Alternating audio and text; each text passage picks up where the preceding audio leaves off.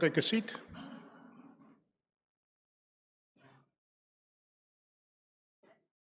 Your Excellencies, ladies and gentlemen, welcome to the 13th International Sakharov Conference. Also welcome to the people online that are watching us. We are live streaming in Ukrainian. We have a large audience in Ukraine. And we also have a hub at Shevchenko University that will be participating in our conference and will be reacting to the deliberations here. Before I start, I would like to ask you, make sure that you have a headphone. We have a conference with English working language, but we have translation into Ukrainian, and some of the speakers will be speaking in Ukrainian.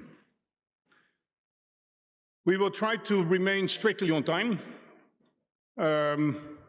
I'm obsessive about this, so that you know. We already started late, but we have an audience outside and they will be watching us, so we really need to try to stick to this.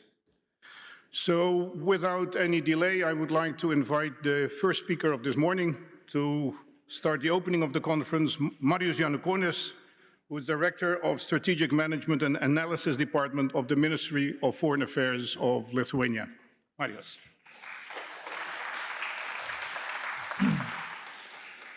Good morning, dear friends. It's my pleasure to welcome the participants of the 13th Sakharov Conference on behalf of the Lithuanian Ministry of Foreign Affairs. I would like to thank our partners, Andrei Sakharov Research Center for Democratic Development, Robert Van Warren and the team for their devotion and providing an annual, highly professional and relevant platform for discussions on peace, democracy, and human rights. Unfortunately, we are meeting today as the most brutal war of the 21st century caused by the Russian Federation continues to ravage Ukraine for the second year now, killing its civilians, breaking human destinies, destroying cities and infrastructure. Europe and the transatlantic community are showing unprecedented solidarity with the Ukrainian people. At the same time, most of Europe continues to live a peaceful life. But our life and the world have indeed changed. We can feel it very well here in Lithuania. This is why a sustainable peace in Ukraine means also lasting peace at our homes, and we have been learning this lesson fast. Ukraine is fighting also for our own security and freedom. We are committed to the victory of Ukraine and contributing for its recovery efforts, and here come essential questions. How can we win the war? What kind of victory it should be? And how to organize the post-war reconstruction, physical rehabilitation, and soul healing process in the longer term? There are no easy answers, but these topics have to be addressed quite urgently. The recent, very comprehensive Sustainable Peace Manifesto, undersigned by a great number of prominent Ukrainian experts, intellectuals, and civil society activists, serves as a potential roadmap and guidance for the international community, at least as an opportunity for an in-depth reflection on the issues I mentioned above. I hope it will provide the backbone of the discussions during this conference, and there are many good reasons why we should listen to the Ukrainian civil society. I am glad that some of these people are today with us as well. To win a lasting peace requires continuing our tireless support for as long as needed to Ukraine to win on the battlefield and regain its illegally occupied territories. Nevertheless, the victory itself does not guarantee a permanent security until the aggressor is ultimately deterred from threatening Ukrainian and European security in the future. We believe that the most efficient way to achieve that would be to ensure that the post-war security architecture of Europe includes Ukraine as a member of the EU and NATO, and there is no place for the current Russian regime. No more gray zones in Europe, because we know that dictators don't stop. Lithuania is standing very firmly by these principles. Justice cannot be achieved without an international accountability of Russia for its war crimes and crimes against humanity. Accountability means respect for the victims and creating mechanisms that would prevent Russia from attacking the neighbors, destroying nations, torturing, and forcibly deporting people, including children. Today, by the way, is the anniversary of the deportation of Crimean Tatars in 1944, an important reminder to us of the communist crimes, a history so much shared here in Lithuania, and that still awaits a proper evaluation and condemnation by the international community. During my term in Ukraine, one of the biggest sources of inspiration to me was the civil society and the ordinary people carrying the flag of European Ukraine since the Revolution of Dignity in 2013 and 14. The incredible mobilization and patriotism of the freedom-loving Ukrainian society is a phenomenon largely unseen in Europe and worth a particular analysis and admiration. I also witnessed what a powerful boost for the development of the country gave the association agreement and freedom of movement to the EU. Ukrainian cities flourished, attracting large number of domestic and international tourists, and we hope to see it happen again soon. Civil society and volunteers have always been in the front lines of the European transformation of Ukraine, defending human rights, advocating reforms, helping the military, promoting progress and innovation. And today, as the nation is immensely suffering from the devastating Russian aggression, we have to make sure that the European dream of Ukraine prevails. It is important for the European security, but first of all, we have to do it for the heroic Ukrainian people. Slava Ukraini, and happy Vishvanka Day.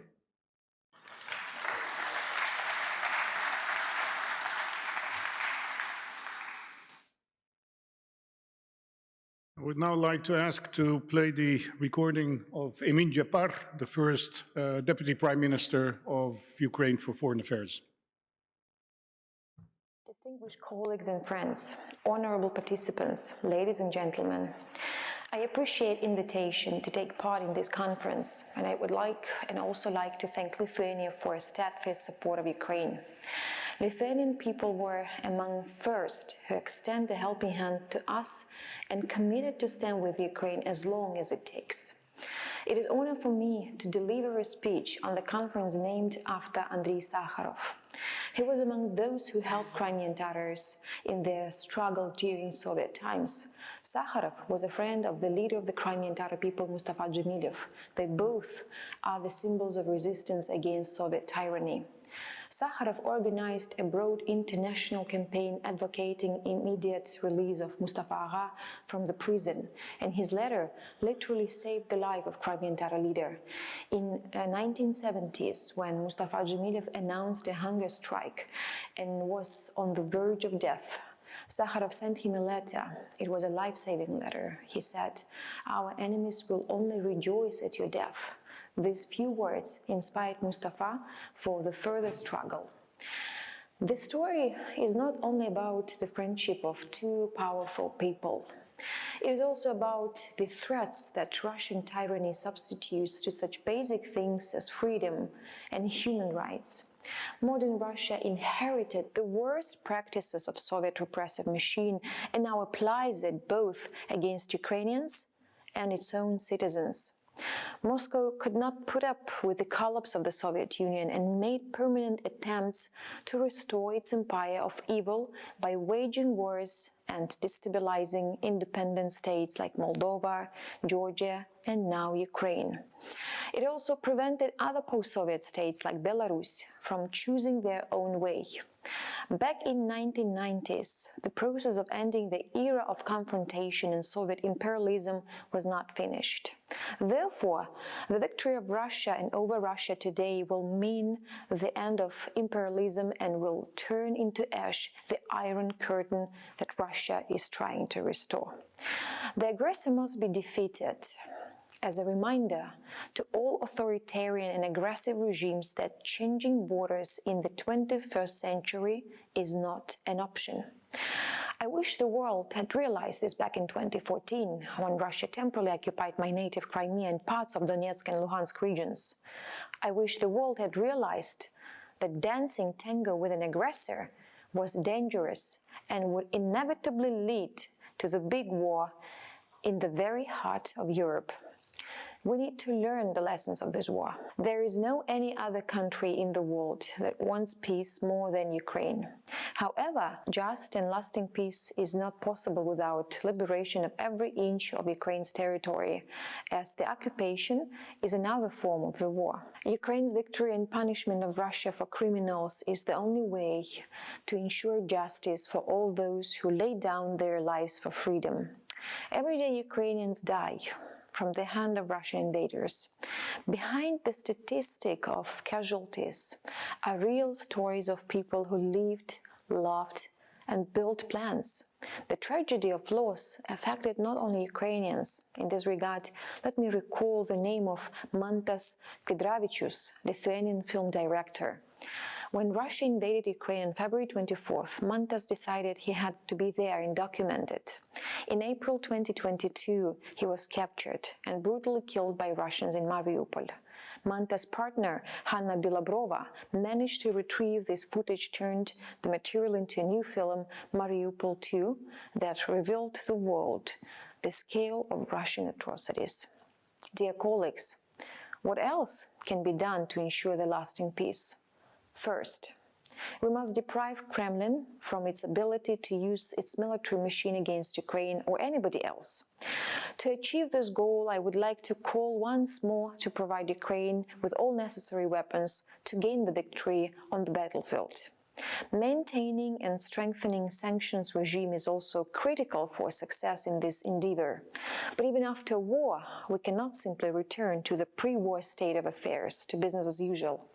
We need to guarantee that Russia will not be able to recover its military potential and start a new war against Ukraine or any other country. Second, Russia must be deprived from the possibility to use energy as a weapon. As long as Russia is able to misuse its energy supplies to Europe and to earn huge amounts of money from selling fossil fuels abroad, the threat of its revanchism and militarization will remain. Much has already been done to this path and on this path, and much remains to be done. Third, we must get rid of the gaps in European security. Ukraine cannot no more remain a so-called grey zone in the very middle of Europe. Only when my country joins the NATO and the EU, the European project will become a comprehensive one. Fourth, Russia must be held accountable for all damages caused to Ukraine and Ukrainian people. Regardless of which government takes power in the Kremlin after Ukraine's victory, the imperialist state must go through a long path of transformation before we can accept it back into the community of civilized states. Establishing peace will require transformations not only at the highest level but also among the Russian population. We will not be able to move forward if Russians continue to live in a paradigm of imperial greatness and antagonism to the rest of the world. I would encourage such organizations as Andrei Sakharov Research Center for Democratic Development to contribute to the realization of this goal. We are grateful to all the countries and all countries that provide Ukraine with multi-faced assistance. Our greatest strength is unity. Let us remain united for the sake of democracy, long-lasting peace, and our common future. Thank you.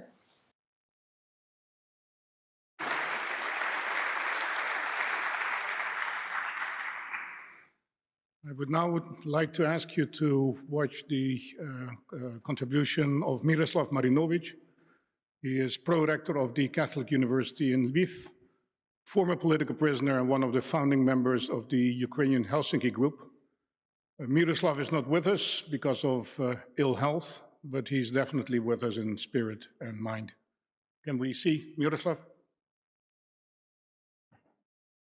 Шановні учасники 13-ї міжнародної Distinguished participants of the 13th Andrei Sakharov International Conference, dear friends, in my brief contribution, I would like to show you two well-known photos. The one depicting Andrei Sakharov still sitting when the USSR anthem was playing at the 1989 All-Soviet Congress of People's Deputies. He was sitting with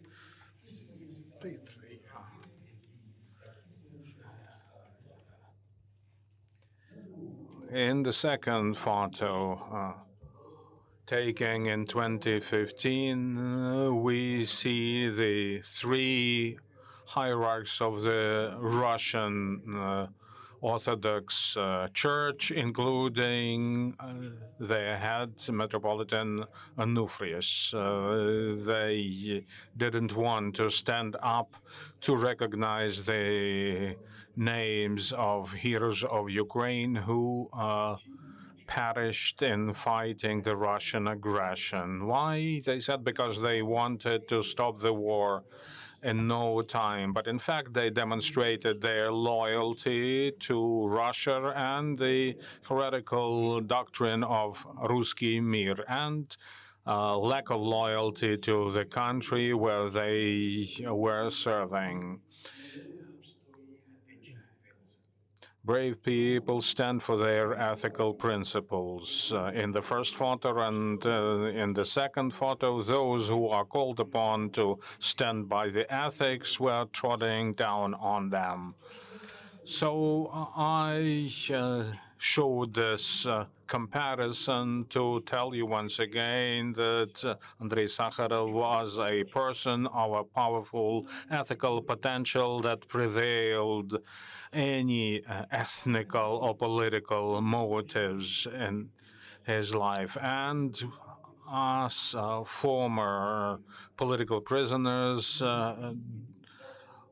draw attention of the original councillors who wanted to rename Andrei Sakharov's street because he was a Russian. Today we were writing, referring to historic documents, interviews, letters. We see that the great citizen Andrei Sakharov was committing himself to protecting Ukrainian political prisoners, including Vasil Stus and others, and us Ukrainian citizens of different ethnicities were oftentimes mentioned in his public appearances and written documents. We are sure that Andrei Sakharov would be standing by Ukraine, not the Russian criminal Putin.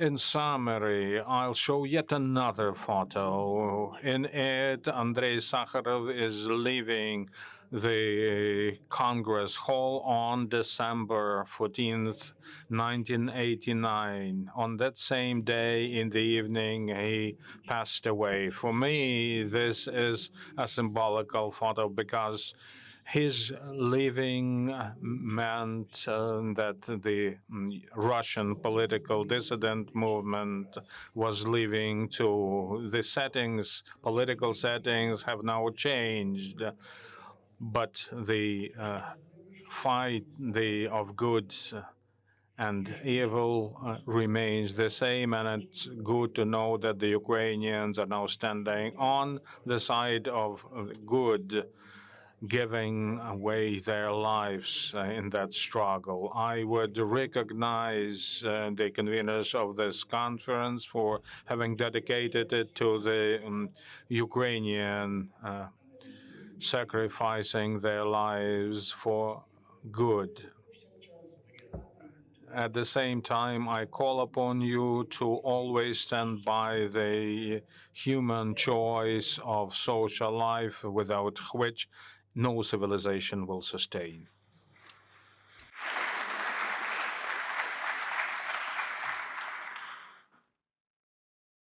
I would now like to ask Šarūnas Liekas to the floor. Šarūnas Liekas is Dean of the Faculty of Political Science and Diplomatic Studies at Vytautas Magnus University. Šarūnas?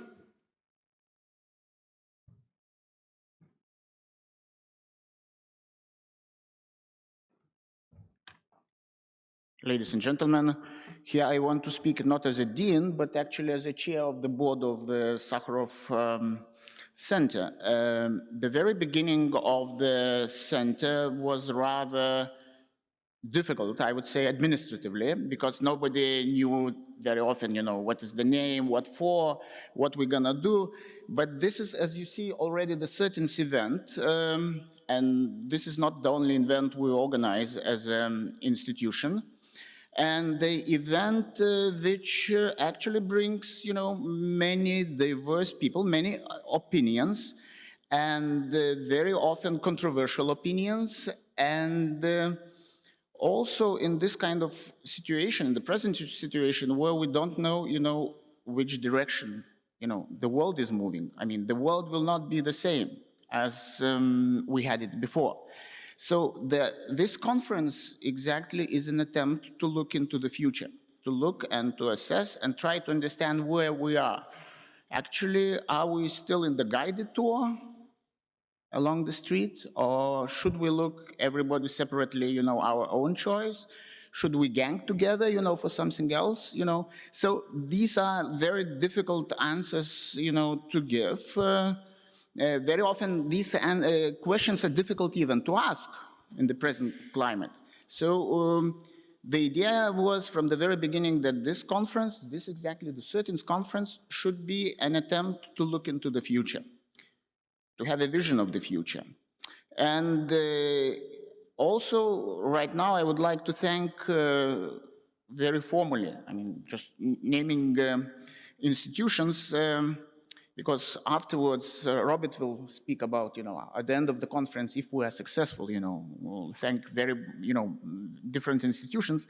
But right now I just would like to mention that this conference is supported by many people. Many people participated in the organization, and many institutions took part in the organizational effort. So first of all, I would like to mention the organizers. This is Sakharov Center itself, Global Initiative for Psychiatry, then Vytautas Magnus University, because the center is part of the Vytautas Magnus University, Ministry of Foreign Affairs.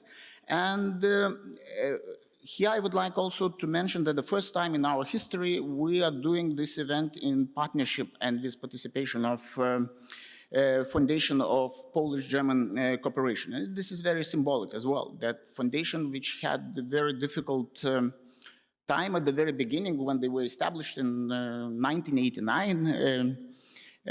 So they went through different and difficult situations, and right now they help, in a sense, to bring forward regional cooperation as well. So big thank for them.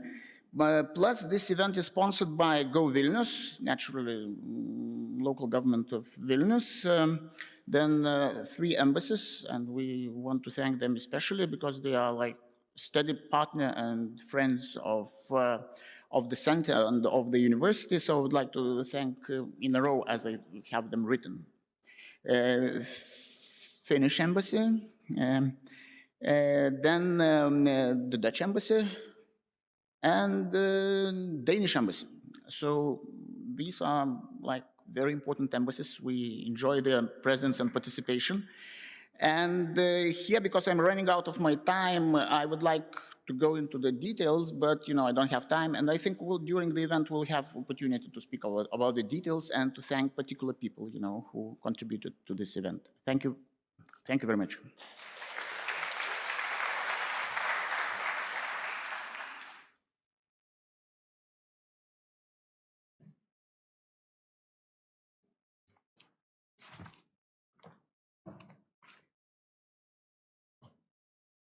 we realized that subtitles are behind the chairs. So we removed them quickly because I will be showing a short clip.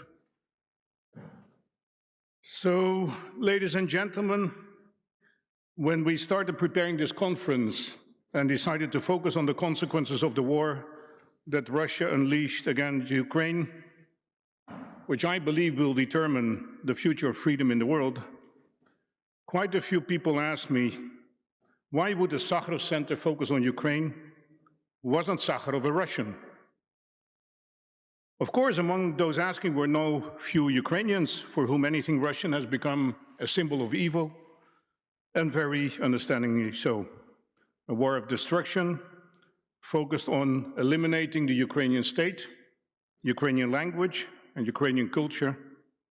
A war that has increasingly genocidal features has caused a deepening radicalism in society and resulted in increasingly black and white views. Yet we should remember that Andrei Sakharov considered himself to be a citizen of the Soviet Union and in his deeds showed himself a citizen of the world. He was a lone voice of reason and humanity in a country where the overwhelming majority of citizens, also in Ukraine, were either cogs in the repressive machinery of a totalitarian state or lived in a survival mode, trying to get by and not to be subject to criticism or worse. For decades, Sakharov said what almost nobody dared to say and defended victims of the state irrespective of their gender, religion, or ethnicity. And, as Miroslav Marinovich pointed out, it were Ukrainian political prisoners who were named most in the endless number of appeals, documents, and protests, because Ukrainians were among the most outspoken and brave opponents of the Soviet regime. And he was equally vocal when it came to Crimean Tatars who lost their homeland during Stalin and then now lost it again during Putin. I would like to show you a short clip of Andrei Sakharov's speech at the Congress of People's Deputies almost 30 years ago on June the 2nd, 1989, where he unequivocally spoke out against the war in Afghanistan. And I ask you to look at this through the prism of those times, when the idea that the Soviet Union would disintegrate was still a fata morgana, and there were still quite a few political prisoners languishing in camps, and especially in psychiatric hospitals. Yes, he speaks about the so-called heroic Soviet soldiers, but only to put the ultimate blame for the death and destruction on the political leadership of the country. And that was, at that time, a mortal sin. Can we have the clip?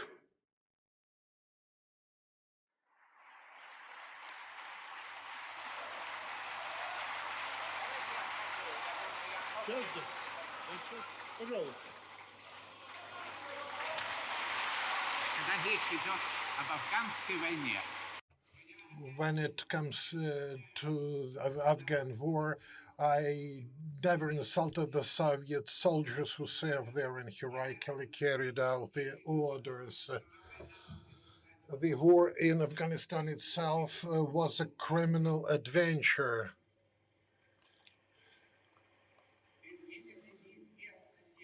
Unleashed by no one knows who, and no one knows who is responsible for this huge crime by our country.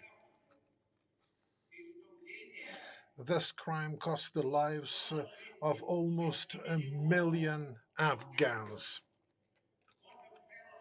A war of annihilation was waged against an entire nation. 1 million people died, and this is a terrible sin on us, a terrible reproach. We must wash away this very shame, this terrible shame that lies in our leadership that committed the crime contrary to the interests of the people and army. That's what I want to say. I opposed the deployment of Soviet troops in Afghanistan, and for this reason I was exiled to Gorky. This was the main reason, and I'm proud of it. I'm proud of that exile to Gorky, and I regard it as a reward that I received. Uh, and as long as this issue is being investigated, no one has the right to accuse me of having told a lie.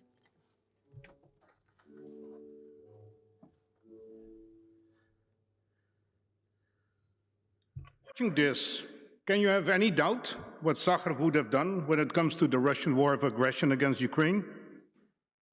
I don't, and I'm convinced he would have been absolutely unequivocal in his protest, and probably the result would have been worse than 7 years of exile in Gorky. Sakharov was indeed far above any ethnicity or nationality, just like the few other great names in the second half of the 20th century, like Nelson Mandela in South Africa and Václav Havel in Czechoslovakia. The disaster that befell on all of us is that he died far too early, at the age of 68, and was not able to influence the course of history like Havel and Mandela did, who became great statesmen on their own accord. So why do I mention this? Why did we actually organize this conference? I mention it because I believe we have reached a crucial moment in history. While it's neither certain what the outcome of the war will be, nor when it will end, it cannot be too early to start thinking about the post-war challenges. Every day that we don't think about this is, in my view, a lost day for which Ukraine will pay later. We know that more than a year of war has destroyed a considerable part of the country, has made the economy totally dependent on external financial support, has rid the country, at least temporarily, of many of its professionals without the certainty that they will come back, and has created a multitude of new problems that will seriously impede the reconstruction process after the war. And at the same time, we should not forget that there is still a possibility that the end result will be a hybrid war that will last many years, if not decades, which will frustrate any attempt to pull the country out of the current crisis. And while we know all of this, we should also not forget that when it entered the imposed war, Ukraine was in fact in many respects still a post-totalitarian society and a post-Soviet society, and had a long road ahead to become a country based on the rule of law. In the public discourse, it is usually the issue of corruption that dominates. Though being very important, it is, in my view, certainly not the only crucial issue ahead. 4 big issues are the main topics of this conference and will be discussed in depth today. And tomorrow, behind closed doors, 4 working groups will continue their deliberations, and in the end, I hope we will be able to present a document outlining the most pressing issues and ideas how to tackle them in the years and decades to come. Ukraine will have to be rebuilt, yet it is important that the reconstruction of the country will not be an attempt to return to the old, but rather one seeing the crisis as an opportunity to take a leap forward, building back better. The needs of the population will require speed, but speed is also a bad advisor to quality. The environmental consequences of the war will be enormous and will have to be dealt with, yet this also provides us with an opportunity to take a huge step forward by introducing environment-friendly measures in building, energy, and nature preservation. The psychological consequences are beyond imagination. As you know, my field of expertise is mental health. And when I imagine the work ahead of us, I have sleepless nights. How many of the hundreds of thousands of men who fought at the front will be able to resume their previous lives without serious problems? How many will need specialized care? And how many will have inroads with the law because of crimes committed as a result of wartime experiences? And at the same time, how will the millions of women who fled the country with their children manage to resume their previous relationships when they have learned to manage their lives independently and in countries with a far greater equality between sexes. And when, to make things worse, a large number of their husbands have all been altered by the horrors of war. There are so many questions and so many issues, and when opening the Pandora box, so many new ones appear. Yet there is no possibility not to address them one by one and to find solutions, if not now, then in the future. Ukraine has a lot to gain, paid for with the blood of hundreds of thousands of its citizens, both military and civilian. But it also has a lot to lose, and it could win the war and still lose it when it fails to establish a democratic state based on the rule of law, on basis of the concept of freedom and equality, and when it fails to show the absolute difference between a totalitarian criminal Russian state and a democratic Ukrainian society. And that risk is real, alas, because in times of war, it is easier to focus on small things, on radical steps with high visibility, rather than on the very fundamental and structural issues that the country will have to face for generations to come. And it would lose this second war, this war against simplistic radicalism. It is still possible that as a result, Putin and his cronies will win their war, even if their country is destroyed as well. It will follow the logic of Adolf Hitler. If we don't win, nobody should win, and everything should be destroyed. So my desire was to organize a conference that would focus on these crucial issues, to find ways to help Ukraine to win this war, not only now, but also after the military victory, and to bring the country into its rightful place, which is a crucial, vibrant, and strong part of a democratic, free Europe based on equality, respect, and compassion. I very much hope that the coming 2 days will take place in this spirit, albeit without giving the enemy and his propagandists fuel to its machinery of hate. Ukraine has entered the turning point in its history and will face a period of both physical and psychological reconstruction for generations to come. And we should be prepared to help in the struggle, and by helping it, we help ourselves. Can I have the next slide? Our future is fully linked to the future of Ukraine. And to come back to where I started, all we do today, tomorrow, and during the days during all the days that we are supporting Ukraine in winning this war, is fully in the spirit of Nobel Peace Laureate Andrei Dmitryevich Sakharov. And in the same spirit, we will meet again next year at the 14th International Sakharov Conference to discuss the huge challenge of dealing with the unavoidably large number of Ukrainian veterans at a conference titled Hidden Wounds of War, Trauma, Healing, and Recovery Among Ukrainian Veterans. Thank you.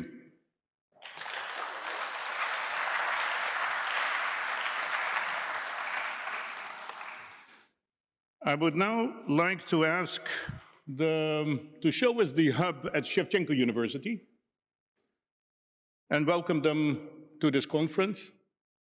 So we have a hub in Kiev who will be participating in our deliberations, and during the coming day, they will report back twice to us. Do we have them on screen?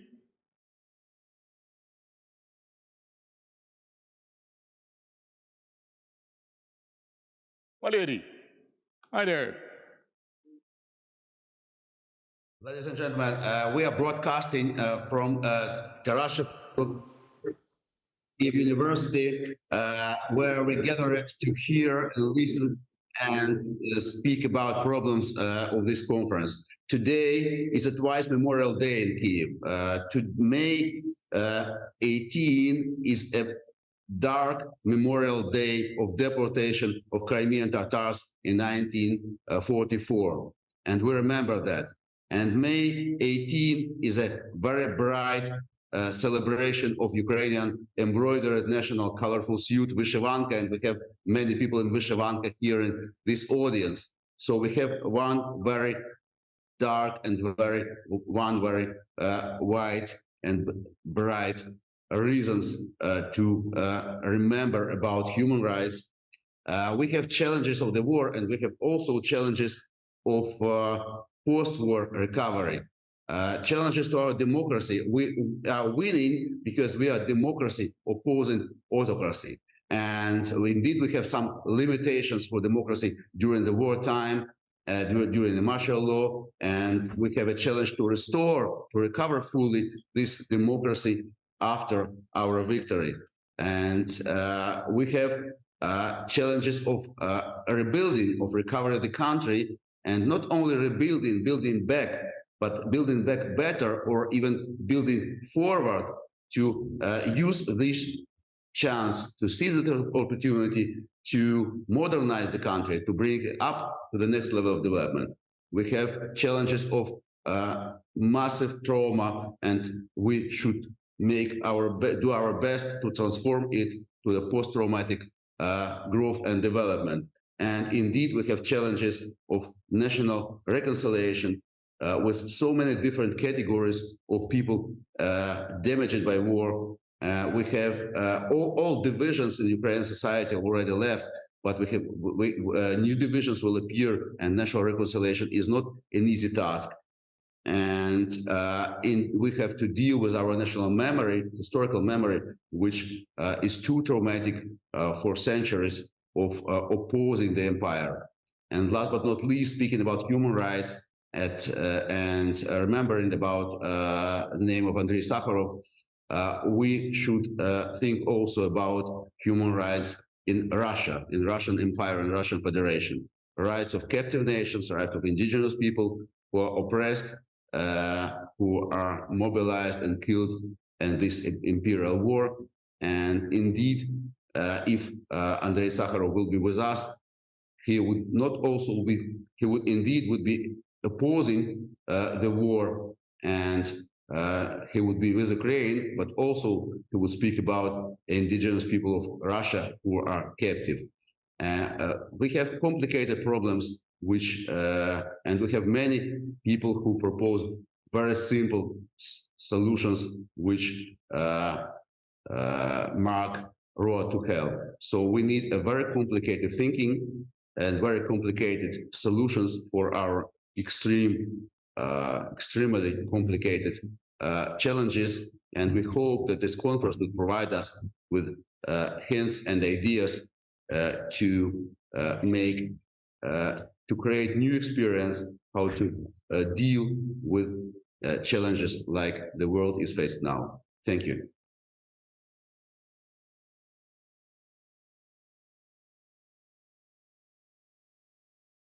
We'll see you back later for the feedback from your side. I would now like to ask you to watch a contribution by Timothy Garton-Ash. He couldn't be with us because he is on a book tour in Germany, but again, like Miroslav Marinovich, he is with us in spirit. As I record this message, thousands of young Ukrainian men and women are nervously doing their last training, checking their weapons before their D-Day, the major Ukrainian counteroffensive. By the time you watch this, some of them may already have been killed or seriously wounded. So when we talk about how to win a lasting peace, we have to start by saying that the only road to a lasting peace leads through a clear, decisive Ukrainian victory on the battlefield. That's the only way to a lasting peace, a free Europe, and by the way, it's the best way to a better Russia. Some of you will recall President Richard von Weizsäcker's great speech in 1985 when he said that the best thing that had happened to Germany was defeat 40 years before, and I think one could say the same for Russia today. At that point, we will have to see whether the hopes and dreams of those young Ukrainians will be realized. And let me just identify 5 areas, which I know you're going to talk about, which will determine whether that is in fact the case. First of all, security. Security guarantees from a number of leading NATO member states, including the US, and ultimately NATO membership. I don't think realistically it's going to happen at the summit in Vilnius later this year, but we should at least have a target that at NATO's 75th anniversary summit in Washington next year, something very clear should be said on that subject. Secondly, to create a virtuous circle between post-war reconstruction, domestic reform inside Ukraine, and step-by-step process to EU membership. And that means that the EU accession process has to be done very differently from with the Western Balkans. It has to be step-by-step, incremental. You do that, you get this. And it has to be closely tied to the agendas of reform and reconstruction, including, of course, democracy, the rule of law, free speech, and media pluralism. So there are clearly temptations in the kind of situation that you have in a war where so much has to be run centrally by the presidential administration. The English poet William Blake said, "The strongest poison ever known came from Caesar's laurel crown." And we have to be aware of that danger. We have to get back to the point where you have a really free and fair election. And that, of course, is not possible when you have a single monopoly TV news telethon.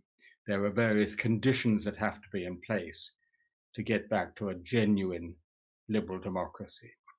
Thirdly, there are the challenges of what, and I think this is a new word for many of us in Ukraine, is called deoccupation, and maintaining that unique and really attractive feature of Ukraine, which Marnie Howlett and others have written about, which is this genuinely multicultural society, a society where you have Hungarian Ukrainians, Jewish Ukrainians, Crimean Tatars, and where people switch from Russian to Ukrainian and back again. A society with complex identities, a picture not by Piet Mondrian, but by Oskar Kokoschka. That's obviously another very big challenge.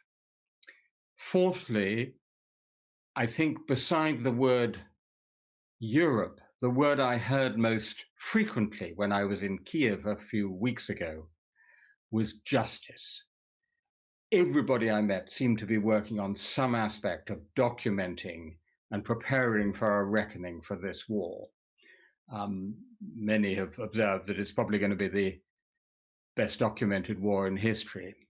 And so there's a whole really important area there, which I know you're going to discuss, about the nature of the reckoning, the nature of accountability, the special tribunal, and so on. But what I want to say, and this is my fifth and final point, is that that's going to be a very imperfect process, unfortunately. And it'll be a long time before we see the true war criminals like Vladimir Putin in The Hague. And therefore, we need truth as well as justice. In fact, in South Africa after apartheid, people said, if we can't have justice, at least we can have truth. Truth is a form of justice. And so I think that something like an International Truth Commission, a scrupulous documentation, producing both knowledge and acknowledgement beyond any plausible denial of what has actually happened in this terrible war, the most terrible war in Europe since 1945, is another essential part of that process. And by the way, essential also to future relations between Ukraine and Russia. I wish you all a very constructive and interesting International Sakharov Conference.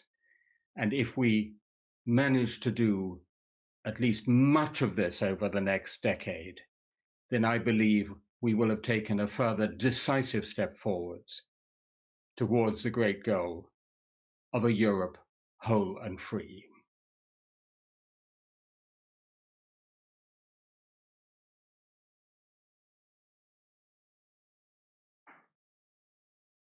I would now like to invite the first panel to come on stage, including chairs.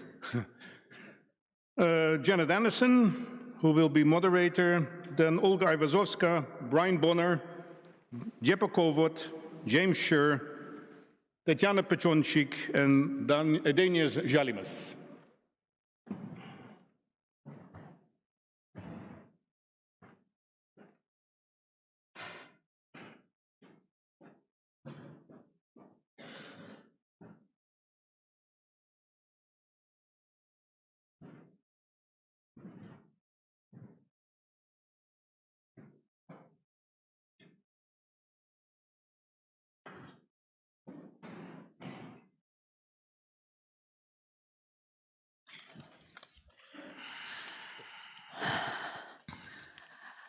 Hello, it's my great honor to moderate this amazing panel, as you can see, and hello to start with to the colleagues who are watching online in Ukraine. I'd like to encourage you, if you have any questions for the panelists, I'm sure that we will find some method of passing them to me from you, but also I hope that we'll have an opportunity from here in the room for you to be able to ask some questions.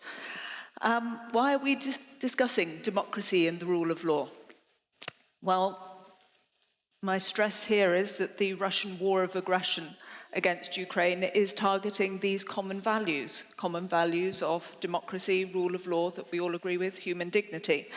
That said, of course, our current efforts here in Vilnius are to enable the Ukrainian victory. I think that that has been the stress of the presentations and speeches that we have heard so far.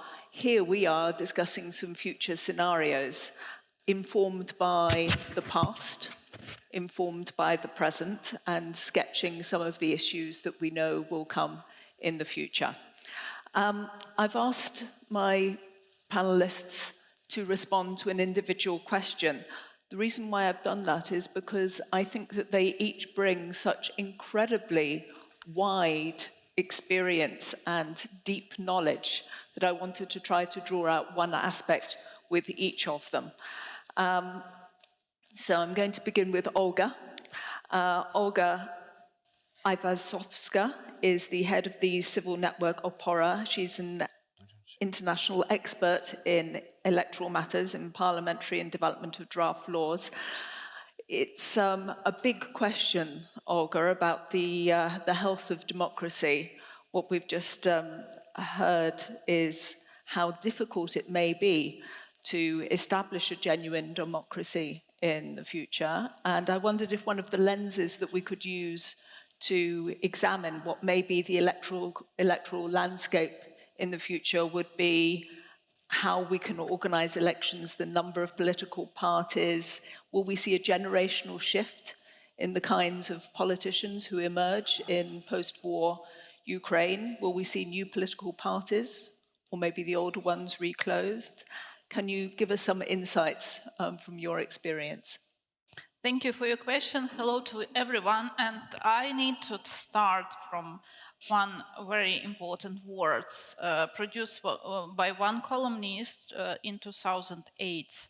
A successful Ukraine would pave the way for liberal democracy to triumph in Russia. Mr. Putin is willing to do anything to stop this from happening, including possibility plunging Europe into another bloodbath. We are all Ukrainians now. Jeffrey T. Kutcher, columnist at the Washington Times, 2008.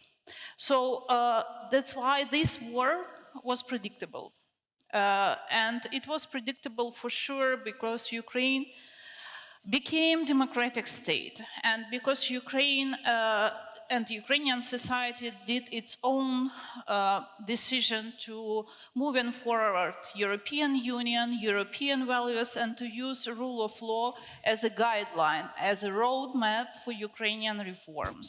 I'm first of all talking from perspective of civil society. Of course, always there are many politicians or potential stakeholders which maybe play against this idea to become democratic, very well developed countries and a part of Western world. At the same time, during the last 30 years, we had 3 revolutions, and all of them were about democracy, rule of law, freedoms, and dignity.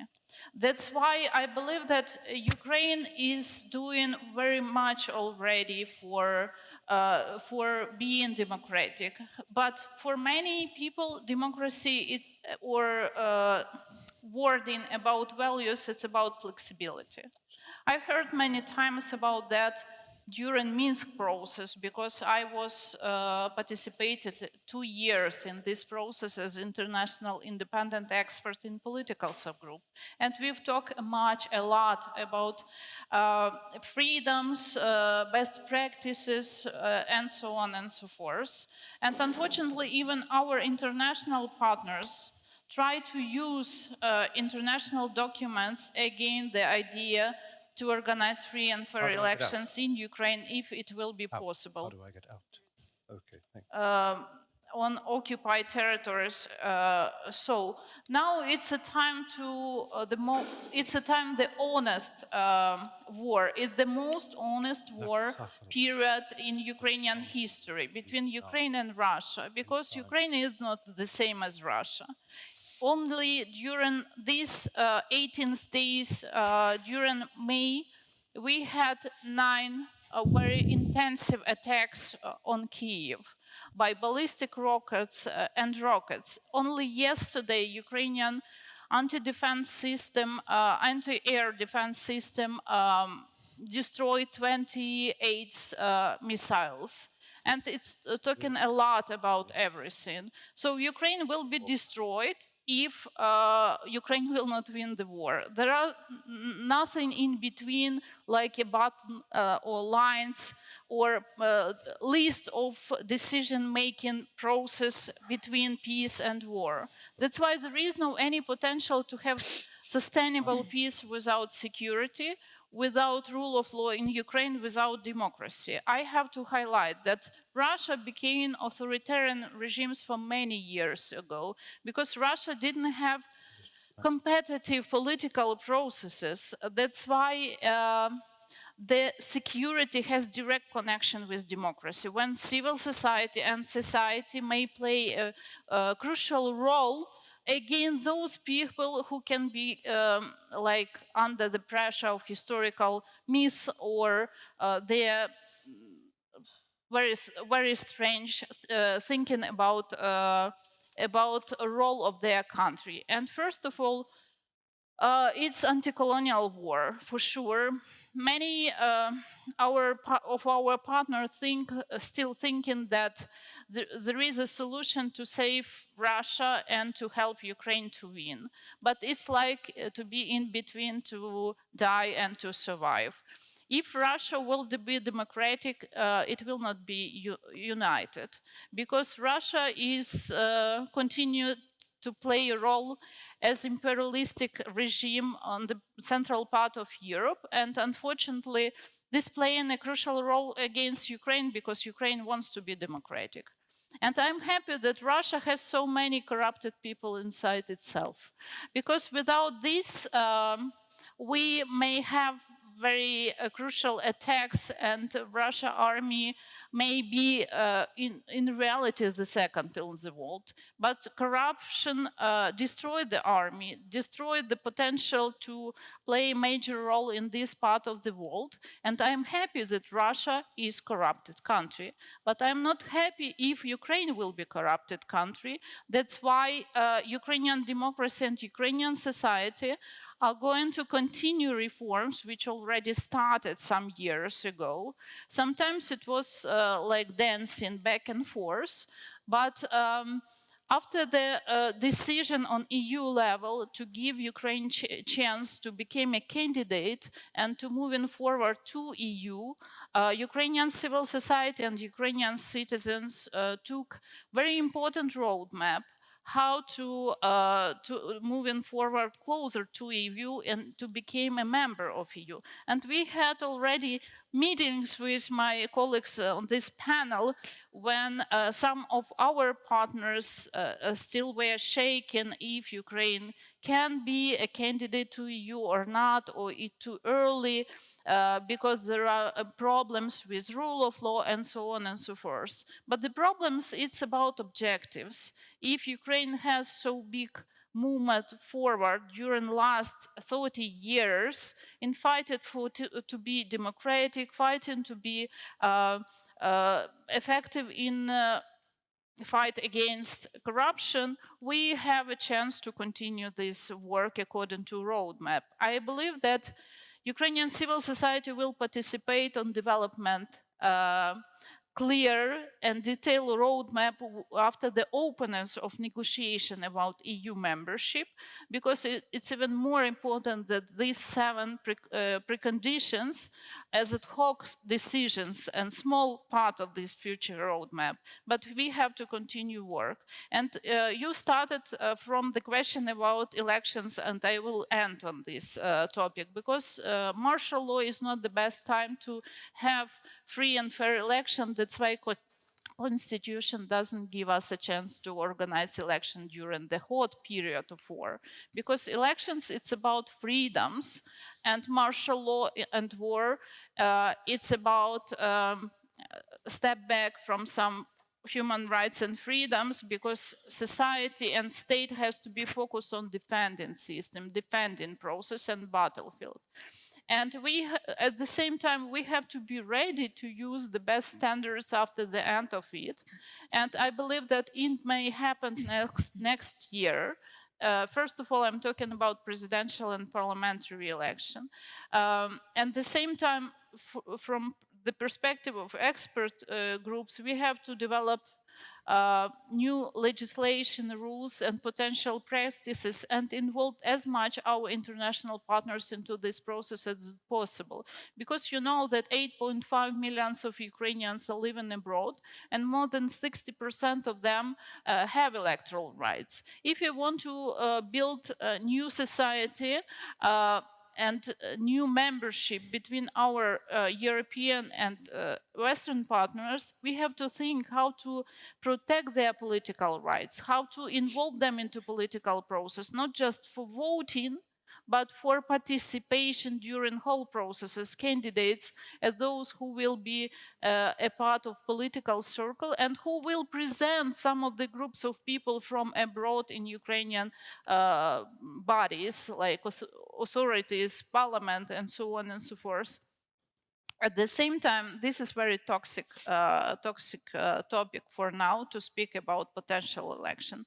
Yes, last day, President of PACE did a statement, very strange statement, that Ukraine has to organize election even during martial law. But I believe that he mentioned something after the end of battlefield, between the liberation of whole territories like Crimea, because we will have a great times again, unfortunately, when some of the territories will be liberated for sure, and some of the territories will be still under the Russia control as Crimea. And we can't just stop everything like peaceful life, civilian style and process of management of the territories and regular life of Ukrainian people just because Crimea will be under the occupation a little bit longer than some of other territories, which I believe will be liberated this summer. Thank you. Thank you for a very comprehensive answer, which I think has touched many of the different themes that many of the other panelists will also be addressing. Brian, can I follow up with you, Senior Editor for Geopolitical Intelligence, former Chief Editor of the Kiev Post and later Executive Editor, long-term observer of Ukraine. we've had the mention of corruption a couple of times here. It really is one of the ways, one of the frameworks within which the rest of the world has seen Ukraine. The Corruption Perception Index internally, also as prepared by Transparency International, places Ukraine very low. This week we saw a major arrest. Is this still a major challenge to the development of rule of law in Ukraine? Can you give us some perspective from the past and for where we are going in the future in this field? I hope so. Thank you for the introduction. And yes, I come at this from a perspective of I'm an American who is a permanent resident of Ukraine.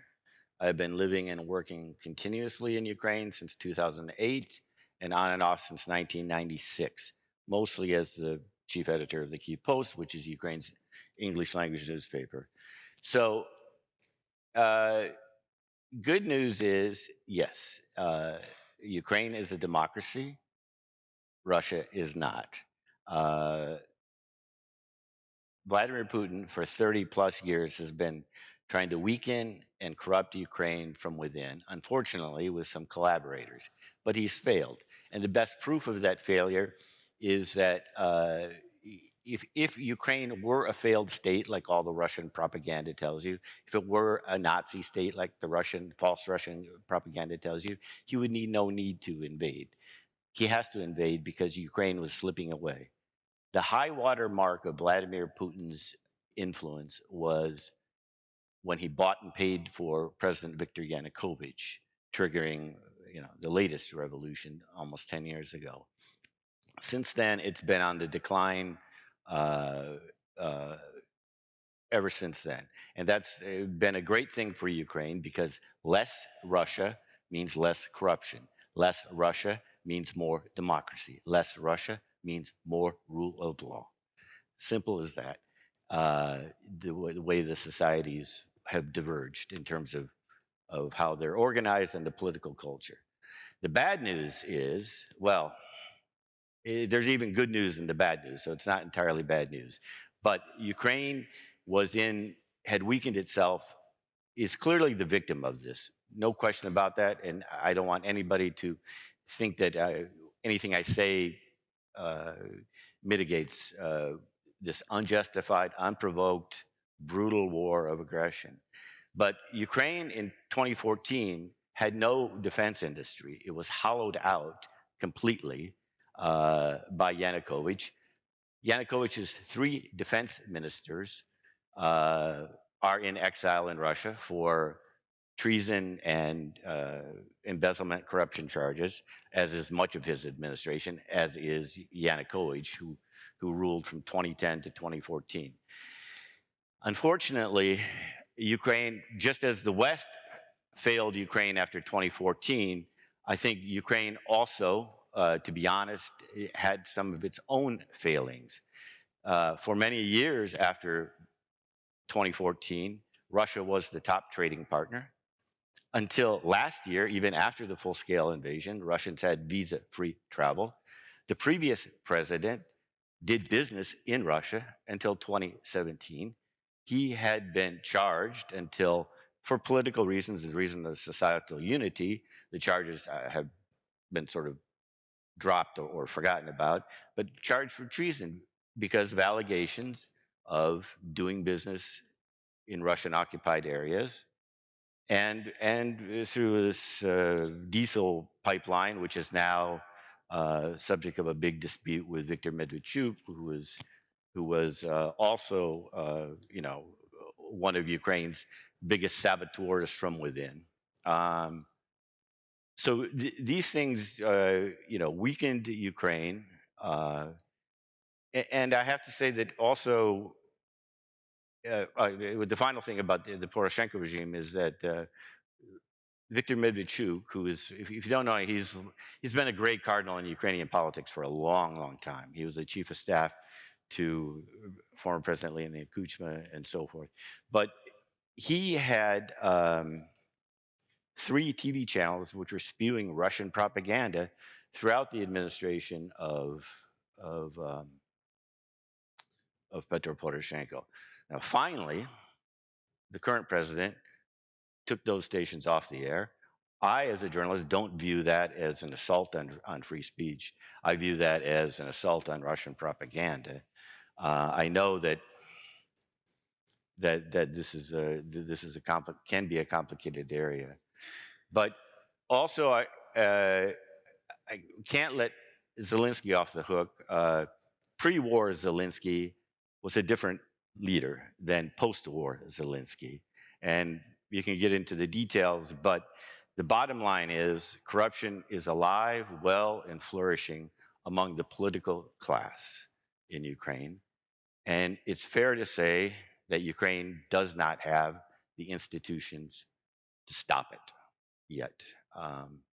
It has failed litmus test after litmus test in terms of having a functioning criminal justice system, an independent, strong criminal justice system. And hence, in one of the more corrupt countries in Europe, we don't have a single big fish convicted or has gone through the system of that. Now, the good news in that is we have the vibrant civil society. We know about this. And I go to Timothy Garton-Ash. Truth and transparent, we might not get justice, but we're getting truth and transparency. And a lot of that is coming from civil society. A lot of that is coming from journalists who often are attacked for bringing these things out. And a lot of it is now starting to come from law enforcement institutions, including the new ones started in 2014, which have been subject to sabotage from the old, unreformed, corrupt prosecutor's office, courts, police, and investigators. But exposing corruption doesn't bring justice. It doesn't give you the case to go to court, to have a trial, to adjudicate the matter, guilty, not guilty, going to prison, losing some assets. So there's a lot of work to be done. And strange things are happening during this war, a mid-war, away from the battlefield.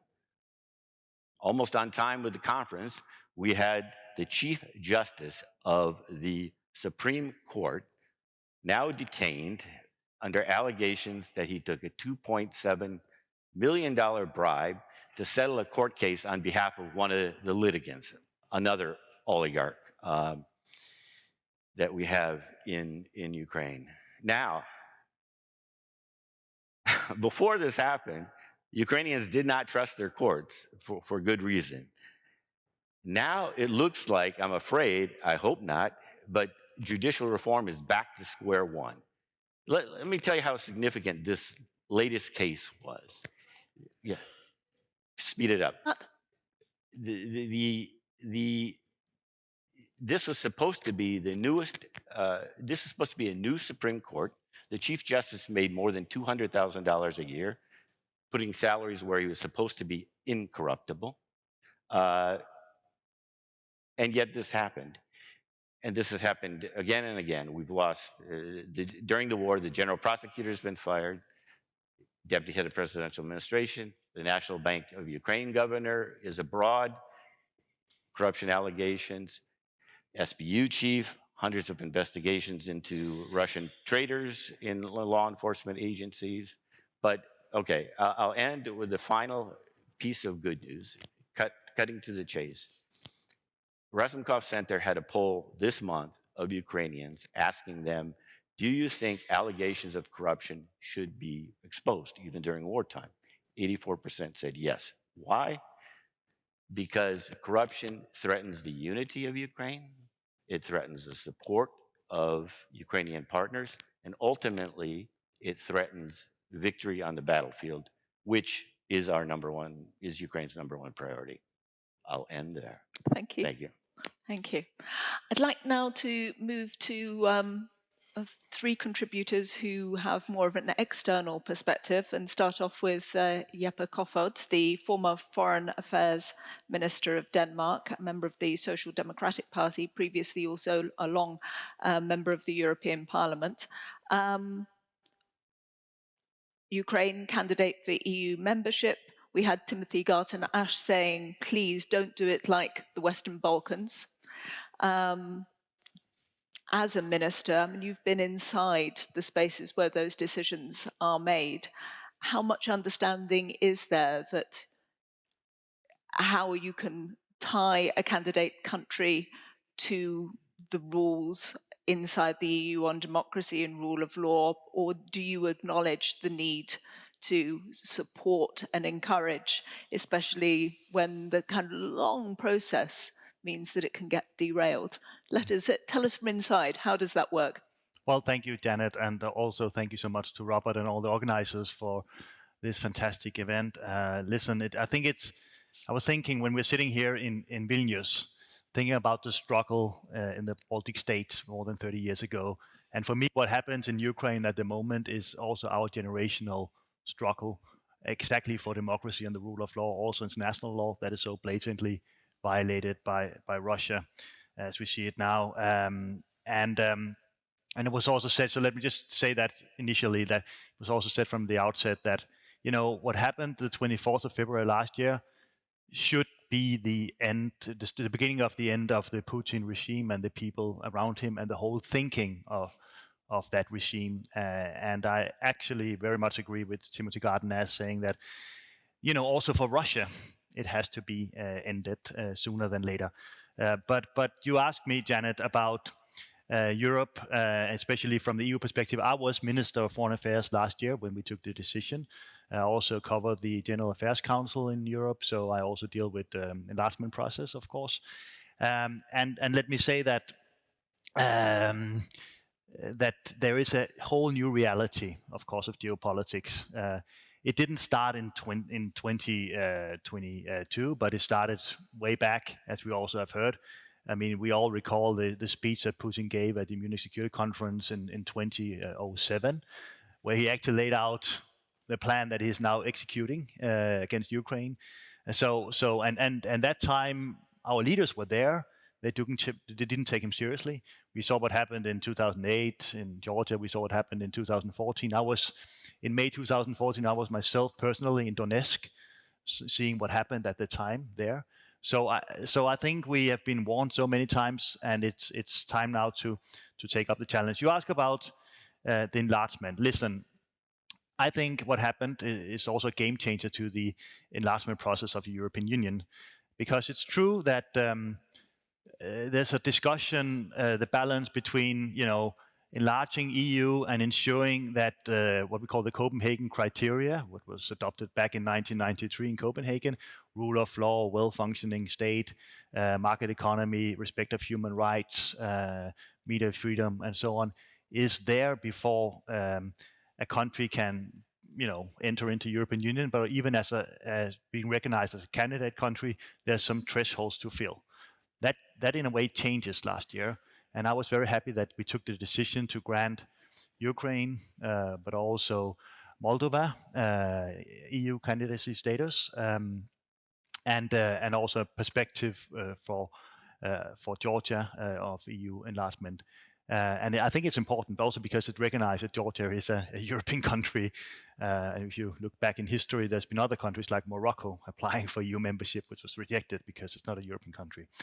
But what I wanted to say is that for us, there was two things. First of all, to recognize and give a concrete solidarity expression to the people fighting in Ukraine at the time, a year ago, when we granted candidacy status. That was very important for me politically, to give as much encouragement to the Ukrainians. That was actually taking a fight on our behalf. That's my view on this. And secondly, I think this meritocratic approach of enlargement in the Western Balkans, in the time we are in, is in a way failing, because we risk in our eager to fulfill some very narrow requirements that we will delay and create a fatigue around enlargement that will lead to a less support for integration into Euro-Atlantic structures. And you can see the numbers in some of the Western Balkan countries, for example. The support numbers of EU membership has declined. That said, I still believe that with Ukraine, as it's going through this process, it is a unique chance for Ukraine really to not only establish rule of law in the country, but also implement it and exercise it. And I have discussed this thoroughly at several occasions, also last year with President Zelensky, with Foreign Minister Dmytro Kuleba and others. And I see the leadership now in Ukraine very determined, and I agree with you, very determined to build this democratic rule of law modern European state. It will take hard actions like what we saw this week on the Supreme Court, Chief Justice, and the corruption case there. I think that's an encouragement. That's good to see. And there will probably also be step backs. There will be disappointments along this way we also have to deal with, because you cannot just change the structure of a country when it comes to corruption, for example, from one day to the other. It's a process, but we should engage there. So yeah, I believe that for us in EU, we have to go that way. So there's no point of return. We will see, and we will fight for Ukraine membership of the EU. That's for sure. Then I just want to say, also we will have here in Vilnius in 2 months' time a NATO summit, and there will also be aspirations for NATO membership. And in my opinion, Ukraine also belongs to that. But that's another discussion. On the EU side, we will see that EU will start discussing what can we do when EU is a huge number of countries. So prior to the actual membership of Ukraine, you'll see that there will be discussions over reforms of the EU decision-making procedure and so on. That will be difficult, but I think here we will soon see a discussion where the country that are like Denmark, we are very much embracing EU enlargement, but we also have to accept that then it comes with a price, which means that the decision-making process in the EU has to be reformed, and that could mean that smaller countries will have to concede and maybe give more power, give away some power. For example, when it comes to decision-making processes, that we can accept more majority decisions and not only unanimity. But that's a hard discussion we're going into. And then finally, just want to say that if we do not now know what historical moment we are in, I think we miss it. I mean, when the historians are going to write the story about now, it's a story about autocracy versus democracy, about rule of law against versus aggression and blatant violence. So I think there's no time for like saying, well, maybe we should do it in a gradual way. No, we should put all effort into also enlarging the European Union, in my opinion, and find a way to get Ukraine inside. Then, of course, rule of law issues has to be evaluated, and it's no secret, and I'm saying this also here, that within the European Union we have our own challenges. So with the rule of law, with some countries, and therefore we will also see that even countries who are member of the EU, we have to find systems of upholding rule of law, including, for example, linking rule of law to receiving budgets from the EU. That's one of the instruments, and we will see also with applicant countries, with the candidate countries, we see this linkage very clearly, I think. So, conditions that when you integrate into EU have to fulfill this requirement. If not, then there can be economic consequences. Sorry for being long, but I'm really happy to be here. Thank you. Thank you very much. It's been mentioned several times. I'm going to bring in now James Scher, Senior Fellow of the Estonian Foreign Policy Institute at the International Centre for Defence and Security in Tallinn and Associate Fellow at Chatham House. NATO. We have the Vilnius Summit coming up in a couple of months. NATO is a joint defence alliance. It's been mentioned as a prerequisite. Security is the basis for democracy. But NATO is also an alliance of democratic values. So how do you see the potential road from the Vilnius Summit in July, Ukraine's potential NATO membership? How will that have an impact on democracy and rule of law developments? James. Thank you, Janet. Timothy Garton Ash underscored the relationship between these issues and Ukraine's eventual membership of the EU. For 15 years, the basis on which a number of us cooperated closely with Ukraine's defense and national security establishment was that these issues were at least as important to Ukraine's security and to its Euro-Atlantic future. In 1997, the Ukrainian National Security and Defense Council published a short, pellucid document. It was the country's first official national security concept. And it said, remember, this is 1997. The core threat to Ukraine, the core threats lie in the weakness of both the state and society, the lack of trust between them, the opacity of both economic and power relations, and as a result, the difficulty of knowing where power lies, what the shadow structures of power are, where they are, and the difficulty of knowing where decisions are made. My definition of transparency has always been very simple. It's the ability to know who makes decisions, what decisions are made, who makes decisions, where they are made, and why. In the conditions that existed in Ukraine, at least before the Orange Revolution of 2004, on most issues of importance, including national security issues, it was not possible to answer these questions. And the document I mentioned then said, the main threat lies in the use of Ukraine's internal vulnerabilities by an external opponent. Very prescient. When Sergei Taruta was appointed, I believe, by acting President Turchinov in 2014 to be governor of Donetsk Oblast, after a week there, he discovered something very interesting, that for a period of at least many months, possibly a couple of years, the salaries of all the key law enforcement personnel were being heavily subsidized via Sberbank by the Kremlin.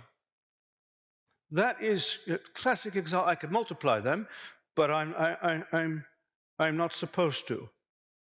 When we, in those days, dealt with the SBU, the security services of Ukraine, and by the way, in the 1990s, they did not like us at all, and we were left in no doubt about it. When we had well-intentioned Westerners coming over and they wanted to discuss issues relating to corruption in the SBU, they didn't understand. Most of them were thinking, oh, it's about bribe taking, or even, more to the point, it's about rent seeking. No, it isn't. The fundamental issue is not knowing who they are actually working for, what structures, what interests, and what country. When you have people, powerful people inside a country acting in its own name who are in fact working for another country, you have a fundamental national security problem. Now, my own perception, I think in a way it is a more positive perception than the one Brian, with good reason, articulated, is that before the war renewed itself, even before 2014, Ukraine had made impressive progress in addressing a lot of these issues, but they were far from extinguished. Some of them might be inextinguishable if the right steps are not taken.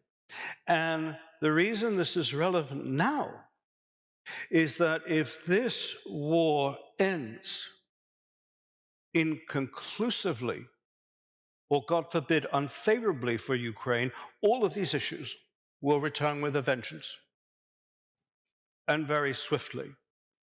My last point Will the West be in a position to help? I have to say, it's not a popular thing to say. I've rarely heard it said. Western programs of reform, there have been massive numbers of them, by and large have not helped. Because they are not addressing the problem, because most people who write about these issues don't know what the problem was. They haven't lived there. They haven't experienced it. What they present instead is a very detailed wish list of what Ukraine will look like after a reform is undertaken. How do you have an independent judiciary in a country where the whole system of law has been a system of codified arbitrariness? How do you have effective parliamentary oversight of defense where parliament is one of the most corrupt institutions and power centers in the country? These are the most fundamental issues. How do you reform what is there? You're not going to do this on the basis of standard EU formula about how, and Venice Commission formula about how countries work and how they must work. So I'll leave you with that point. Thank you. Thank you. That's a great lead-in to our next speaker, Dainius Salimas, former judge, former chairman of the Constitutional Court of Lithuania, and now professor at Mykolas Riomeris University. I apologize, Vilnius. Vitatis Magnus University. I apologize. No problem. You wrote your dissertation, I hope that I have this correct, on re-independence and the foundations of law in Lithuania. I'm wondering what lessons you might suggest that Lithuania can offer to a country that has been suffering also from Russian imperialism, from occupation. We've had James articulate how do you reform what is there at the moment? How do you work specifically in the judicial sector, separation of powers, rule of law? Dainius. Thank you. Thank you very much for this question that can require a very long or very short answer, of course. But starting from Lithuania, yes, indeed, my theme was restoration of independence of Lithuanian state, independence of the Lithuanian state in 1990, and actually, we can see a number of similarities, but also a number of differences with the Ukrainian Declaration of Independence. For Lithuania, everything was much easier. I mean, Lithuania rebuilt or restored its independence on the basis of a state continuity. We got very clear, at least theoretically, I am not speaking about, sometimes contradicting practice. At least theoretically, we get very clear view on who we are. That the Soviet law, for example, cannot be treated as a part of our national legal tradition. It is alien. It is imposed by a foreign occupant or occupying power. And therefore, Lithuania is building its independence upon continuity of its statehood proclaimed in 1918. But it has nothing in common from the legal point of view, I must emphasize, with the Soviet SSR. With the Lithuanians, sorry. For Ukraine, I would say it was more difficult because you cannot refuse for 100% the Soviet legacy, because Ukraine is continuing membership of the Ukrainian SSR, at least in international organizations, in the UN, in our international organizations. On the other hand, even for some our lawyers, purely national lawyers, like criminal lawyers, civil lawyers, it is very difficult to understand that really the Soviet law was not real authentic national law. That was even more difficult, let's say, for Ukrainian legal science. On the other hand, it's the Declaration of Independence, in my impression, also predetermined a sort of ambiguity in choosing the model of independent Ukrainian state from the very beginning. On the one hand, you have certain part of the Soviet legacy. On the other hand, you have also very different European tradition and European roots of Ukrainian statehood. We can find them in Pili-Porlik constitution of 1710, if I remember the date. We can find it also in the legacy of Ukrainian People's Republic. Therefore, I think from the very beginning, to a certain extent, Ukraine had to find a balance and had to sit at two seats at the same time. And that was the major problem because we had all the times turbulences, revolutions, each 5 years changing the course of foreign and national security policy. The same happened also with the definition of a national legal tradition, to which direction it had to be construed. However, after, of course, the last dignitary revolution and the annexation of Crimea, the choice was much more clear, and currently I think it's even strengthened. What I mean, European identity was established or re-established, let's say, in the Ukrainian constitution, taking into account, by the way, Lithuanian advice and experience. When in 2019, the Ukrainian constitution was amended by adding and emphasizing European identity of Ukraine and irreversibility of European and transatlantic integration. I think that was really, from the legal point of view, the major geopolitical change in the Ukrainian legal system, because what does it mean internally? Internally, it has to mean, it doesn't necessarily always happen, unfortunately, but it has to mean that the Ukrainian constitution, the whole Ukrainian legal system should be construed and interpreted in the light of the European law, not a kind of Soviet legacy. Should be taken into account. And if you remember, one of the reasons of this so-called special military operation proclaimed by Mr. Putin was namely a Ukrainian choice expressed in its constitution. And one of the demands was to abolish those constitutional amendments. But currently, of course, I think nowadays nobody could question that the choice has been already made, and I would only wish much success in implementing this choice. Speaking about judiciary, because it's also a very sensitive field in Ukraine, actually we have to acknowledge that the last, including European efforts and international efforts, were not successful. I mean, from 2014 to 2015, we had a number of various programs financed by the European Union, by various other donors, but still we don't have properly functioning judiciary. For example, look at the Constitutional Court. We lack 5 judges from 18, I think. The court is almost not working. It adopts a few decisions per year. Some cases, they are still not resolved for 8 years. If I remember, it is the case before the court concerning the law on lustration, still pending for 8 years.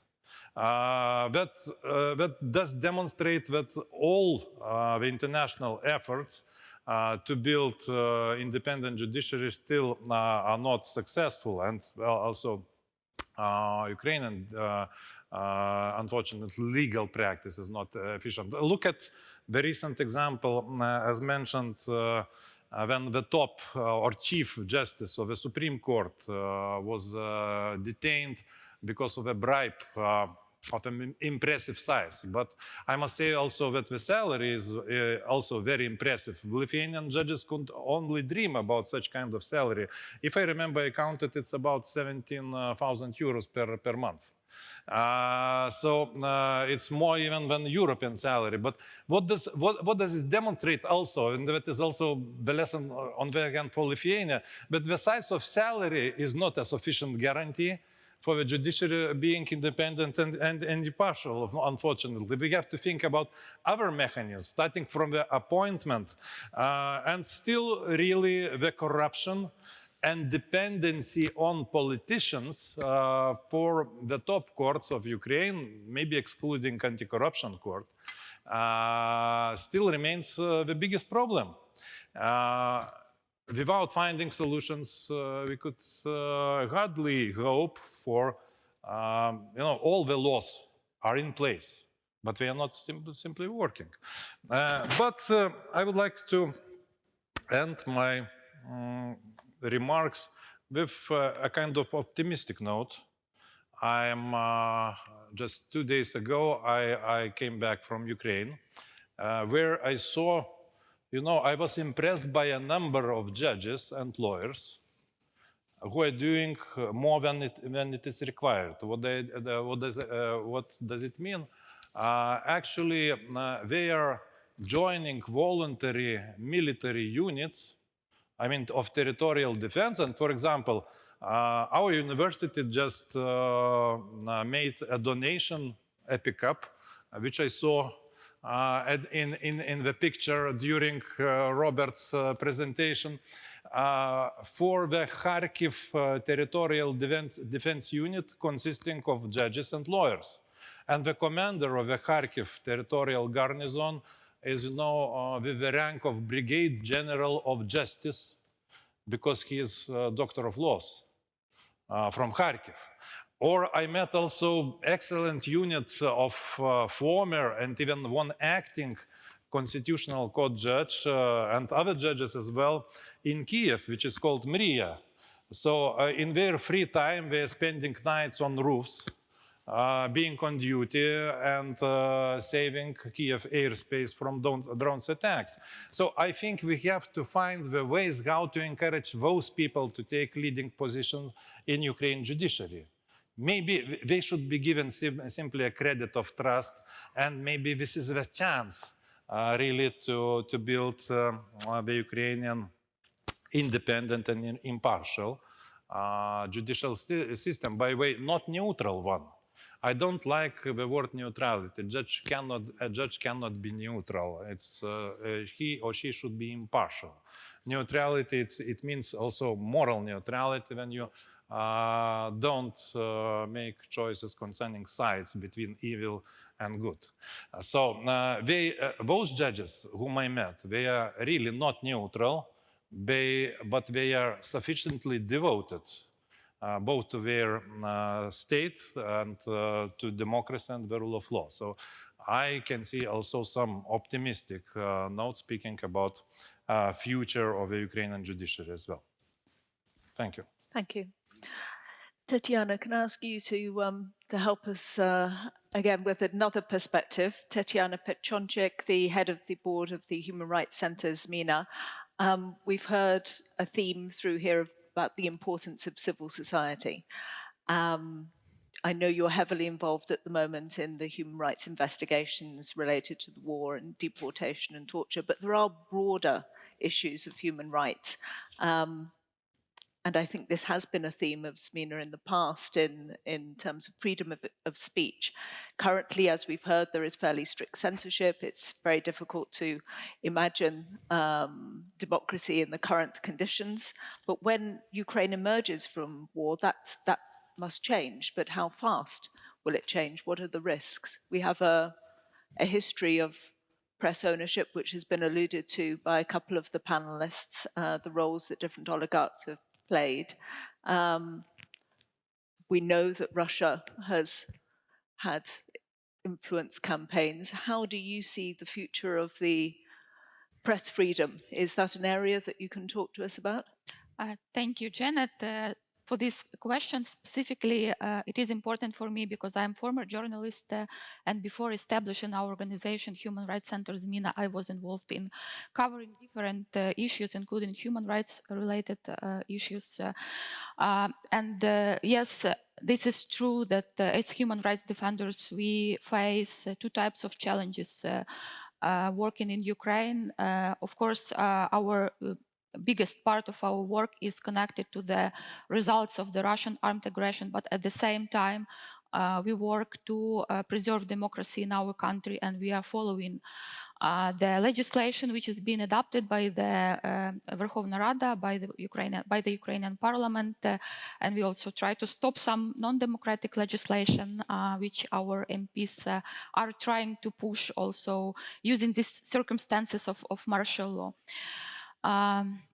But today I would like to speak about this, like the greatest challenge that we have as human rights defenders, the results of the Russian armed aggression.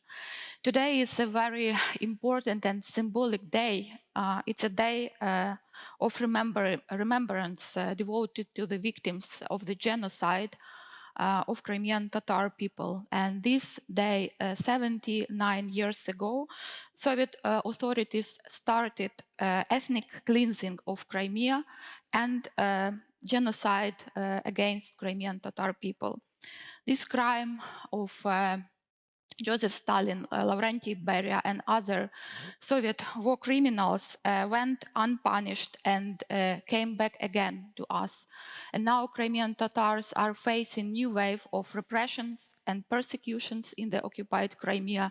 I'll mention just one number. At the moment, we have 180 Crimean political prisoners which are kept in detention in the occupied Crimea, and also part of them are deported to Russian prisons. And out of these 180 political prisoners, 116 are Crimean Tatars. The word of deportation evokes in our memory images of freight cars filled with people, hunger, diseases, and massive human losses during transportation. That was a reality for Crimean Tatars, but also for Chechens, Ingush, Kalmyks, and other people in 1944, as well as forced eviction of millions of peasants from Ukraine, Belarus, and the Kuban to Russia's Siberia and the far north in the 1930s. Nearly a century after it, modern avatar of the Russian Empire is again orchestrating massive deportation during its invasion to Ukraine. However, this modern day deportation looks a bit different than it did in the past. It's often hidden behind the mask of evacuation with care for Ukrainians. However, Ukrainian people are allowed to escape and save their life only to one direction, to Russia or to Russian occupied territories. And this deportation also involves relocating orphanages, transferring Ukrainian children to camps, establishing a system for militarization of Ukrainian children, their adoption by the Russian families, Russification, and erasing their national identity. And this is not only a war crime as defined by the International Criminal Court, but this is also a sign of genocide against Ukrainian people. This is not a new tactic, however. Russia did the same with Ukrainian children in the occupied Crimea back in 2014. Those children aged 12 in 2014 were involved in the large-scale attack against Ukraine on the side of Russian army in 2022. Some of them were killed in the battlefield. Now we are more close to justice that we dreamed about in 2014. The ICC in March, as you know, issued an arrest warrant for suspected war criminals, Russian President Vladimir Putin and Russian Children's Ombudsman Maria Lvova-Belova. However, this is just a top of iceberg.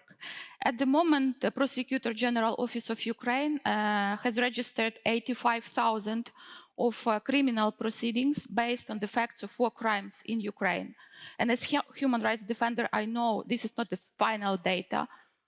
We collect the facts during our field missions to the liberated areas, and we document new and new cases. We send them, submit to the law enforcement bodies of Ukraine, and we know that the majority of these cases that we discover and submit were not registered. From the other side, Russian armed aggression continues. New and new war crimes are being committed every day. And on the third side, this data also primarily don't include large number of war crimes and crimes against humanity committed by Russians in the territories which are now not controlled by the Ukrainian state. And when these territories are liberated, there would be hundreds, if not new thousands of criminal proceedings. Let's speak about city of Mariupol and other places. So decades of work is needed to investigate and identify every single perpetrator involved in tortures, rapes, extrajudicial killings, abductions, deportations. And this is a huge domestic work, primarily for Ukrainian state, for the investigative bodies, for prosecutor's office, and for Ukrainian civil society.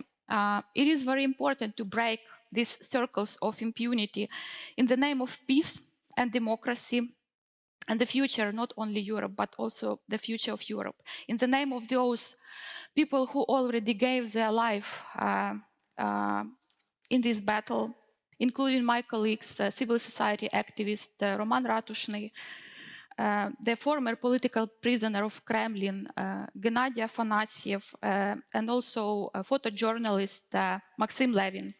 In the name of those people who are now imprisoned, and we fight for their release, including my close friends and colleagues, Nariman Jalal, the first deputy head of the Majlis of Crimean Tatar people, Server Mustafayev, the head of the Crimean Solidarity, and what is especially painful for me, co-founder of my organization and board member of the Human Rights Center, Zmina, Maxim Butkevich, who was captured by Russians as a prisoner of war, and before he joined Ukrainian armed forces, and defended our land with a weapon. And this is a typical story for many journalists, human rights defenders, because we discovered that only with our work and only with our words, we cannot stand against Russian armed aggression, and we need weapons. We need actually, in general, 4 components to win this war, and as the Ukrainian state, we have only one, but maybe the most important, our people, their courage and bravery, people who are ready to fight against Russian armed aggression. And then 3 other factors are external. It's weapon, financial assistance to Ukrainian economy, and sanctions. That's why we cannot win this war without you. We can win it only together. But to win a lasting peace, we need justice, that no war criminal will avoid accountability, regardless who they are.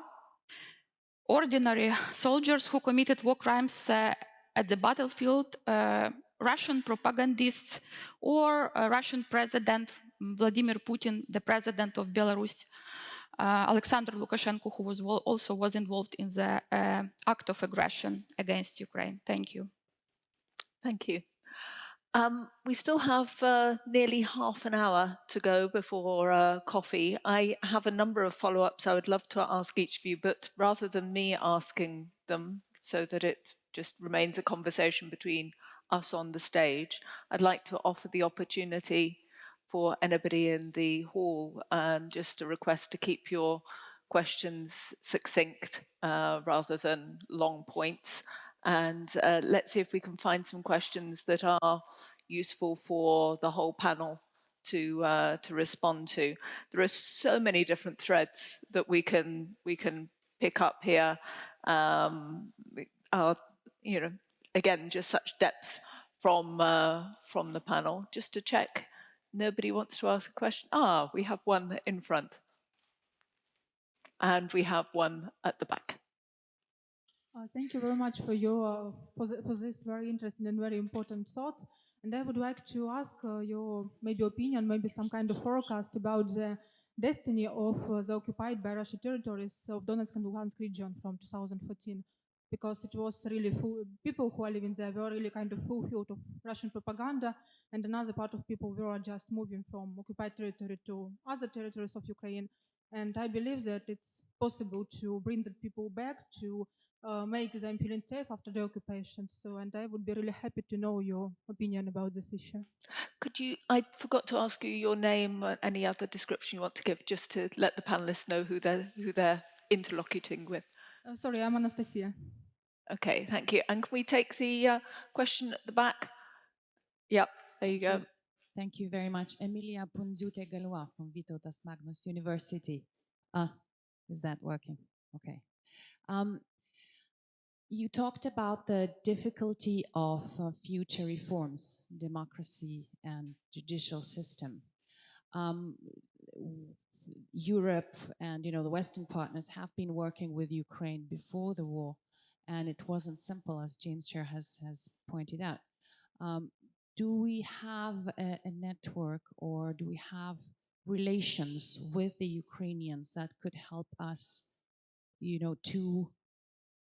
to help them restore the functional democratic administrative system and judicial system? What are the possible links that, where the West and Europe could actually join in with working with the Ukrainians? Because now we are there helping the war effort, which is a different one. And after the war, we will need to go back to these, so to speak, normal relationships and enforced ones to actually help Ukrainians to stand up and go forward. Thank you. So if I understood correctly, the first question is about the reintegration of people from occupation, and the second one to do with the networks that may be established in the future. I can imagine everybody has stuff to say. I can see a hand here. I can see Jeppe. I can see, please, James last. Go ahead. In answer to your question, madam, even when I was working there, Janet Gunn, who was with us, was also involved in similar efforts. We were doing all of this with very capable Ukrainian allies. In my case, inside the Ministry of Defense, the Ministry of Foreign Affairs, the National Security and Defense Council, the Parliament, everywhere, the President's administration. And we even had protection of a kind because, we had a controversial profile told very early on. Everything you say gets circulated.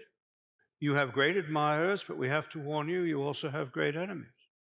So we've always had this, even in the darkest days, even under Yanukovych, when I was invited to certain meetings and people would be nodding their heads around the table when I spoke my mind. And these are hard defense and security people.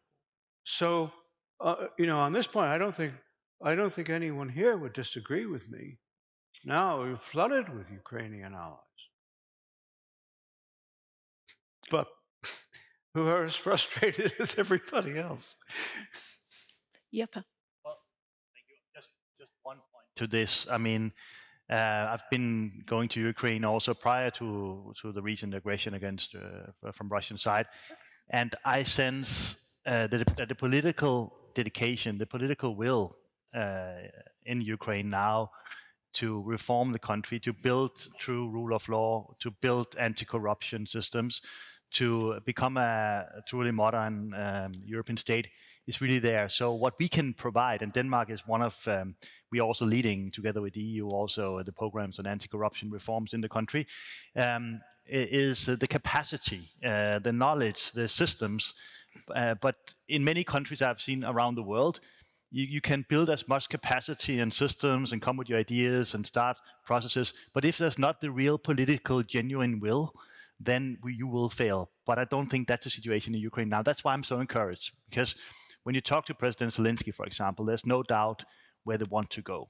There might be a lot of enemies, both from outside, inside, that probably wants to destroy that journey. But I think our role in EU, for example, will have to be to know that even in a time of war, we shouldn't just, and martial law as well, we shouldn't rest. We should continue to fulfill this aspirations for Ukrainians, because we also need, and we haven't discussed that yet, but I wanted to bring it up, Janet, because at some point there will be some fatigue. Yeah, I mean, now we grant Ukraine candidate status, so the next question will we start negotiations in the fall or not? And when the negotiations start, when will they actually become members of the EU? You know, and there will on that journey be some, I think, disappointments, and we have to handle that as well. So I think that question, maybe not for me to ask, but I'll ask it anyway. We have to show then that the political will, that the Western assistance, that the civil society, the actors, the stakeholders in Ukraine are fully engaged in this, despite the war going on. I think that's the most important point. Okay, thank you. I'll be very tough because I'm going to fight for my country, for my state, for my society everywhere, even in very friendly audience.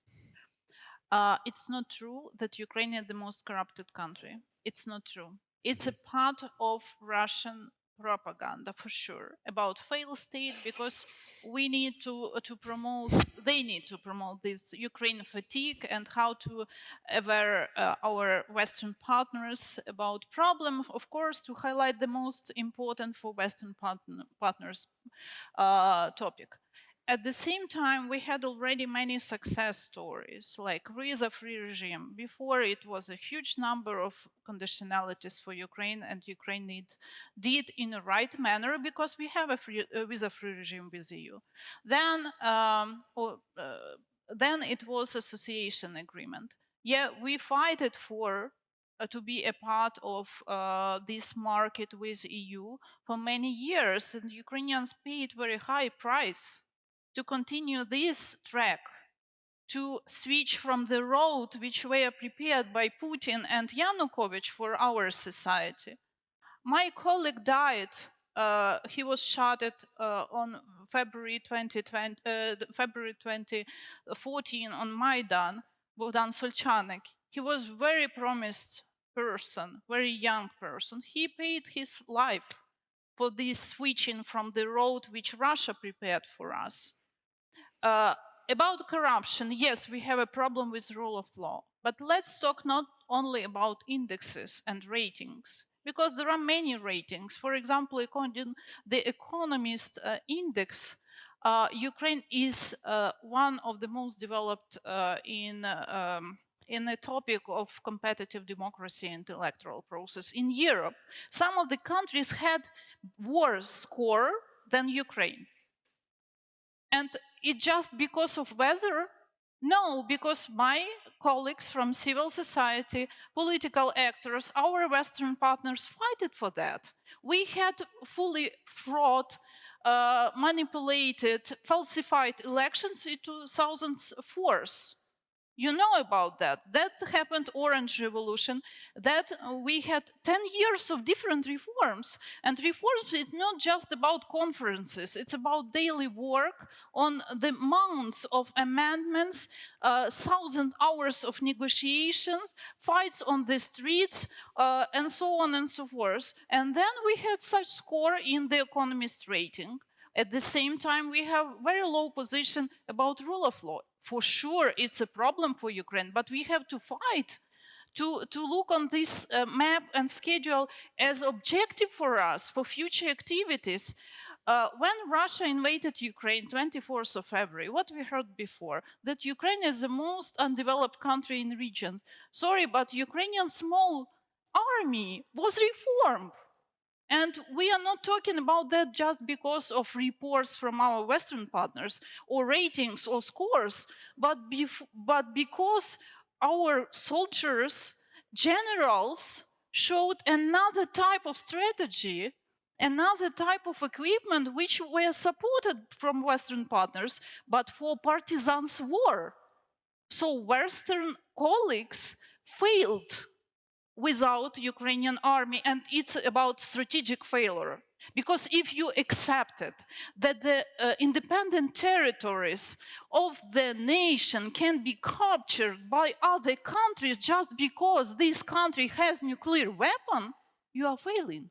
For sure. Next time it will be China against Taiwan. Next time it will be someone in EU, because there is a problem with democracy in some of the countries in EU. One of this country mobilized its army when Russia invaded Ukraine. You have to know about that. It was Hungary.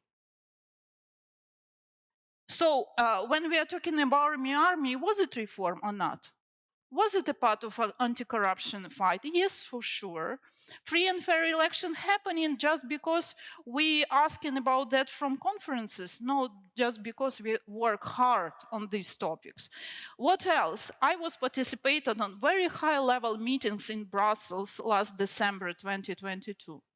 And I heard very passionate statements and promises from Borrell and then from Vice President of European Parliament. Next day, what happened with her? She was bribed, and everyone heard about amounts of cash in Europe. It was thousands of hundreds of euros in Brussels.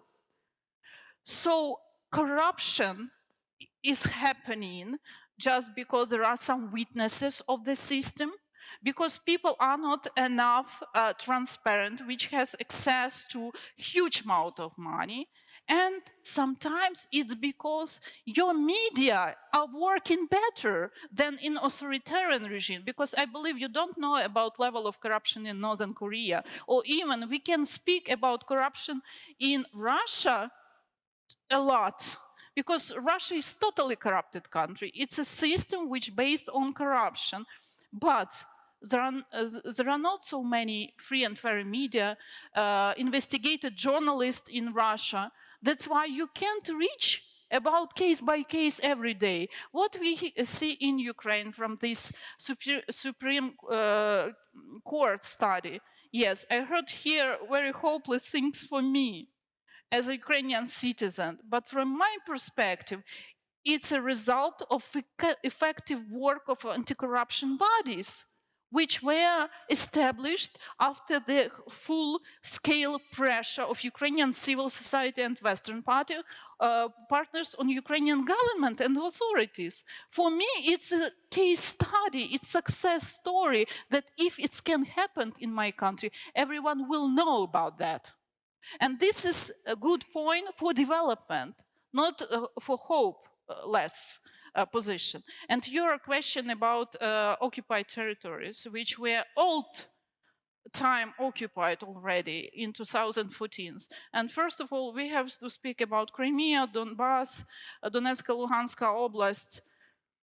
I don't think that it's about hopeless. So without hope, we will not survive for sure.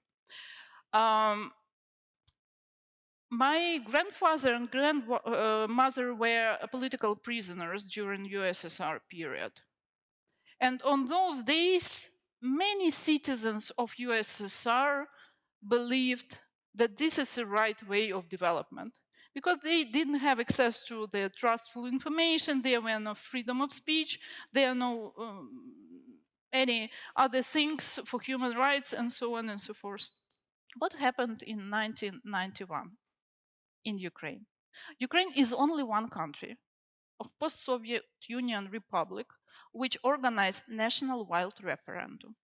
Do you know the result of this referendum? For sure you know that more than 80% of Ukrainians voted for independence of Ukraine.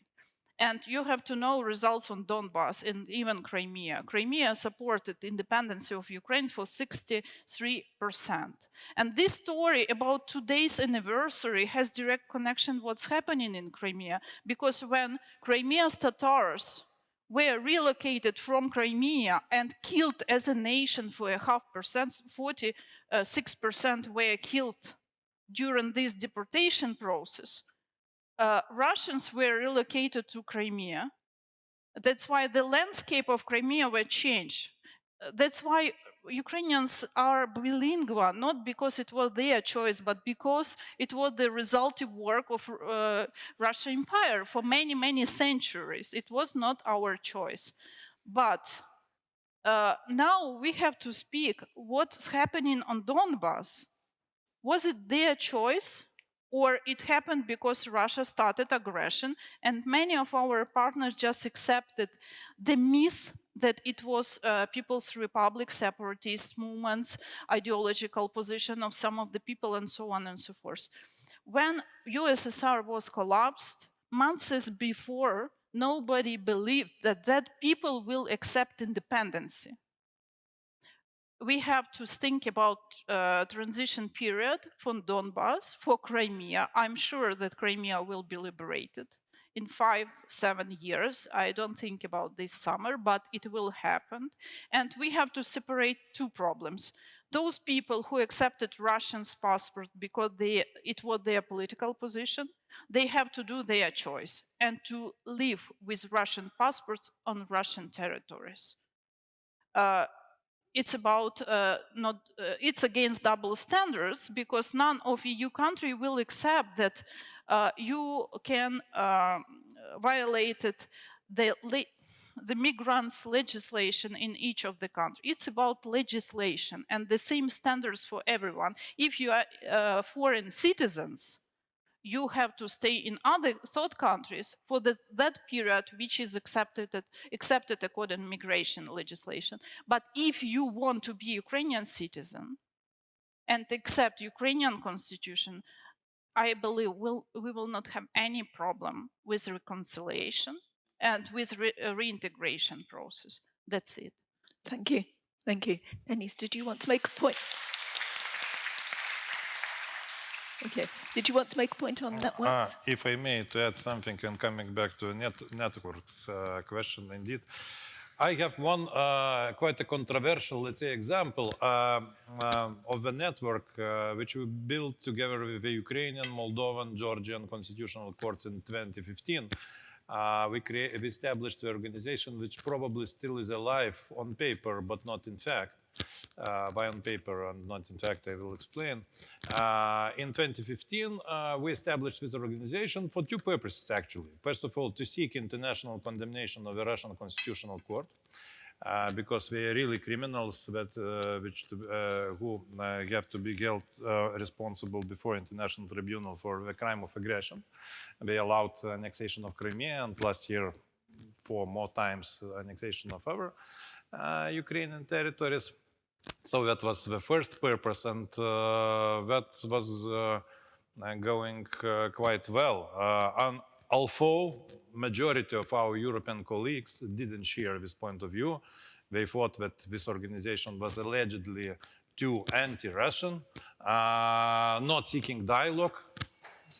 Currently, it sounds even, very interestingly, and many other things. But the second aim was namely to share experiences of our Euro integration, especially constitutional perception of European Union membership, NATO membership, some other things.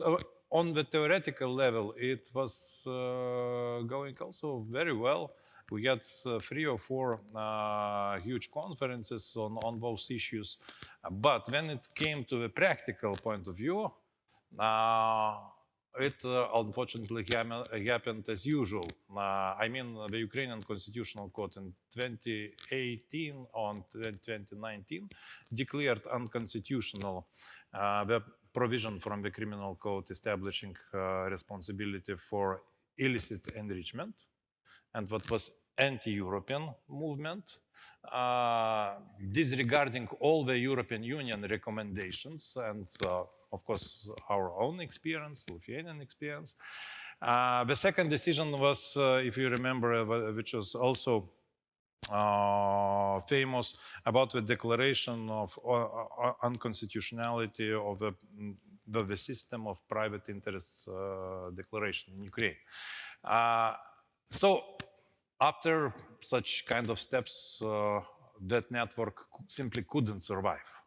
because it should be based on common values, on common understanding of anti-corruption initiatives as well, and anti-corruption must go hand in hand with condemnation of the Russian Federation, for example, for the aggression against Ukraine, or with theoretical considerations of European integration.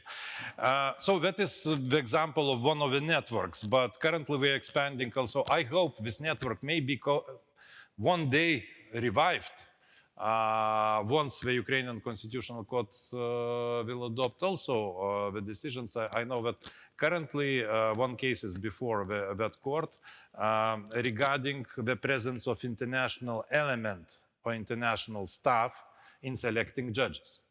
And this will be again the test judgment, whether Ukrainian legal system is still on its way to the European Union, or it again coming back. Because if they decide, for example, that this presence of international element or international experts is unconstitutional, although of course we all understand that it's unreasonable to hold this kind of position, but we thought the same about illicit enrichment, for example. Then we'll again come back to the discussions how to reform anew the Ukrainian legal system. And but speaking about networks, there are also optimistic examples. Currently, for example, Vytautas Magnus University is expanding the network with many law faculties from the Kharkiv universities, even more than one, Kiev University of Taras Shevchenko, and also a few Lviv universities. We do see where really European-minded, progressive, and young generation of lawyers, the problem, again, is a selection.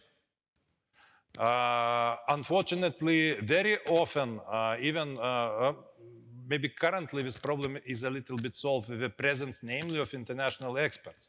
But very often it happens that the people who are appointed, for example, to the Constitutional Court have only a little in common with constitutional law. We have only a few constitutional law professors in the Ukrainian Constitutional Court. But the same I can say about my own state. Currently, we have no constitutional lawyers in the Constitutional Court of Lithuania. So again, it seems that it's too political appointment procedures when, really sometimes people, accidental people, but just because they are good members of the judicial society, they are appointed not because of really they deserve by their competence, but for some other reasons. So that is also the problem of selection of judges, which should be solved, top judges especially, should be solved in Ukraine, but as well in Lithuania, by the way. Thank you. I appreciate the self-criticism. Do we have some more comments on these two questions? James, you wanted to follow up? I just want to follow up on the comments we just heard that I largely agree with, but which I can't entirely agree with, because of the fact that there are many properly credentialed experts in the West who do not have expertise relevant to dealing with these questions, who do not have experience of the legal culture that Ukraine has inherited, who often don't act in a spirit of humility. There are such people, but this is a very difficult problem. And there are a great many people with properly credentialed experts who are extraordinarily naive and gullible. Whether they can be bribed or not is another matter. There's the old wonderful quatrain, I forget who wrote it. You cannot hope to bribe or twist. Thank God, the British journalist. But seeing what the man will do unbribed, there's no occasion to. Sorry, that's all I want. Thank you. Any final comment on the maybe just questions? to the question of Anastasia about the reintegration of Donbass, and I think Crimea as well, because the situations are similar. It is important to mention that neither Ukraine nor other democratic countries recognize Russian citizenship, which was issued and provided to the Ukrainian cities under occupation. All people living in the occupied territories, regardless whether they have Russian passport or no, they remain and they will remain citizens of Ukraine. After the liberation of these territories, of course, there would be processes of transitional justice. Those people who committed state treason or other crimes, there would be investigations and they would be held accountable for crimes if they committed any crimes. I think there should be process of illustrations, so people who were involved in different types of collaboration with occupational authorities will not be allowed to work for the state, to represent the state. But also it will be the process of inclusion of the Ukrainians living in the occupied territories in the political process, in the voting during elections, etc., probably with some also steps. And it is very important that Ukraine as a state works on the approaches now, because we need to solve a lot of issues, starting from what to do with Russians who came after the occupation of these territories and what will happen with them after the liberation of these territories, with those who will not leave voluntarily these territories, the issues of property, the issues of issuing Ukrainian documents to those, for example, kids that were born in the occupation and they don't have Ukrainian documents. The issues, what will do we prepare now judges, law enforcement, police who will go in to work in the law enforcement bodies, judicial system of the occupied territories after the liberation. And I'm not speaking only about the state institutions like judicial system or law enforcement, but even teachers, teachers of history of Ukrainian language. Now these processes are happening and there are groups which work together, civil society and state institutions which are working on the documents and preparing these necessary steps, what happened on the next day after the liberation. And I think it is very important for the state now to communicate to its people in the occupied territories clearly that they are citizens of Ukraine, and two, maybe because sometimes Russian propaganda is frightening people that you all will go to jail after the occupation, etc., you will be all treated as traitors. So it is important also to communicate properly and clearly to these people about all the approaches of transitional justice period. Thank you. We have a huge sign in front of us which is flashing saying time's up, so I'm sorry we have to stop the conversation there. I'm sure you will join with me in saying thank you to all the members of the panel for a very wide-ranging discussion.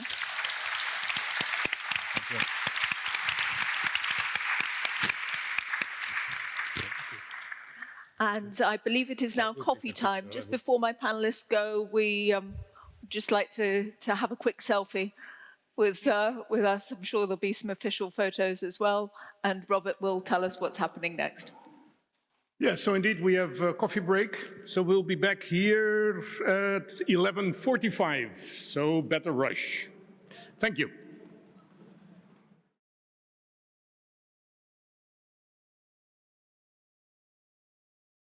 I would like to invite the next panel onto stage. James Nixie as the moderator, then Lukasz Adamski, Andrej Dligacz, Eduard Klein, Kirill Krivolap, Robert Seri, and Katarina Wolszuk.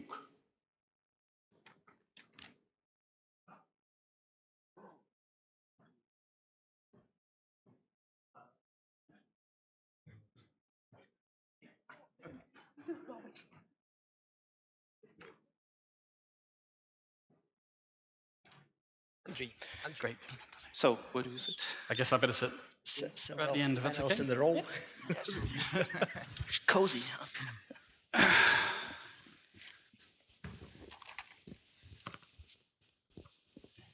Right. Welcome again. Welcome back, however it is. Yeah, I am indeed James Nixie. I run the program that covers this region at Chatham House in London. A couple of thanks. Firstly, to Annalena Kharuk. I'm not entirely sure where she is, but she's the rapporteur for this session, and I don't envy that task. But most of all to Robert Van Voren, who puts his heart and soul into these things, as I think most of you know, and it really shows. We do this, as somebody just said, because we care, but thanks God we have somebody like Robert who thinks like a man of action and acts like a man of thought. So here we are. I do think that Anna Karin, if I may, did totally nail it in that keynote. Seems to have said it all, really. It presented us with a mountain of challenges that we face in reconstruction, but while retaining a justified sense of optimism, but maintaining the key point, I thought, that I took from it, that reconstruction must further integration. That said, there's a lot to be discussed, and I'm sure the panel has all the answers. I'll just say a few words. I'm really delighted that Robert has entitled this Reconstruction and the Environment. These things are often separated out, but in fact, as I hope we'll come to discuss, are very much intertwined, and the environment certainly often gets left at least till the end of the conferences and everyone has gone home, etc., etc. And it's great that it's up front and center, and at least sort of second as far as the order of things is concerned. And I'm going to say a few words about it right now, and then introduce the panel one by one. Clearly, in the event of a Ukrainian victory, which we all need and hope for, and I think it needs to be an unambiguous victory, by the way, then there'll be a huge amount of money flooding into Ukraine. Hopefully, much of it will be seized Russian assets, not Western taxpayers' money, but it's anyone's guess what the ratio will be there. But that's not quite the point I'm making. The point is that this is, as Anna Karin just said, an opportunity to build back better, if you give the cliche. Now, Russia's war against Ukraine is, first and foremost, a calamity for the people of Ukraine, of course. But in both Ukraine and around the world, and the war is also escalating vulnerability to climate change, proliferating its long-term security threats, complicating decarbonization efforts, and hindering multilateral action on climate change. Now, Ukraine itself was already facing these huge challenges before the war, mitigating and adapting to climate change. But the invasion has destroyed the infrastructure, as we know, and thrown the population into poverty, as we've just heard, worsening the country's vulnerability to climate change. The war's impacts on energy and food prices, also discussed briefly, are increasing vulnerability too around the world and proliferating the emerging security risks. So over a short term, environmentally speaking, there's a risk of locking in new emissions of energy independence concerns, leading countries to sidestep action on their carbon footprints. But over a long term, and this is the good news, Russia's actions do provide a compelling argument to phase out or phase down reliance on fossil fuels. Now, with international help, Ukraine can help to rebuild its damaged infrastructure, leapfrog to a more resilient and clear and low emissions future, and it's more important than ever, therefore, to promote the necessary multilateral cooperation that can avert dangerous climate change effects and avoid its security implications and adapt to its impacts. Although with the caveat, I suppose, that the pursuit of that does not hinder a successful prosecution to the war. And I wonder if there's a little bit of tension there we can explore, perhaps. So it's overwhelming. The problems are staggering on all levels. And perhaps the Ukrainians are not quite prepared for this, considering, of course, that they're fighting for their very existence right now. So those are just a couple of amateur thoughts to get the moral maze juices flowing now for the professionals. One by one, I'll do it in the order of the, certainly what it was on my list anyway. So Lukasz, please. Lukasz Adamski is Polish historian, deputy director of a dialogue center in Warsaw, I think, talking a little bit about the challenges related to reconstruction effectively, and particularly you've got some specifics, I know. Thank you. Thank you also for the invitation for this conference. Indeed, I'm a historian, but I'm also a foreign policy expert and dealing with Ukraine mainly. And during the war, it's working. I mean, I can hear you, but it seems to work. Well, let's wait a minute. Now it's working. Yes. Okay. So I spent during the war several months in total in Ukraine, so I could also certain things observe on my own. And my first observation is that Ukrainian state is functioning much better during the war than before the war. And it gives us a certain optimism as to the perspective what would be after the war. Definitely during the war it's functioning much better, and on the root level observation I can say, for example, that streets in Ukraine which were not renovated many years now are being renovated and suit to Western standards. But of course, security situation is affecting Ukrainian economy, investment climate, and will affect. If let's imagine the situation that Ukraine will be able to restore its territorial integrity, to regain Crimea and Donbass, but the war will not end, and Ukrainian territory will be shelled regularly by Russian air forces, and this is the scenario which is seriously discussed during Ukrainian military experts. Then, of course, it would affect invested climate and perspective of reconstruction. So what is needed is not only ceasefire and victory, peace, but it is also a security guarantee for Ukraine that this state will be secure. And of course, the best option is NATO. There are people who think that NATO membership can be replaced by bilateral security guarantees for Ukraine, given by Great Britain, by US, of course, by Poland. But anyway, the whole territory of Ukraine has to be embraced by this security umbrella. And I'm saying it since there are also certain plans that, for example, only western and central part of Ukraine would be given the security guarantees. Then challenges, the three main challenges. Political challenges related to the reconstruction is firstly, who will pay for this reconstruction? Of course, for the EU, for NATO, for Western community, it's a matter of prestige and credibility that Ukraine is to be reconstructed. But what about Russia? To what extent are sincere declaration of the Russian opposition members that they will pay compensation and reparation to Ukraine? What would happen if there will be a ceasefire without ultimate victory of Ukraine, but there will be increasing push in Western states to somehow to normalize relations with Russia, or at least lift some sanctions? What will be done with assets of Russian central banks, which are frozen, but actually which should be expropriated, and given to Ukraine? But there are still important international actors who are opposed of such approach. Then the second challenge is the process of European integration of Ukraine.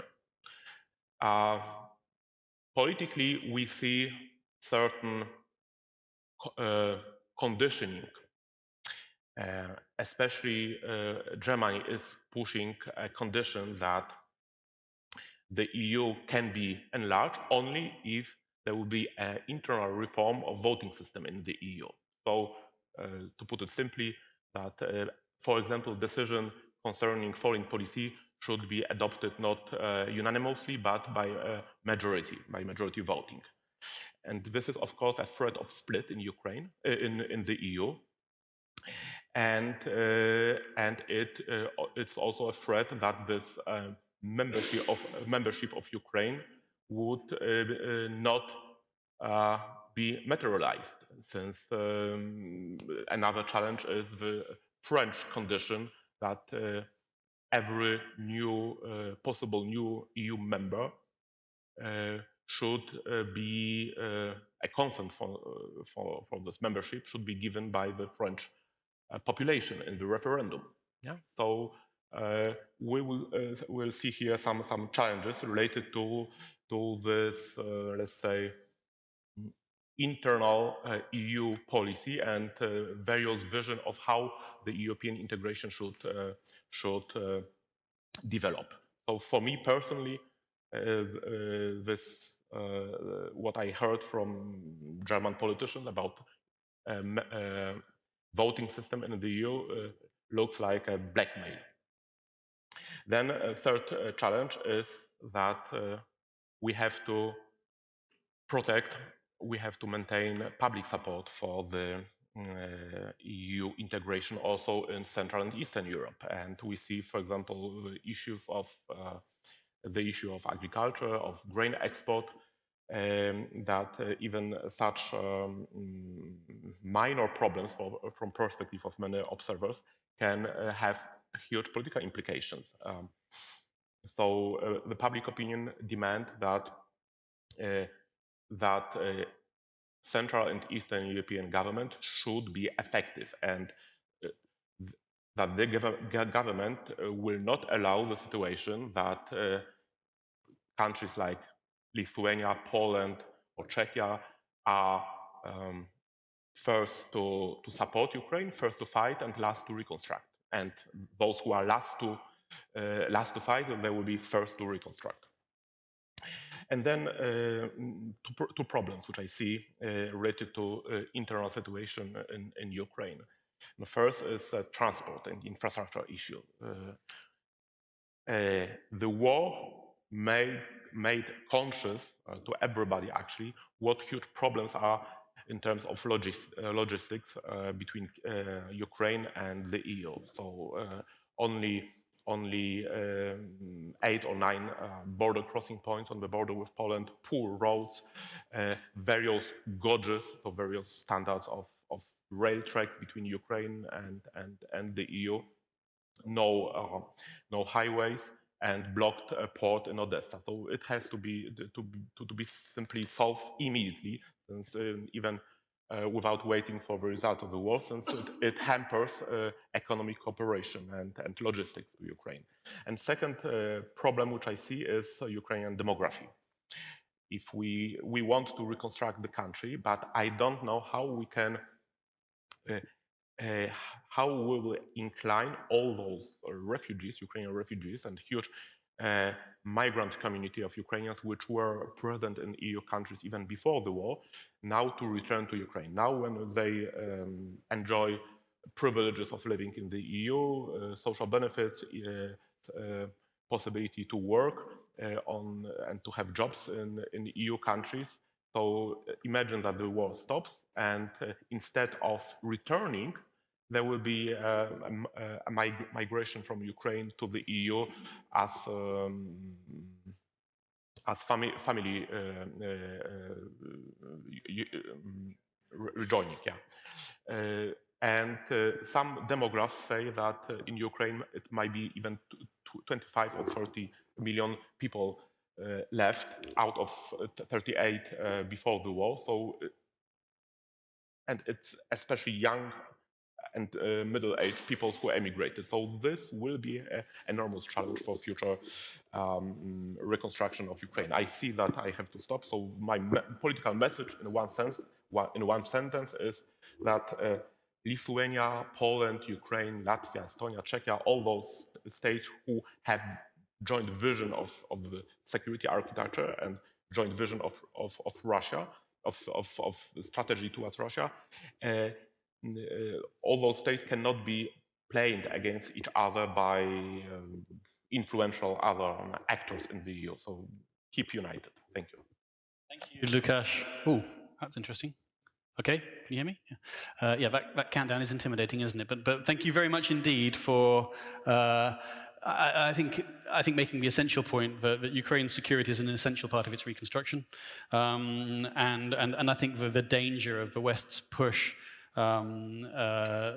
the West pushing Ukraine unfairly on certain areas. I'm a little less concerned about your demography because it seems to me that so many Ukrainians have what I would call a true patriotism and do want to come back, and there's not going to be the brain drain that you see in Russia, for example. But maybe I'm being naive, and we can explore that later on.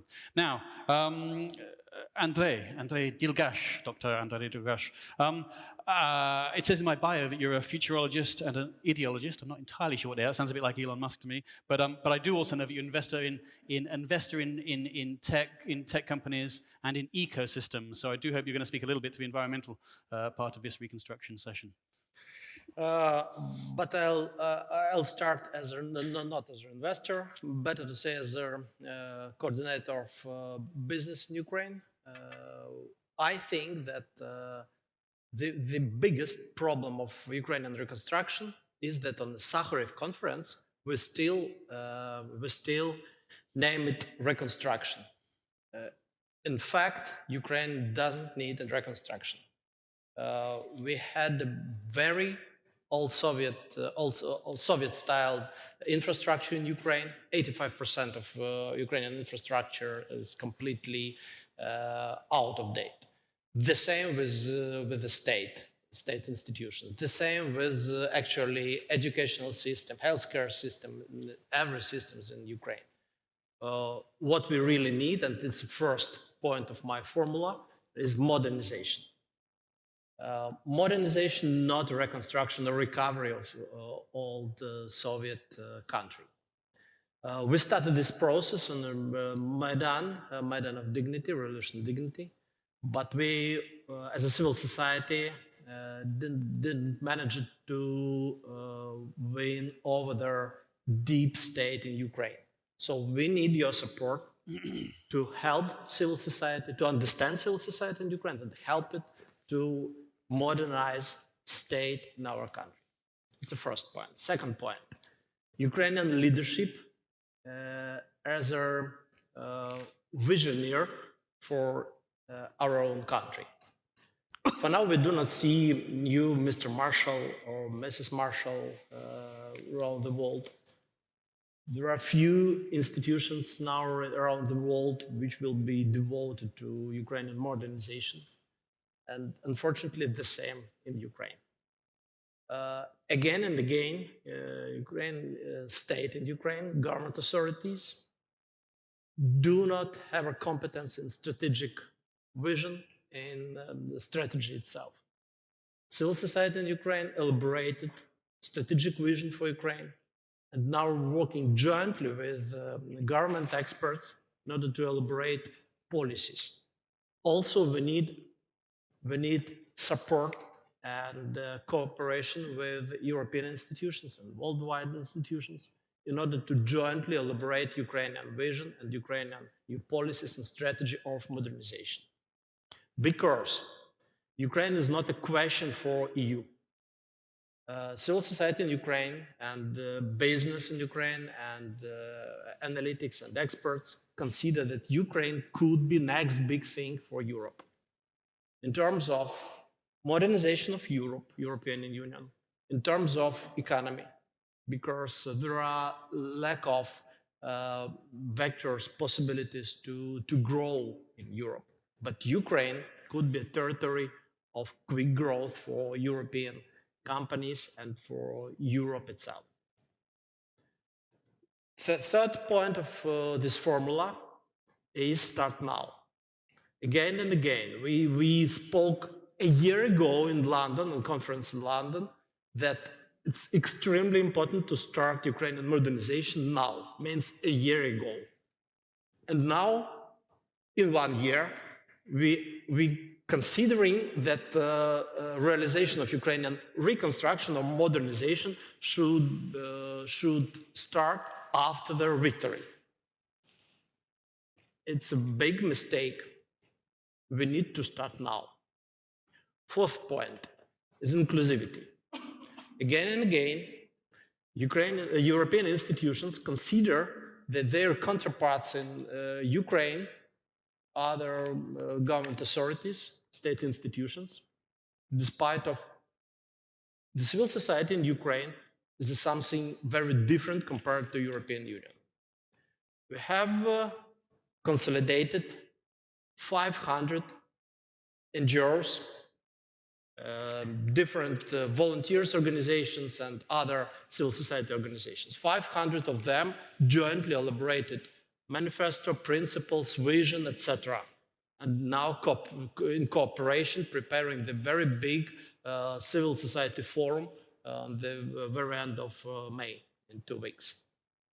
The same with business. Business is a part of civil society, in fact, of Ukraine.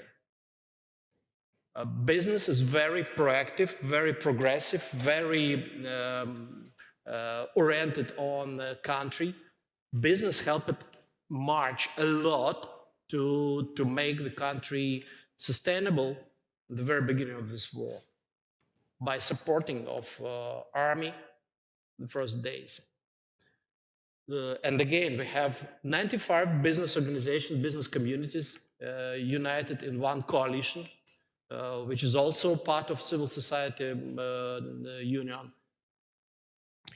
And the very big question here is that, in fact, European institutions prefer to cooperate with traditional grant organizations which work jointly with government authorities.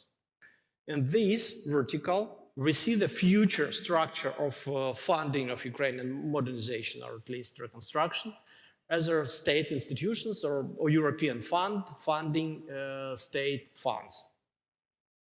But in these conditions, Europe still considers Ukraine as a corrupted country. So this funding of Ukrainian modernization will go to European funds and European companies which will modernize Ukraine. From the other hand, Ukrainian government authorities consider that it's absolutely wrong way that money should go to state organizations, to state institutions, and Ukraine will decide what to do with this money itself. In this dichotomy, we can solve this dichotomy, but by adding to this formula another point, another stakeholder, Ukrainian civil society. Jointly, European institutions with Ukrainian civil society can realize anti-corruption agenda.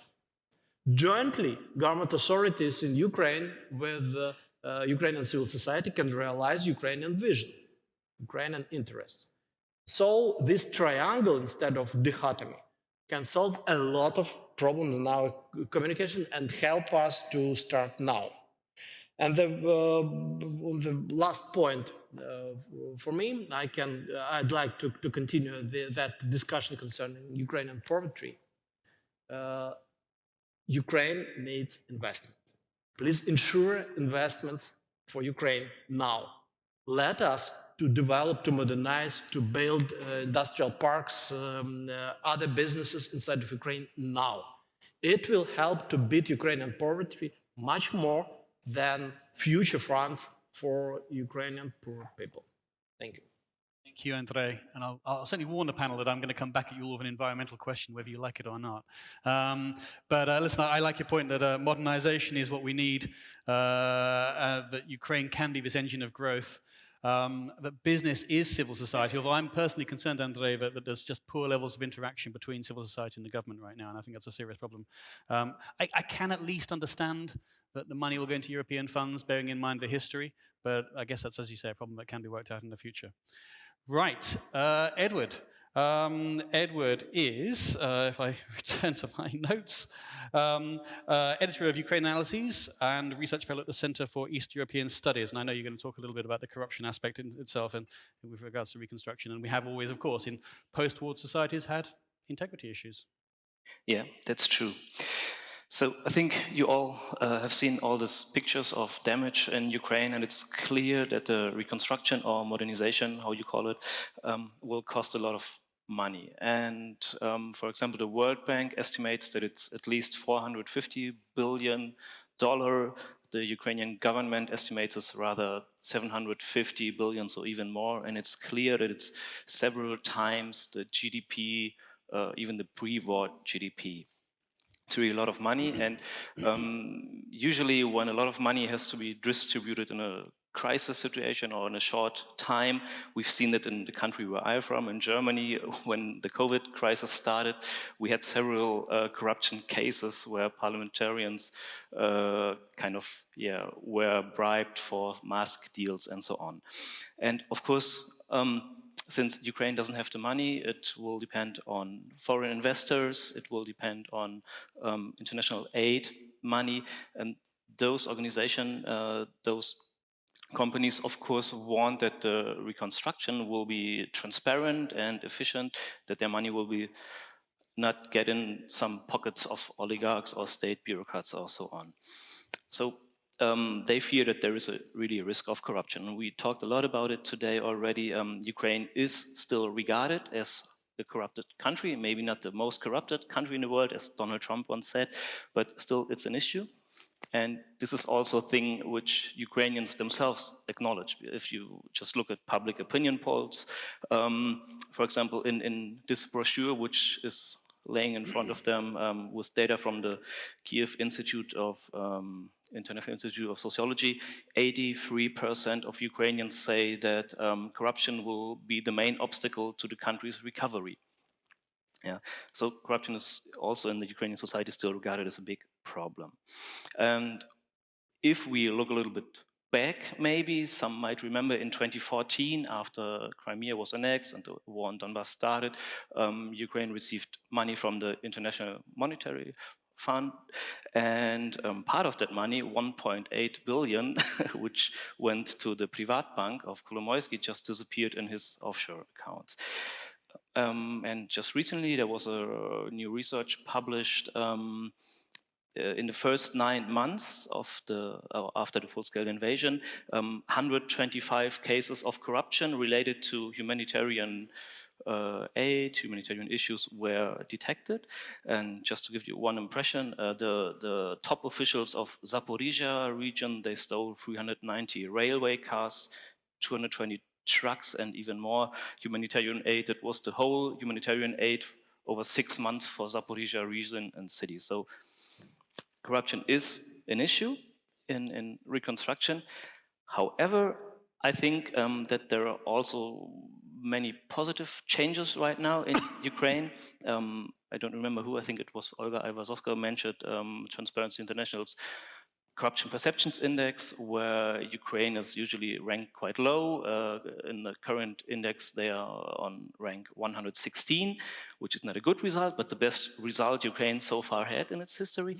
And it's specifically said that Ukraine is one of the few countries where over the last years we see a progress, where the situation is getting better. In most countries, it's rather getting worse. So you see a better situation regarding corruption perception. What's also important is not just the perception, but also the experience of Ukrainians with corruption is decreasing. While before the Maidan, approximately 27% said that during the last year they encountered corruption. In 2021, so 8 years later, but before the war, just 19% said that they encountered corruption. So it's a decrease by around a third. It's, I think, pretty good. And what's also important, I think, due to the war, we've seen that, for example, after this corruption scandal in the military, corruption becomes less and less accepted in the Ukrainian society. Yeah, in 2021, 40% of Ukrainians said that corruption is not acceptable in any circumstances. Now it's 64%. So also here we have a significant increase, and people are just rid of corruption given the current war, of course. And I think several factors might help Ukraine in controlling corruption. Most of them have been raised already. One is the anti-corruption infrastructure, which has been developed in the last year. Still, it's not perfect, it's true, but 2 days ago we heard it. The judge of the Supreme Court has been arrested by, among others, by the NABU, one of these new institutions which has been established. So far, I would say in Ukraine we have kind of islands of integrity, and now the challenge is to build landscapes of integrity. Yeah, so but still these islands are there, and I think Ukraine doesn't have to start from scratch. It has a legal and an institutional infrastructure to fight corruption, and it's really good. I think another factor which is really important and getting more important is digitalization, because digitalization decreases opportunities for corruption. Digitalization, transparency, open data, and so on. We've seen that with Prozoro, for example, the public prosecution. We've seen it with DIA, which is an app for public services. We Germans dream of something like that. And just, I think, last week or so, Vidnovlenia started. It's a new service for people whose houses or flats has been destroyed. They can apply electronically for public funds, and more than 10,000 people applied in 1 week for that, and this also diminishes corruption. So I think there Ukraine is really far. And another factor which also has been raised a lot, among others by Andriy, is the civil society's landscape in Ukraine, which is really important. Civil society is experienced. They are fighting for or against corruption since the Maidan or even earlier. They are really active, have a good agenda, I would say, and they were also really innovative in a way. Yeah? So they cooperate with state structures where needed and so on. And I think, yeah, you have to involve in the reconstruction process, you have to involve those civil society organizations because they are experienced. And also, of course, if you have a reconstruction process on such a large scale like in Ukraine, you have to involve the local stakeholders, the communities and so on. And I think here also the decentralization reforms which we had in the last years is really crucial because it empowered local stakeholders. They know now much better how to spend money, how to conduct projects on a local level, and they have to be included too in that process. And I think maybe one current project which is really going in the right direction is the DREAM platform, which is developed by a civil society organization, by a coalition of NGOs together with the government, and which will be kind of a one-stop shop for transparent reconstruction processes. It will bring together the communities which need money together with investors which possibly want to spend money. So I think this is really the right way where Ukraine is going. So yeah, in conclusion, maybe despite all the problems which we have, we heard it that the judiciary is still not reformed. We see it in these cases like 2 days ago, but still, I think these factors I mentioned, yeah, this anti-corruption infrastructure which already is established, of course it can be improved. It is improved right now. Also these civil society organizations, we have these technical solutions, we have the international support. Of course, the EU will be a major player with its normative power. Yeah, and I think this changing culture in the society, how corruption is assessed, yeah, that it's much regarded as a negative thing. I think this will lead to a situation where Ukraine maybe has a unique chance, not just to rebuild or modernize the state, to rebuild the physical structure, but also rebuild the state itself, so state institutions, and make a big step towards winning this internal war against corruption. Edward, thank you very much indeed. Is it gone again? I'm not sure. I've got a funny shaped head, so my mic keeps going. Okay, that sounds better. You played that just right, if I may say so. You struck the right kind of balance between saying that corruption is clearly the main obstacle to reconstruction, but equally not being too self-flagellatory, if you like, that we not succumbing to the Russian narrative that it's such a corrupt country that it's just not worth saving. And I just particularly liked your metaphor of going from islands of integrity to landscapes of integrity, and doing some real positives and the progress. So nicely played. I'll come back to all of you, of course. But now I'll flip over to Kirill. Kirill Krivolap is a partner in the consulting company Civita, a co-founder of Ukrainian NGO Center for Economic Recovery, and an advisor to the Prime Minister of Ukraine since 2020. I know you're going to talk a little bit about the enormous budgetary challenge. Over to you, sir.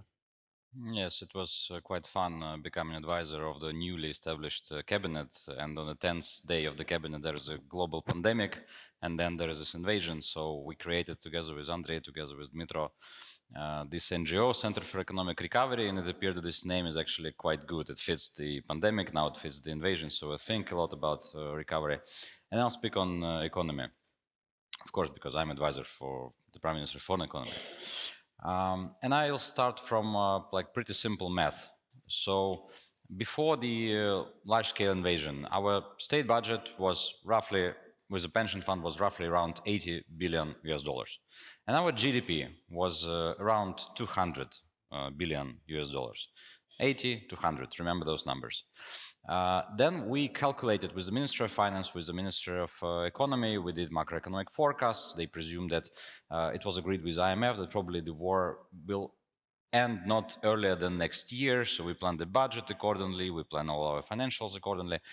But when it ends, the impact of the war will bring extra spendings on our budget. And it will be extra military spendings, because now we send all that we get from our tax system to the war, till the last grivna. And after the victory, we also need to spend more than we did before, even if we have security guarantees, NATO, all this kind of stuff. Then we have the newly numbers, which come from social system. So we have families of those who died. We have different categories of which the war brings. Then we have some expenditures which only the government can carry on, and we need to put it in the budget. And if we calculate all of this stuff, we will have an estimation of the imaginary budget of like 2027, 2030, doesn't matter. Imaginary budget of the peaceful Ukraine of around 110, 115 billion US dollars. And the GDP after the victory will probably be around 160, let's be optimistic. So 80 and 200, and then you have 115 and 160. So this budget doesn't balance at any stretch of imagination. It's just not doable, and it explodes the brains of those people who work with public finances in Ukraine. Of course, like we did analysis of around 26 cases of recovery worldwide, and statistically, just pure numbers, countries in such situations, they get 60% of its GDP for around 2.5, 3 years. So probably Ukraine could mobilize, like Greece, like other countries after those crises, natural disasters, wars. Ukraine probably is able, just statistically, mobilize roughly 250, 300 billion US dollars on its recovery from reparations, from expropriations, I like this term, and from support from donor programs, yes, but remember that the cost of recovery is 411 according to the World Bank and counting, because it doesn't count on those. So what can you do in this situation? The answer from like Captain Obvious is you need to double your GDP, right? You need to triple your GDP, and probably this is the way, because in other way it will not balance, like never. And Ukraine has a challenge. We need to use this interest to Ukraine, these new opportunities, this mobilization of capital to transform this international support into sustainable economic growth.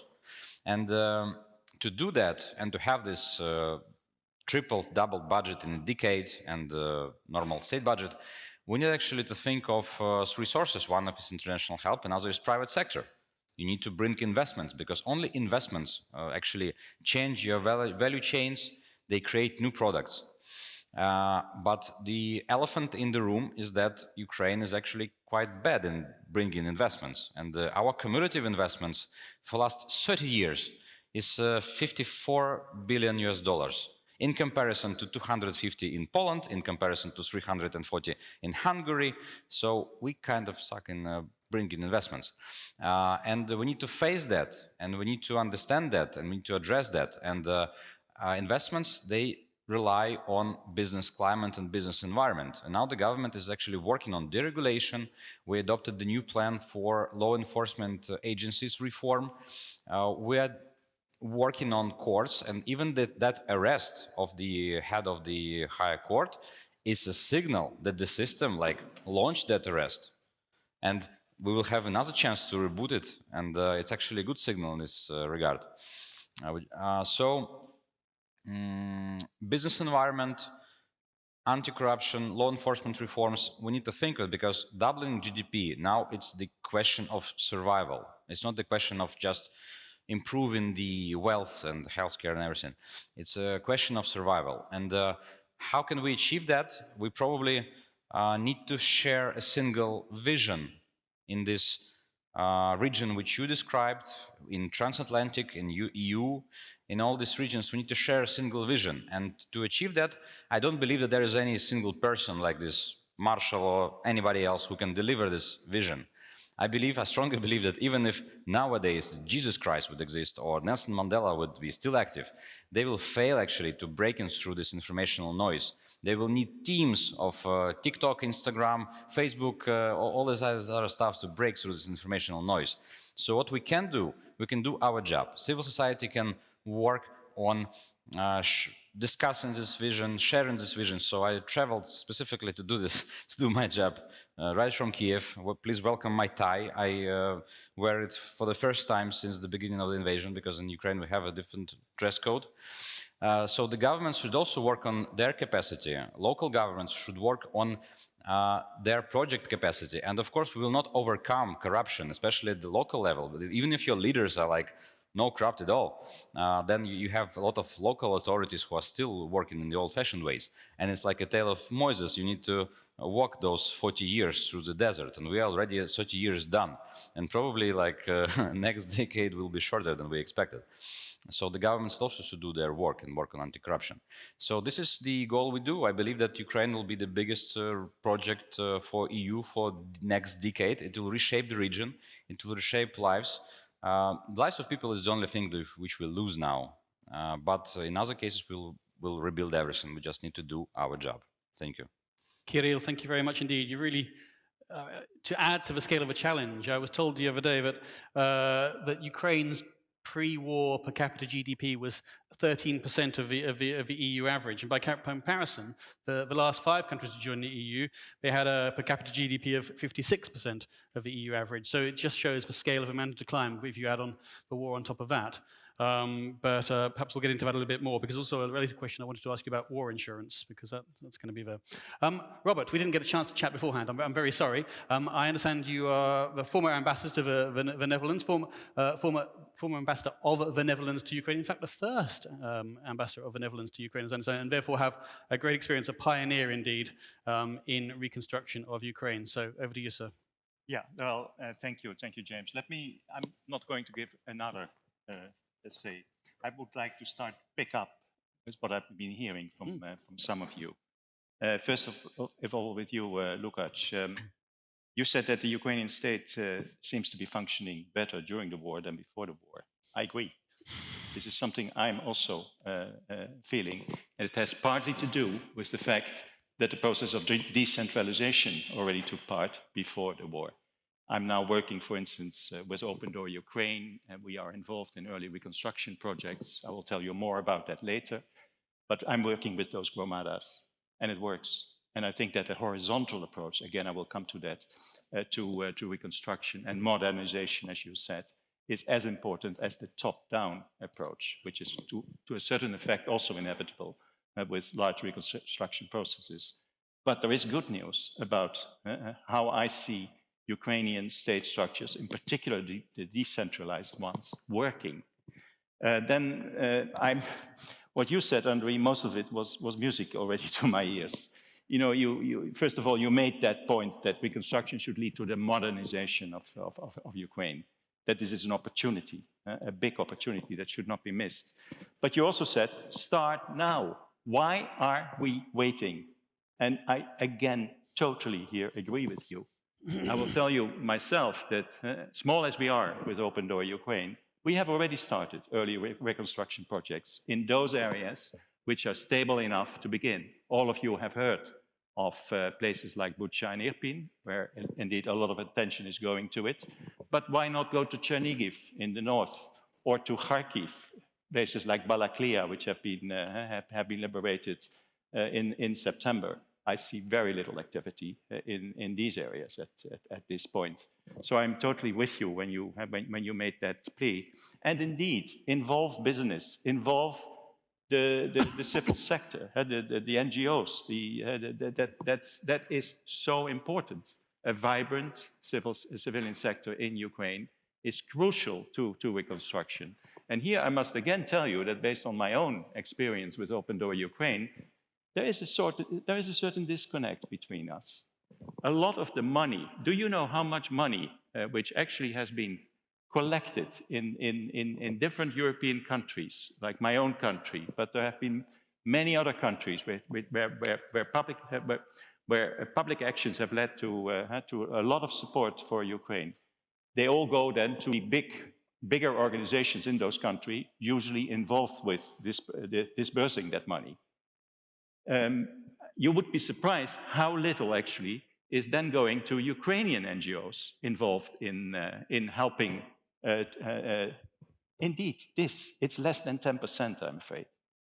This is a big disconnect I have been noticing while we are working. In fact, as Open Door Ukraine, and we consider ourselves as a Dutch-Ukrainian society with knowledge about how things work in Ukraine, we try to be the bridge to bigger organizations like Oxfam, which has started to fund us now, for instance, from the UK, but also we have Stichting Vluchteling Foundation, a foundation in the Netherlands, which is also giving us some funding.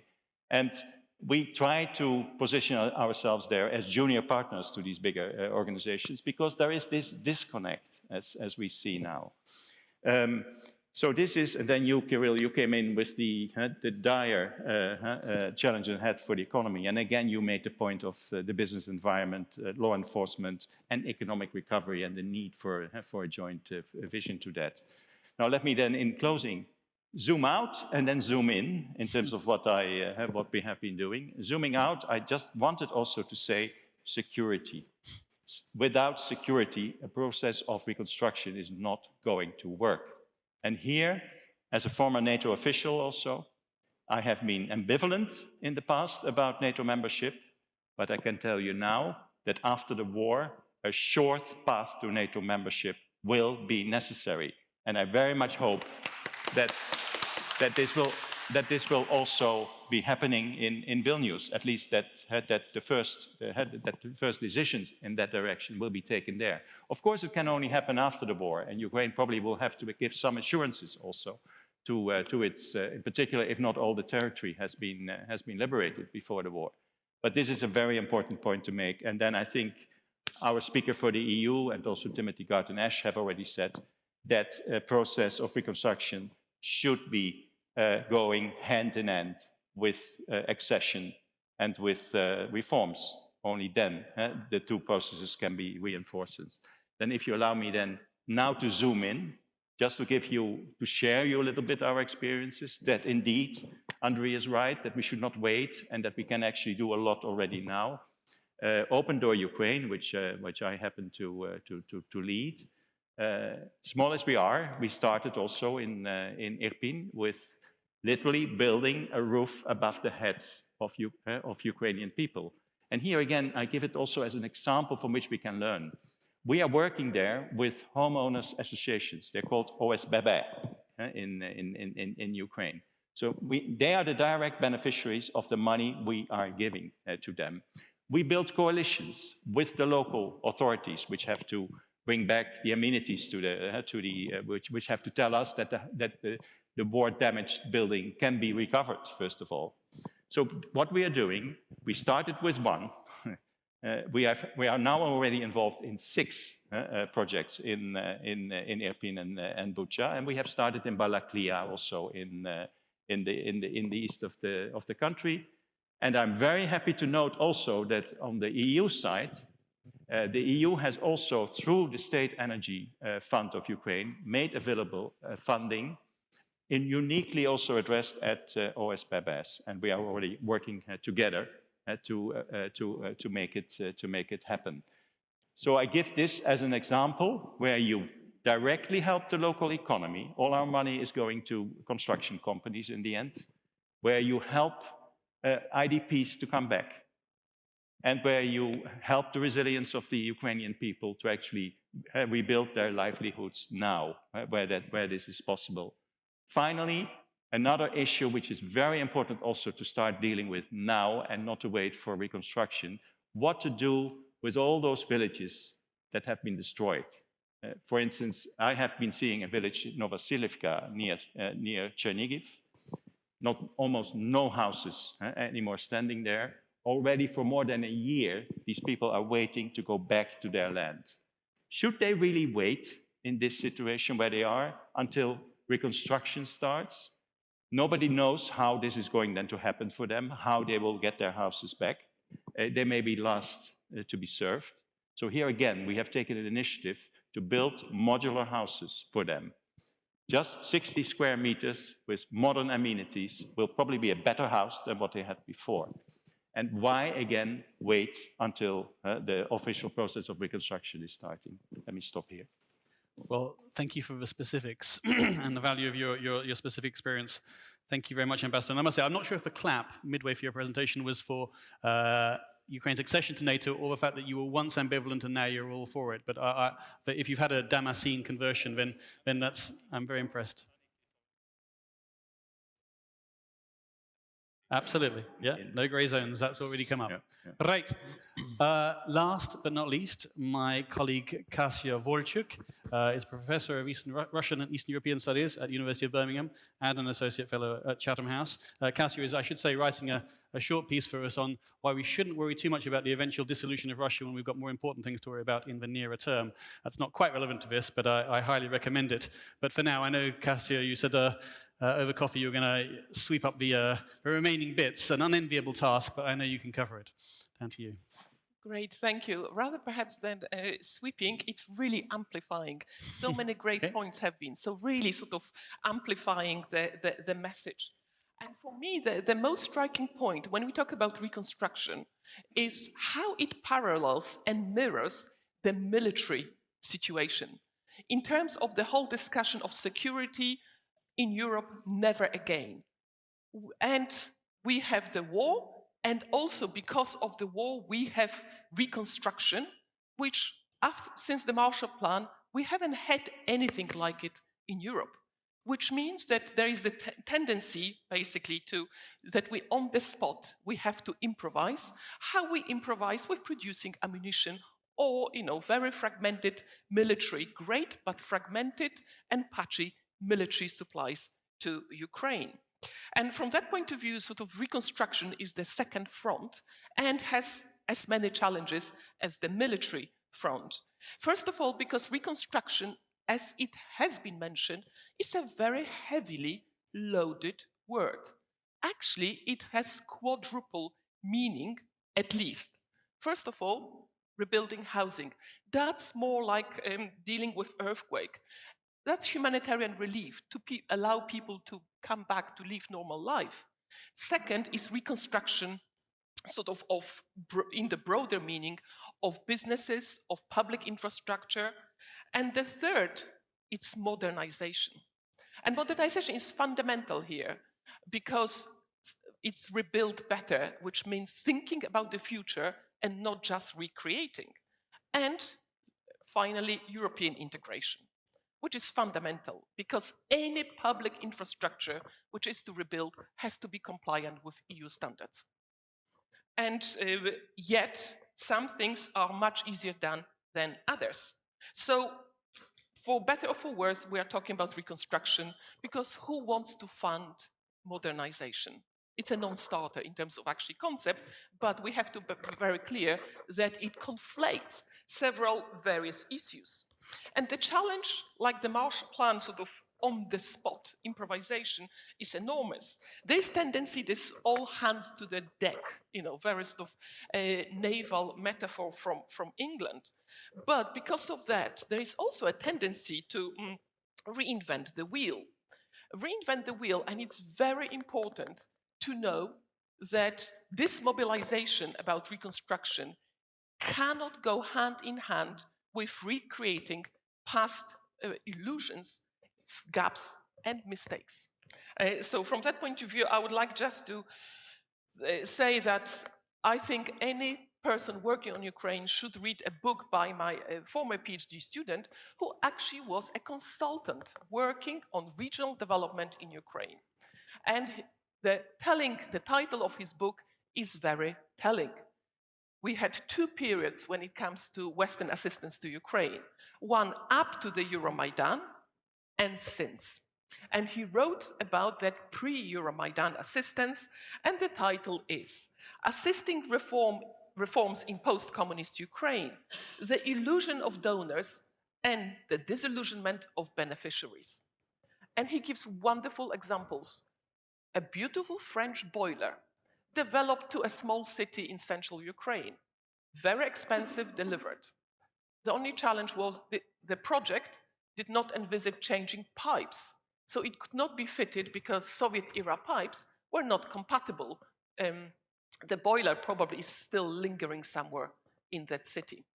So that was an example of project-based technical assistance with some infrastructure versus systematic thinking. And that happened only after the Euromaidan.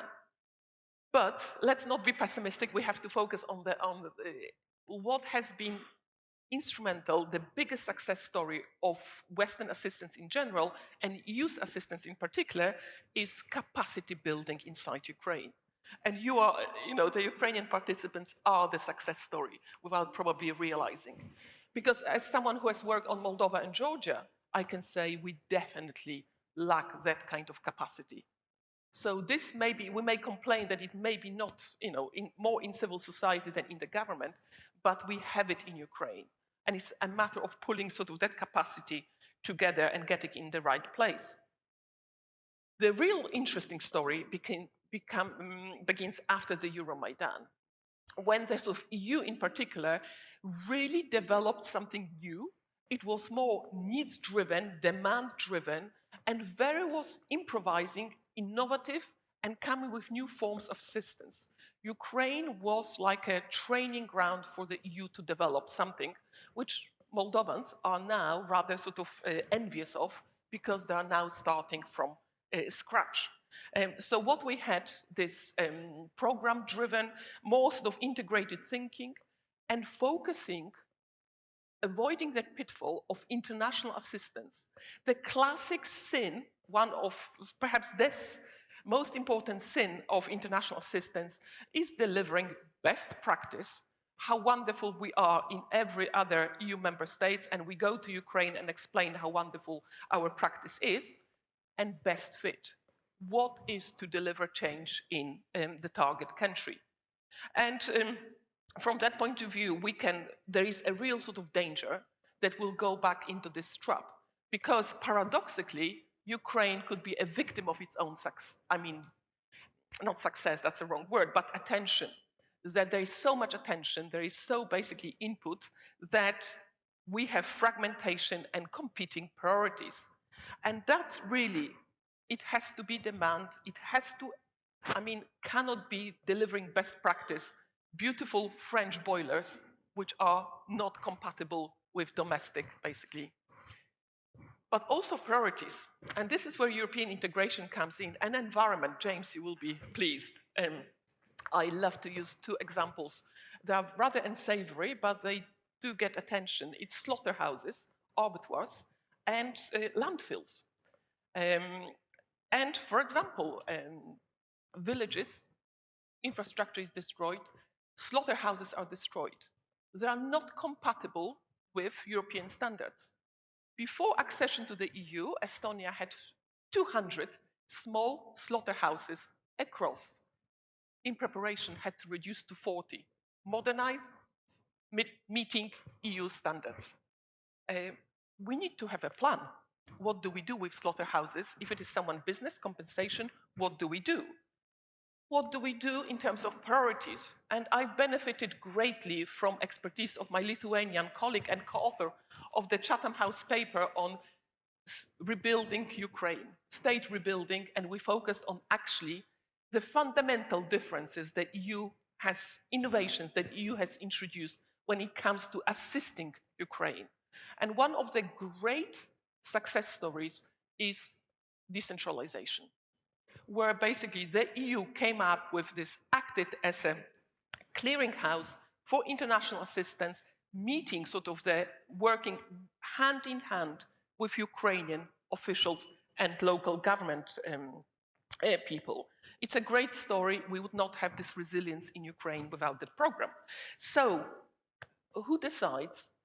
When we talk about reconstruction, are we talking only about the regions which have been destroyed, or are we talking about modernization? Lviv may not have been destroyed so much, but has a massive problem with landfills and fires and accidents. When we talk about reconstruction, are we talking about the destroyed, bombed territories, or are we talking about functional needs? Darius Geroulis says environmental standards are some of the most costly to implement. His estimates from 5-6 years ago when we wrote our paper was that meeting EU standards cost about €1,000 per head. Where is this funding coming from? Ukraine will need to decide priorities. Are we talking about water treatment facilities? Are we talking about landfills? Or are we talking about basically energy efficiency? EU hates derogation. Derogations, when you negotiate accession, need to be as compliant as possible. And Ukraine will, when it comes to environmental standards, will need derogations, will need basic transition periods saying, we've got a plan, but it's not still, we cannot be fully compliant. What does Ukraine choose? Landfills or water treatment facilities? We need basically this synergizing of local needs, national strategy, and demands of EU accession. And perhaps the final point, I'm sorry, I probably already abused my time mandate. We know, I'm sure, in Lithuania, you know it only too well, I can see it in Poland. Very uneven way of development. Some big cities like Stettin on the border with Germany has developed much more slowly than other parts. For example, like Gdańsk, when I come from. So this is the danger for Ukraine as well. There will be left behind communities and regions because they will be not so mobile. How do we ensure that some cities, towns, communities get more, and how do we prevent that we have this very patchy and uneven development? And the very, very final point, geography. Geography and distance is unforgiving. Industries, the engine of Ukrainian economy is in eastern Ukraine, but geography favors western Ukraine. Value chains will go to western Ukraine. So it's a matter of recovery, of reconstruction and growth, what happens. And infrastructure, just amplifying what Adam said, infrastructure, transport is absolutely indispensable because just the size of Ukraine. In Britain, we cannot build our first high-speed train. We haven't been able to build it for 20 years. So I really hope that Ukraine basically overtakes very quickly Ukraine in that regard and replicates the French model of actually connectivity inside Ukraine and beyond. And I'll stop here. Thank you. Yeah, environmental questions aside, then what I really took from a presentation, or at least my main takeaway, was the sin, if you like, of putting into place reconstruction projects and plans which are off the shelf, pre-packaged, and don't actually fit the specificity of Ukraine. That's a really great point. But it won't surprise you, gentlemen, that I'm going to be a bit biased and award top marks to Kasia for covering the second word, or third word, if you like, in the title here. So I can only give you half marks, but if you want to raise your grade, impressive, this is a pass already, don't worry, it's a fantastic panel, then I must ask you, how do you build back greener? That's question number one. Okay, yeah, great, I'll come to you first. But second question, for really top marks, do you see a tension between the pressure to win the war and the need for a quick finish to the war to end the environmental degradation caused by the war? That's an even more complex question. Got it? 1 and 2. Please, I'll go down the panel if I may. I can start? Yeah, exactly. Kasia's done her bit. Actually, Ukraine is already like a champion on decreasing CO2 emissions from 1990, just because we failed to develop our industry and to keep our industry. So We already like by default biggest drop in CO2 emissions. Now we are again champions of reducing CO2 emissions thanks to Russian bombardments, because like most of our huge emission facilities, iron plants, processing plants, they're physically destroyed, like Azovstal or Ilyicha or some other factories.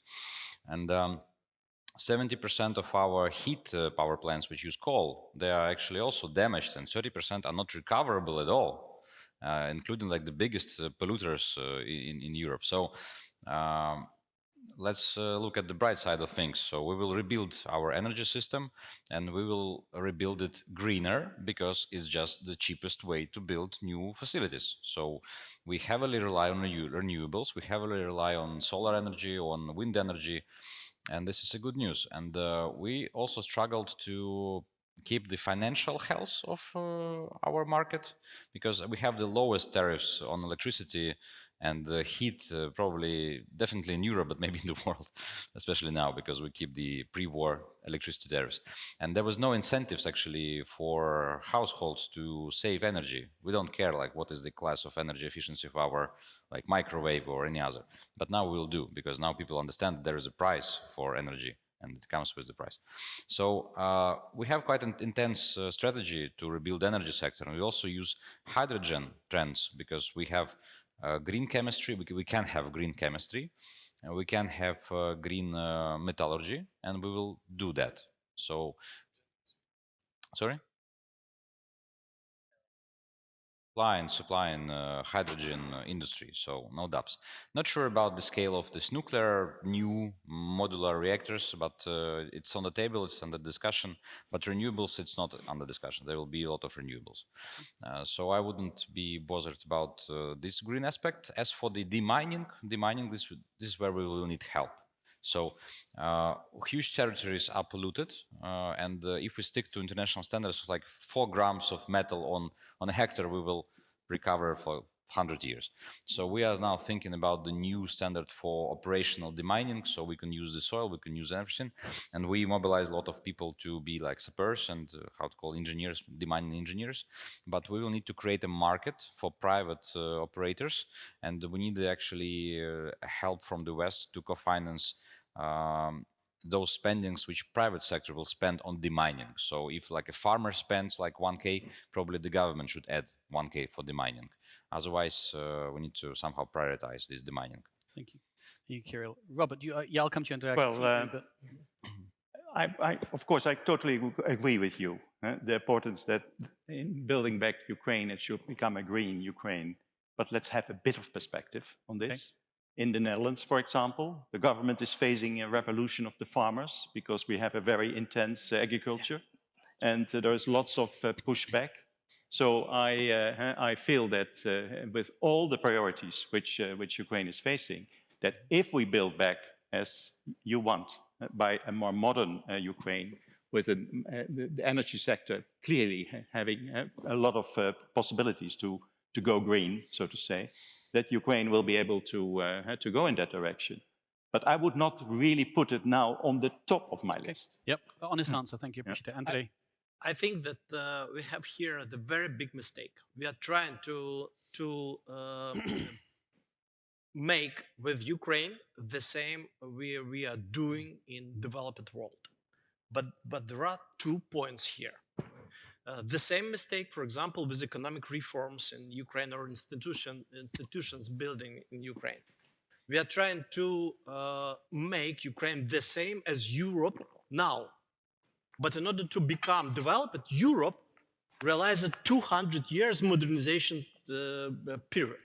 200 years. For example, for taxation reform, our European partners do not support Ukraine with the liberal taxation reform, because they consider that we should integrate Ukrainian taxation system with Europe just now. But in order to do this, we first of all need to realize economic breakthrough, to do what European countries made 100 years ago. Again, the same with environmental situation. I'd like to say a few words about animals, about corruptioneers. Sorry. No. I mean another kind of environment. Corrupted environment in Ukraine is also an example where we have the very big mistake. Now, our international partners helped Ukraine to develop a lot of anti-corruption institutions. But the core of Ukrainian corruption is not a weak institutions, even more. In a few panels later, you will discuss this issue with my colleagues, with Mr. Vladimir Panyoto and with Yaroslav Gritsak, that Ukrainian civil society is very flat, not a hierarchy one, flat one. It's one of the reasons of corruption. We do not want to have procedures. We prefer to solve everything in a flat situation with each other. It's easier. It makes Ukrainian society more survival, more ready for such challenges as this war, for example. Another source of Ukrainian corruption is a very weak economy. We do not have enough economic freedom in Ukraine. And when you say that we need to accept European rules just now as a key option of European integration, this means that we will have poorer bureaucracy even than we have now. First of all, we need to deregulate Ukrainian economy before the European integration. Before the European standards, even in construction, we need to have deregulation of every sphere of Ukrainian life. Fine. This even in environmental process. Yes, you're an investor in ecosystems. Tell us about the future of that. Yeah, and as for economic breakthrough, we feel that Ukraine could realize not a previous economy as it was during the modernization period in Europe. Now Ukraine is one of the most digitalized countries with ready virtual assets inside of Ukraine. Even with ecosystems which are more modernized, more modern than in Europe. In every sphere, we have such ecosystems, in banking system, even in ecology, in food producing. We have such, even for food producing, we can much quicker than Europe go to modern proteins, to bioengineering, because of Ukraine less regulated in this sphere in Europe. So we can realize this green breakthrough in economy faster than Europe. It is why my point here is let's integrate to each other. Okay, thank you. Reflecting what Kirill was saying. Lukasz. Only some small remarks. I'm definitely not an expert on ecology in Ukraine, but definitely there will be a political problem consisting in the fact that EU is concentrating more and more on ecology, on greener energy, and it would expect from Ukraine also to meet this standard. And especially there are some countries in the EU who are very focused on those standards. On the other hand, we have a situation that even current ecological standards in Ukraine are very often not met in agriculture and food production, in terms of drinkable waters. So how to ensure the situation that Ukrainian bureaucracy and state apparatus will be able to meet those standards as a part of conditions for Ukraine to be integrated in the EU. This is a huge challenge. But I see this challenge, but how to overcome, I think my colleagues who have a deep knowledge in specific areas of Ukrainian economy would provide more specific answers. Thanks. It seems there's some contradiction here in the panel between standards not being met and Ukraine's potential. But Edward, you want to take us to the end? On the potential, I think, I mean, of course, we know that the current energy infrastructure is quite old in Ukraine. But I think also, especially, I mean, it's the region in the south which is currently occupied, but there we have huge potential for solar energy, for example, also for wind energy. A lot of it has been destroyed or occupied in the last years, but I think if these regions are deoccupied again, there's a huge potential, and also due to it's a really large country. Also, water is a regenerative source of energy which could be used more. I think the European Union should encourage definitely kind of something like energy cooperatives on a small scale. I think this could be working if the European Union encouraged to build something like that. Yeah. Specifics there. Thank you very much indeed. My thanks to the panel for completing the circle there. Poor moderating means that there is only 16.5 minutes left before lunch. I know there's at least one question here, and at least four. I think I'll take three at a time. So James Sher first, please, right here. Mine is this on? Yep. Mine is a comment prompted mainly by Kirill, but reinforced by Robert, and also a challenge. The comment is that the market volume only contributed about 5% of European GDP at that time. What it did, apart from being this keeps fading in, being very well targeted, it created political confidence, and that is what brought in investment. Okay. Was the product of private investment capital. Yep. Okay. Now, the problem here, brilliantly stated by Robert, is that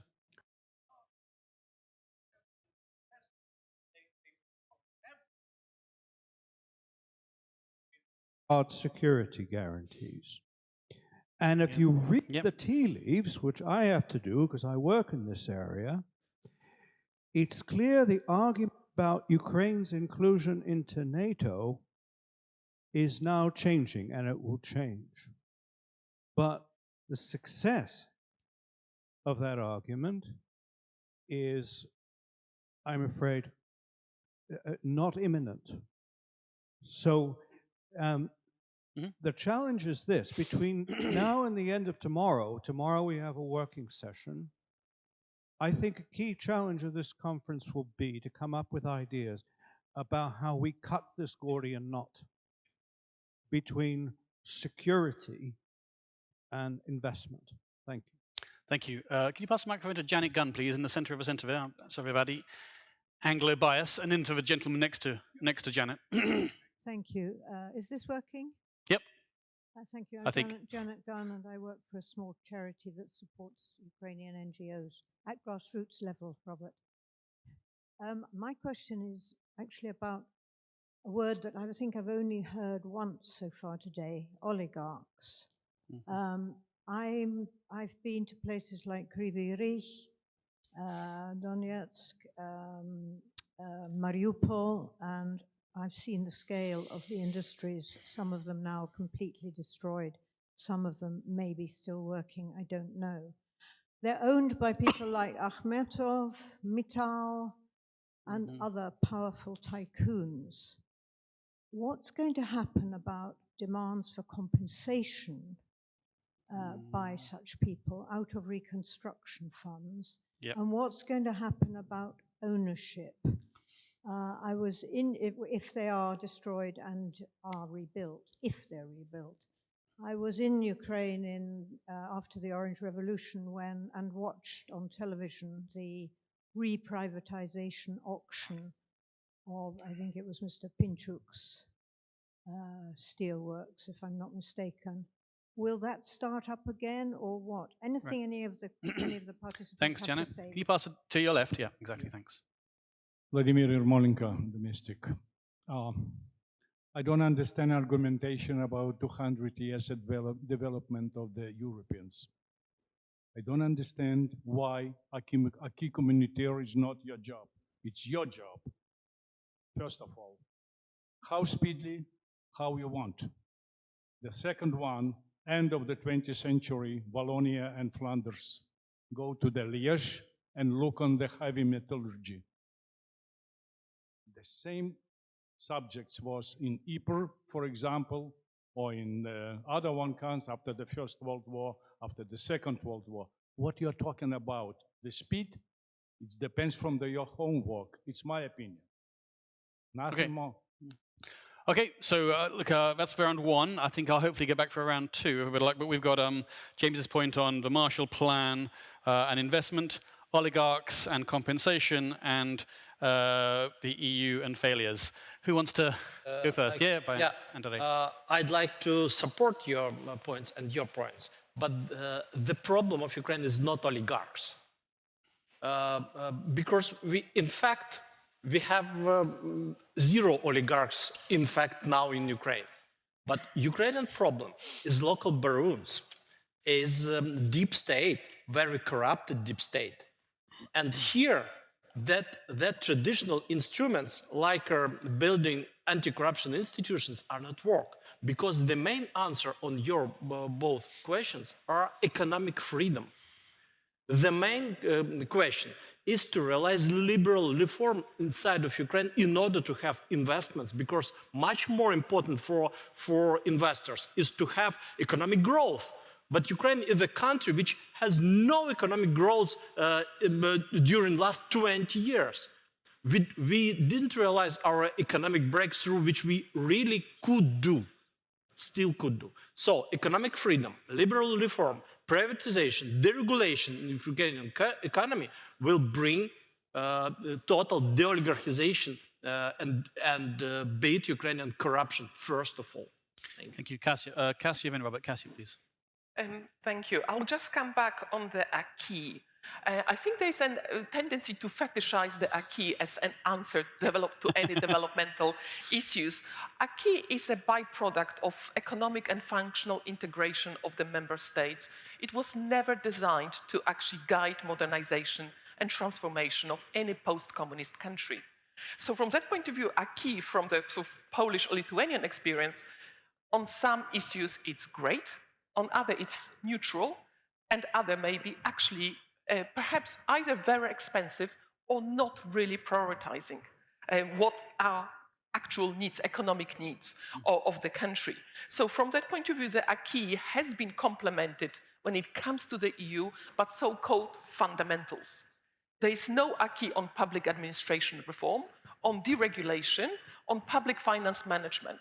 The EU has been developing those not only for the Western Balkans, but for Ukraine as well. So from that point of view, we are looking at this dual track, acquis for some issues and not for others. But when it comes to Lithuania and Poland, I think Lithuania is a very good example, because it was in a way late starter when it comes to accession negotiations, but really by comparative standards completed them so quickly. So can-do attitude is phenomenal from that point of view in terms of actually meeting the standards and deciding the priorities. For me, as someone who's done work on the acquis on state aid, how is the regulation of state aid compatible with reconstruction? I don't know, I don't have those answers, but we need a bit of sort of joined up thinking here. And just the second question on business and oligarchs. This is a fundamental. Ukraine had a massive decline of the economy, shrinking of the economy after the Euromaidan because of the loss of the basically Russian and Eurasian market. Integration with the EU never compensated for the loss. And it was, from my talking to some EU officials at the time, strategic decision so that they could not afford not to rely on oligarchic big business for Ukraine to restart growth. They could not wait for SMEs to basically lift the Ukrainian economy. I think now we don't have this, when I look at Poland, it's really SMEs. Poland doesn't have so many, or if any, oligarchs. SMEs have been the engine. So I would like basically this thinking about from the Ukrainian participants, what is going to be that engine? Are we still thinking about rebuilding oligarchic enterprises or actually bottom-up organic? Thank you. SMEs, not oligarchs. I like it. Robert. on the Gordian knot, which you raised, James. I think I've said it already. I see only one solution, which is NATO, future NATO membership, and a fast track. And it may not be very realistic, what I'm saying. But the alternative is that we actually, after the war, would go back to the same kind of situation where we will leave Ukraine again in a kind of a gray zone, unless you can believe in other security guarantees as the Rasmussen Jermak Pact, which is basically a continuation of the Ramstein, what is happening in the Ramstein.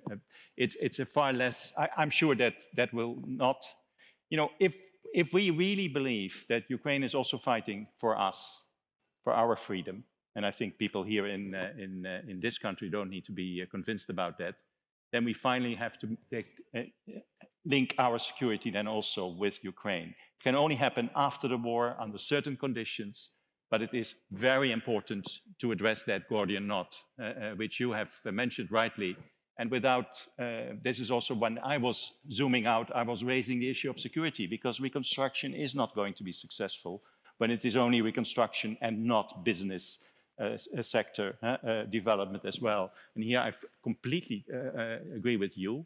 Small and medium-sized businesses is all what it is about. And Poland is a good example. And then coming to then we have an issue, perhaps again, with the oligarchs. Are they coming back? This is mainly a question which you will have to answer. As far as I understand it, indeed, many of their companies are no longer existing because their base was in the East.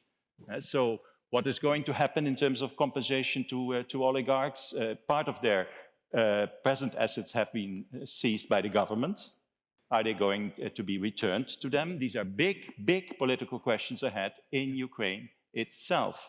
And it is very important. And then lastly, we, for example, in our small-scale projects, we are already vetting companies.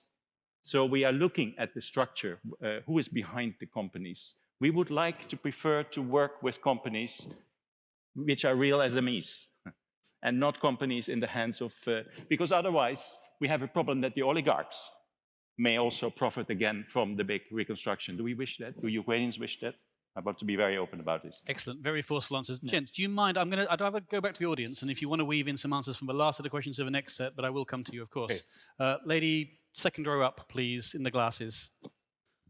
Yeah, no, behind you, yeah. So hello, my name is Rebecca Harms. I'm former member of the European Parliament and was for 15 years working in this lawmaking machine, Brussels. Yeah? And I would really like to answer a very basic question after the remarks by my Lithuanian colleague.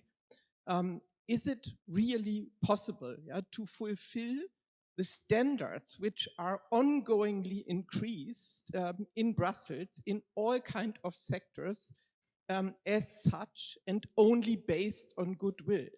So isn't this lawmaking machine Brussels in a way as such a big burden towards any country, for any country who wants to become a member of the European Union? And okay, it's a serious question. I don't ask it only. Got it. So, and very concrete example. For example, I'm convinced, I know Ukraine since quite a while, I'm convinced agriculture is a big field for future success stories for Ukraine, the production in the agricultural sector. And they will be easily able to meet the European standards. But if they are able to meet it, possible, the French farmers and other groups of farmers in the European Union will fight the Ukrainian integration more than now. Thanks, Rebecca. There was a gentleman at the back. I've lost you, though. It was, raise your hand. Yeah, that was it. Right there. Can you stand up? Thanks. Thank you, and thank you first of all for a great panel. I'm Tomas Gulbinas. I'm a city councillor with Vilnius municipality, previously deputy mayor, previously a policy manager, project manager, and also a diplomat in my previous career.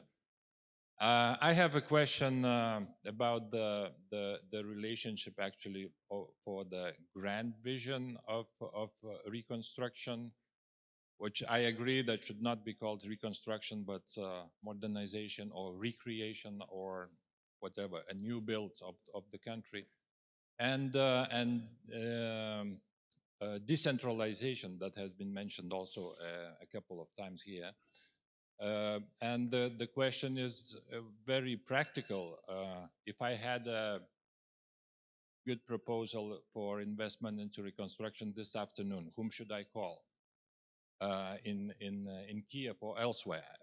An example, I traveled myself to Borodanka, Kiev region 1 year ago, and there's now an ongoing Lithuanian project of reconstruction of the Borodanka school. And while we were prepping for it, actually in the discussion, a question came up whether, given that the people moved out, though probably not so much from Kiev region, whether it does make the best sense to rebuild the school that has been damaged, because not sure whether there are kids, right? But okay, we put that aside. It's not our business. Borodanka, whatever, said we need the school back, and the project is ongoing. So can you come to your question? Yeah. So the question is, how do we know that this is the best use of the incoming money for Ukraine? How is the decentralization and the grand vision working together? Great. So, whoops, 50 seconds till lunch. All down to me, my fault. Let's, hopefully not everybody wants to answer for the sake of people's stomachs, but let's, do you want to, I did promise you three to start with a go, so Ed. Okay, please. So in 10 seconds? Yeah, exactly. So what we have got here is, can you really fulfill Brussels standards? And of course, how do we know it's the right place? Yeah, tough, just do what you can in a minute or so. That's, of course, a question better to your former colleagues in Brussels, not to us here. We're just maybe analyzing more or less what is happening there.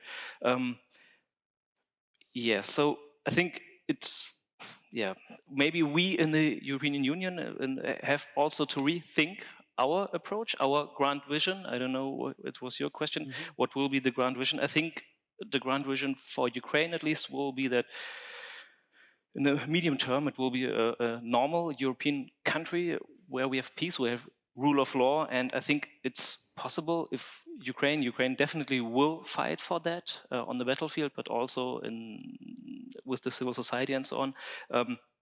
And I think my positive remark is that it's possible to build this kind of state in the next decades. Yeah, Lukasz, please. So I'm a Twitter user, so like in tweets I will answer you. A question about of Mrs. Harms. You know, in Europe there are definitely states who are in favor of EU enlargement and of Ukraine membership. There are countries who declare that they are in favor. They declare that in favor, but de facto they, or at least the politicians, hope that this process would fail somehow in the meantime.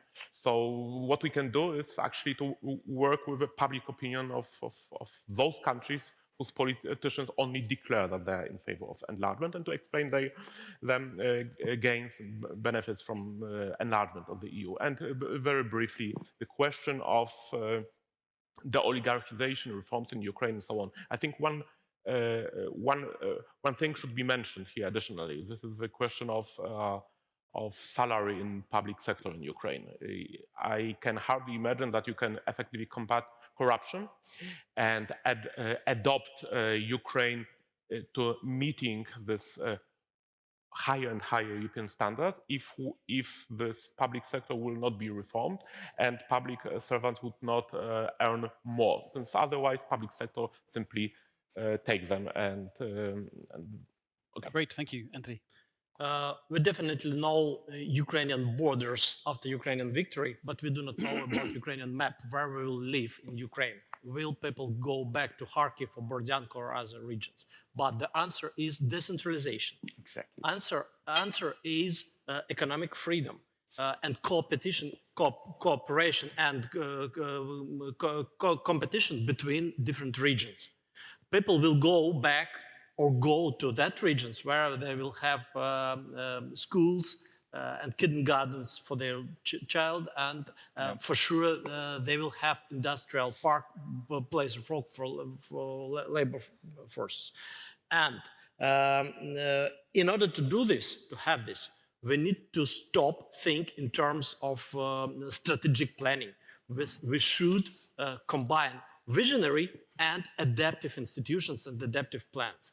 Let's start building these new industrial parks, new facilities, and then we will see whether we need more and more industrial potential or to go to a new economy in certain regions. This means agile strategy. Anyone have a burning desire? Yeah. Just to amplify the point you were just making about decentralization and your question, the last question we got. An example, we, for instance, are working in Tostianets, which is a gromada, where the mayor was very worried about the fact that the villages he is now also responsible for are emptying because there was no school anymore. The school was hit.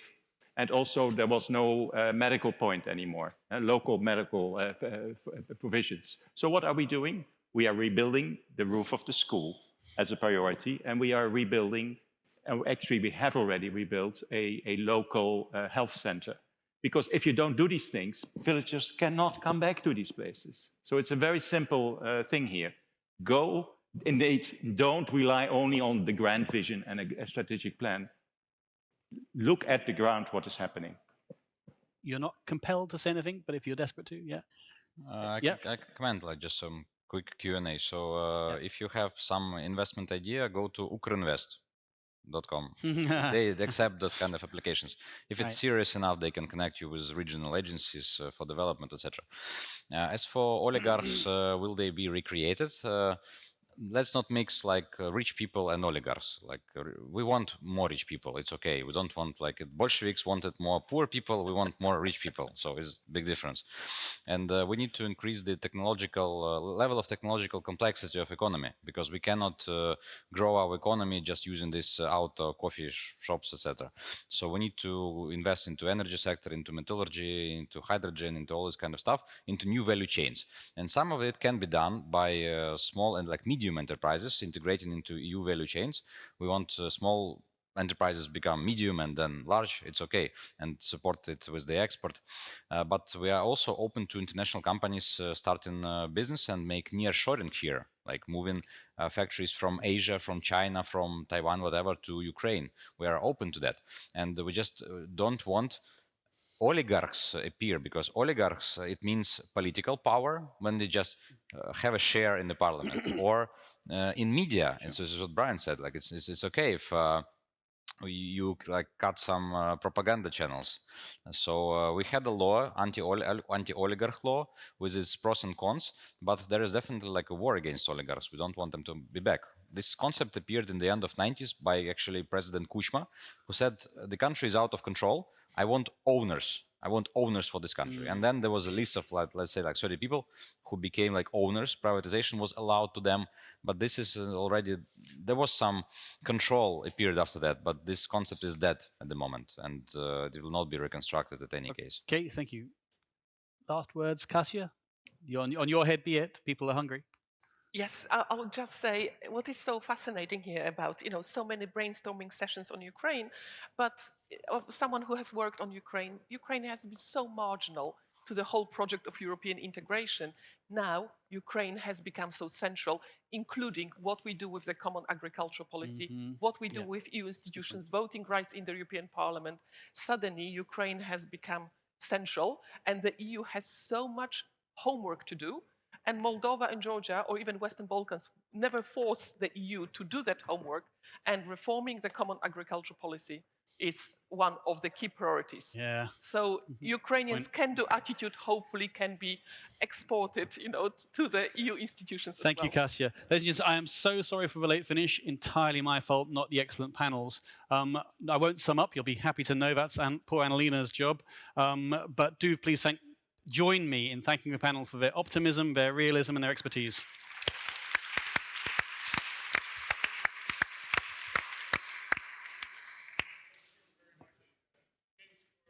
Panel. badly. A couple of things before you go. First of all, please don't take your headphones with you. Leave them with us because they're expensive. For the speakers, there is lunch organized. Please gather downstairs in the lobby and they will take you to the lunch. There is outside a banner asking people to sign a petition for the release of Maxim Butkiewicz, who is serving 13 years of camp. And we have on the table this report, which was made in particular for this conference in 3 languages, so take your copy. Thank you. We'll be back at 14:55.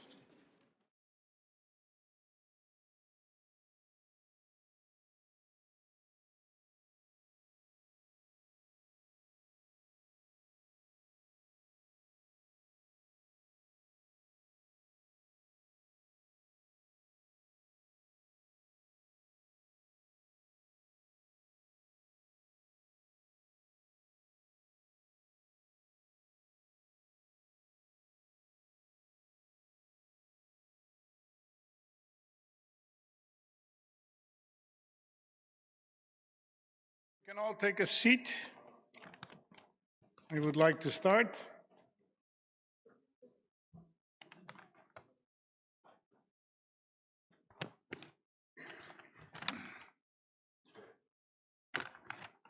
And we will be starting with feedback from the Shevchenko hub. Valery. Ready. Hi. You have your 10 minutes. Please go ahead. Thank you. Thank you, Robert. What we can offer here from Kiev is just some reflections on topics which were discussed. First, I would like to speak about first panel. We saw great difference in rhetorics between Ukrainian and international speakers. International speakers spoke about corruption, corruption, and corruption. And Ukrainian speakers spoke about democracy, democracy, and democracy. So that's a big gap, which reflects maybe perception of Ukraine as a very corrupt country, even within the community of friends of Ukraine. Indeed, that's a problem, and the recent event with the chairman of Supreme Court is a good example. But first of all, this is a good example that anti-corruption system is really works. It does work. So that means that purification, cleaning of the system is in progress. Second is that I will repeat an idea that several philosophers already told about Ukraine, that if Ukraine would be so corrupt as it is described in Western media, it never would oppose Russia. So indeed, our opponents, our enemies, invested a lot of money to create a picture of Ukraine as an extremely corrupt country. What we are speaking in Ukraine when we are considering the first panel of the conference is rather democracy. So we are discussing extreme challenges for democracy which we have now. First, the challenge of restoring democracy after the war, to coming back to full democratic practices which are limited now due to martial law, including some limitations of freedom of speech and freedom of gathering, and opening of public data and registries, and decentralization, and so on. Second is challenge is a transitional democracy. Transitional democracy in regions which are temporarily occupied and then will be free. And we should we should decide what to do with different categories of people, ranging from Ukrainian patriots, which never took Russian citizenship, and on the one end of the range, and on the other, people who collaborate, let's say Quislings, collaborate with occupants, and many different categories in between. And third challenge, a challenge of elections. We could not indeed we cannot arrange elections during the martial law. It is totally impossible. It is not a democratic way.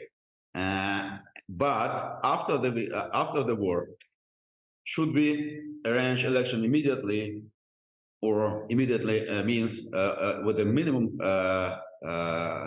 time between canceling of martial law and elections, or should we postpone to make to create more space for political parties, for political leaders to reach their voters through media?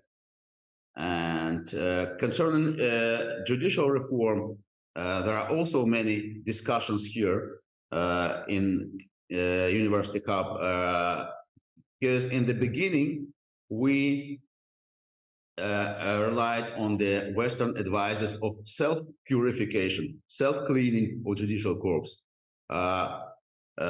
Our international advisors told us if 90% of judges are honest and 10% of the judges are corrupt, those honest will simply push away those corrupt.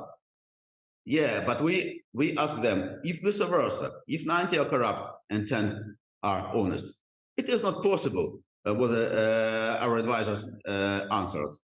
Please don't shame the judicial corps. It isn't possible. Now we see that it is possible. And so the internal self-purification isn't possible. So we need international advisors. We need civil society participation in that process. So optics of Western European advisors, including the Venetian Commission, was not so good to consider the post-Soviet corrupt judicial corps. Then second, considering second panel of recovery, first note is please don't discuss stalemate seriously. A stalemate is a catastrophe, not for Ukraine only, but for whole European Union.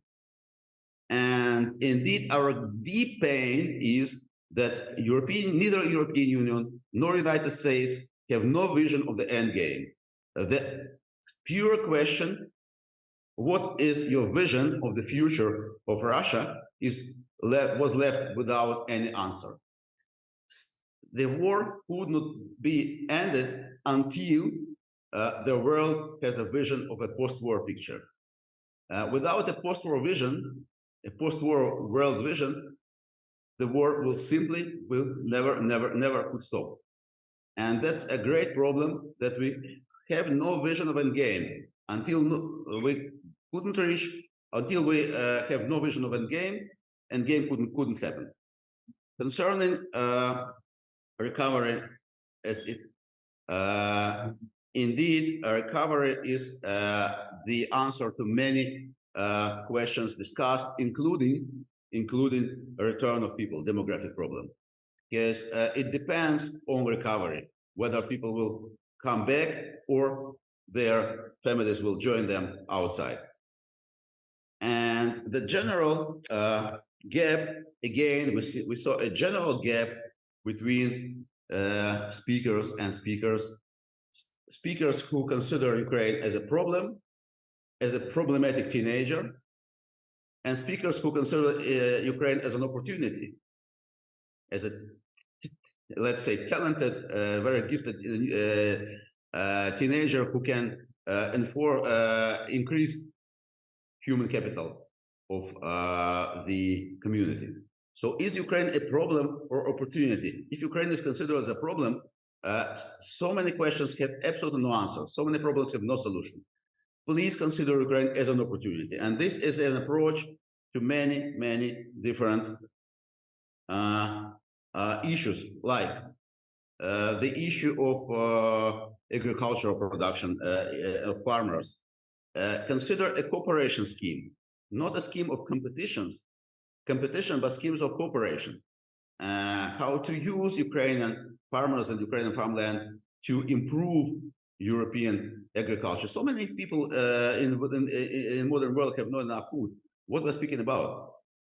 Consider Ukraine not as a subject of international help, international assistance, but as an not as an object, but as a subject. not as an object of help and assistance and financial donations, but as a subject to negotiate about cooperations and to improve the common weight of European Union in the world. Because when we start to speak about common interests, we could find this cooperation, different ways of cooperation. So in this multipolar world, European Union indeed is one of the centers. And with Ukraine, with its human resources, with its human capital, indeed, European Union is much more have much more opportunities to compete with other centers of force and influence. And European Union, like all other countries in the world, is now on the threshold of many transitions, of a digital transit, industrial transit, energy transit, green transit, and artificial intelligence transit. So together with our resources, we can, with Ukrainian resources and human capital, we can facilitate this transit or these transits for European Union, and to make it again, Europe an innovation center of the world. And likewise, recovery is not a result of a donation of an adult to a teenager, but as a result of negotiations about common interests. So we are not asking help. We are not a problematic. We are not a problem for European Union, which needs to be solved, and it could be solved by some financial inflow. But we would like to be considered as an opportunity to create new, to contribute to new European force in the world. That's a brief summary of what we were discussing here in Ukraine. Thank you very much, Valery. We'll see you later this afternoon after the next two sessions. So now we would like to show you a clip which was made prior to this conference, and it will be the first time that we'll be showing it. It's a clip by a Ukrainian filmmaker we've been working with for a long time, Lesya Harchenko. Lesya is in Ukraine. Unfortunately, she is not here. So we have a psychological aid program to Belarusian activists, victims of state repression. And in the framework of that program, we made 7 clips of people who learned to live with their trauma or survive their trauma as examples that it is possible. One of the clips was with a veteran theater in Kiev that was established in 2018 by people who came back from the front in the East and started playing Shakespeare in English in order to deal with their, the consequences of fighting in the East. And so when the invasion started, more and more people asked me, so what happened to the people from that veteran theater? So with Lesya, we decided to go ahead and make a special clip, and that is what we will show you now. For old lang syne, mein dear, for old lang syne, we'll take a cup of kindness yet for old lang syne. For old lang syne, my dear, for old lang syne, we'll take a cup of kindness yet for old lang syne.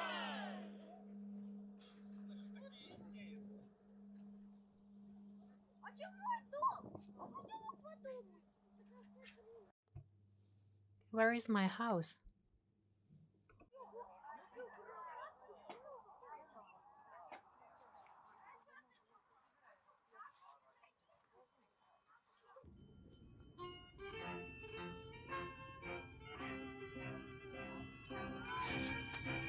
Let's do it.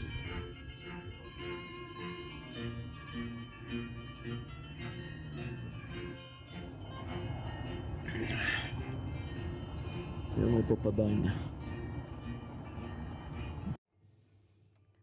direct hit.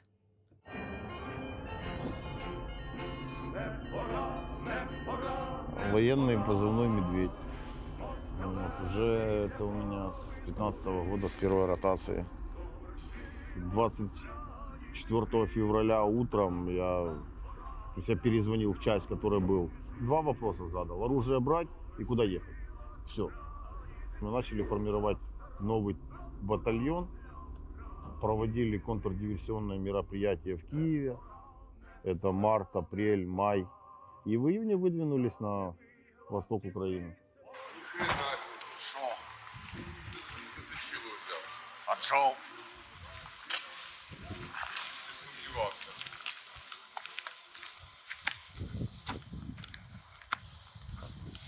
Нормально. Я 3 контузии, все хорошо, что дальше. Вот, а что, кому сейчас? А тут он не знаю. Я буду курить, але жене не показывай. Те. Что изменилось? Друзей многих потерял. Многих нашел. Ну, как для меня-то в целом-то в основном-то ничего не поменялось. Вот. Тут для многих других поменялось. Люди поняли, что такое война. Поняли, как она безжалостна. Поняли, что у нас сосед долбоеб. И при таком соседе нам надо быть постоянно в боевом состоянии. Грубо говоря, не подставлять вторую щеку, а бить кулаком сразу же в морду. Ракету бахнули. Не я, правда, ПЗРКшник наш. Ну, по Киеву недавно.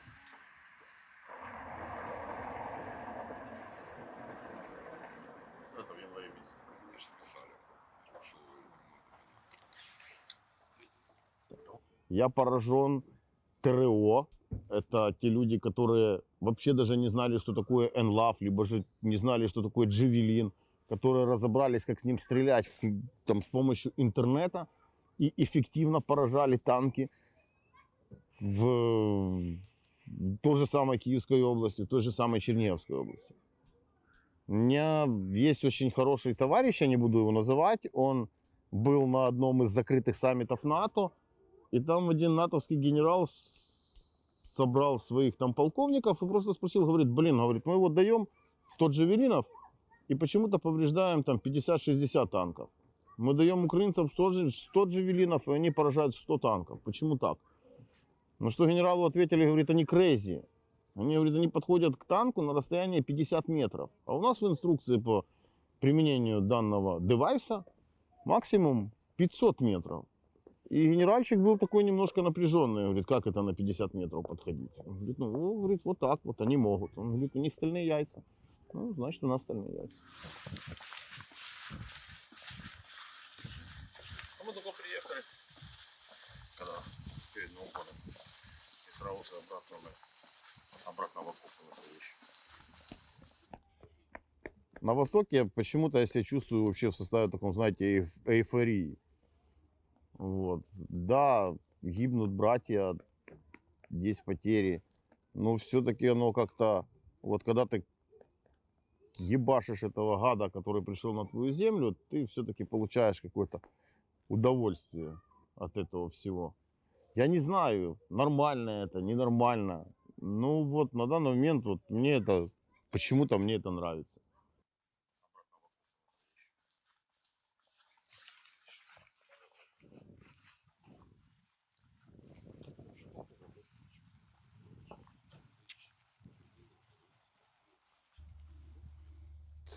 Позивний мій цунамі.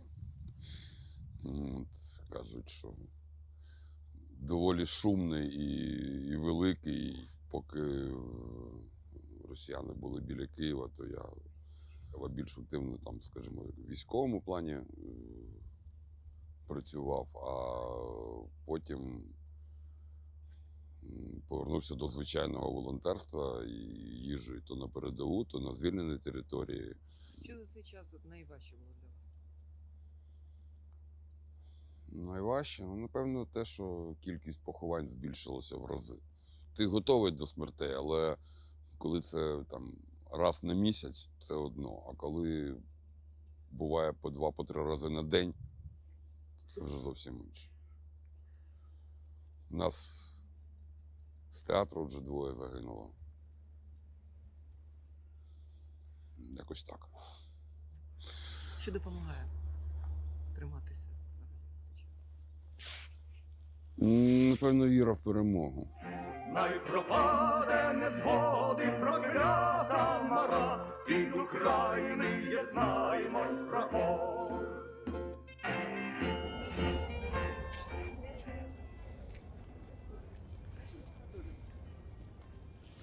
Це красиво. Це красиво.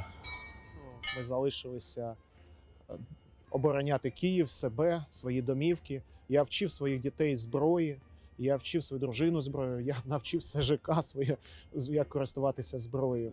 Я сформував групу, вона називалась Євпаторія, і ми з цією групою, 10 людей, виконували свої бойові завдання тут, в обороні Києва. І ось ці перші 42 доби для мене були найважчі. Я думав, що ми більше не будемо жити, і це було боляче. Але я не зупиняюся, я допомагаю ветеранам нашим, які хочуть відкрити свої бізнеси.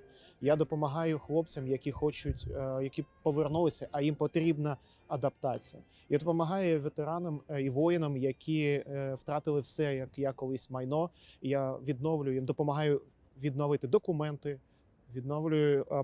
ставлю їх на облік, на квартирний, щоб вони могли щось реалізуватись в новому житті. Поки вони на фронті, вони можуть це робити вже віддалено. І я їм цьому допомагаю.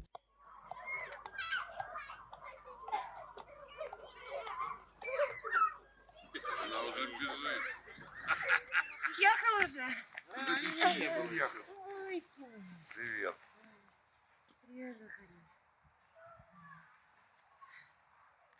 Живая? Ну, как видишь, нездоровая, но живая.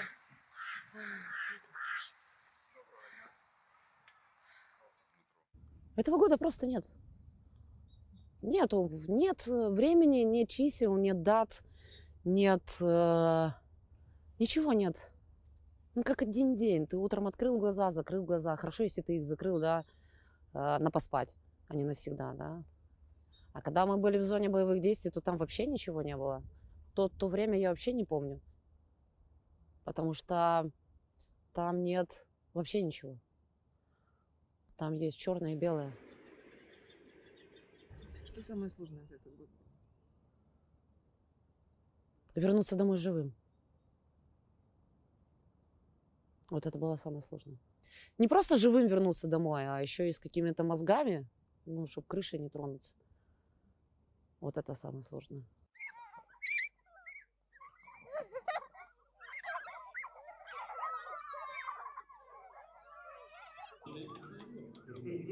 What are you doing? Антон.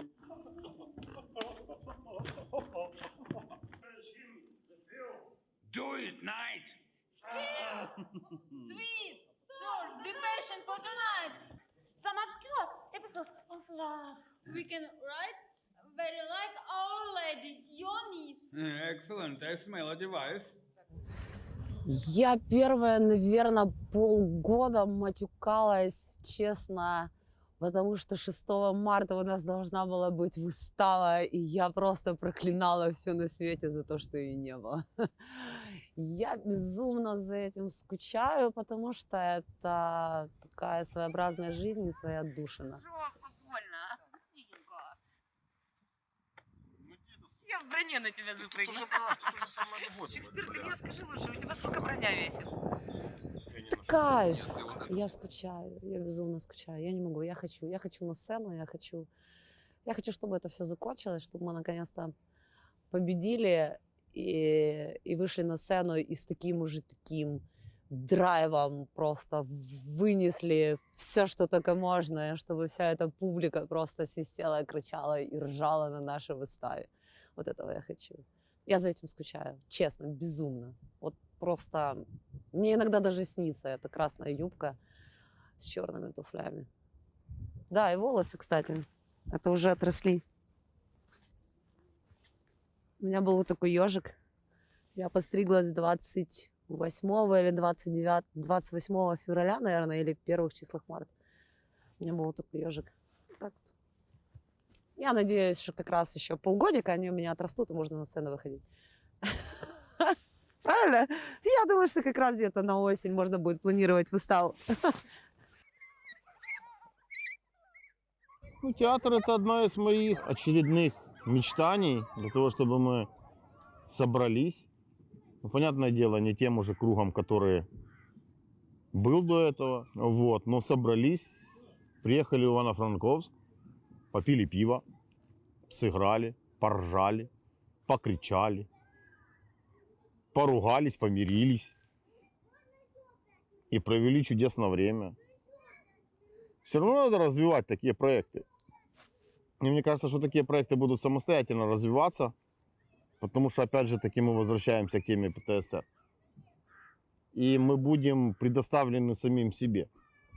А чем больше мы будем развиваться, без разницы в каких направлениях, чем больше ты развиваешься, тем меньше тебя кроет, и никакие там глупые мысли не лезут в твою глупую голову. Потому что все мы глупые перед Богом. Дуже хочу продовжити цю історію з нашим ветеранським англомовним театром. Я дуже хочу, щоб ми вже сьогодні продовжили репетиції, щоб ми планували. Не замикалися, що все втрачено. Ні, нічого не втрачено. У нас є плани, стратегії, а у нас буде нова вистава, і ми зіграємо Шекспіра. Я дуже хочу продовження цієї історії. Будемо чекати до перемоги. Після перемоги зіграємо на Червоній площі. Дякую. Щасливо, дякуємо вам.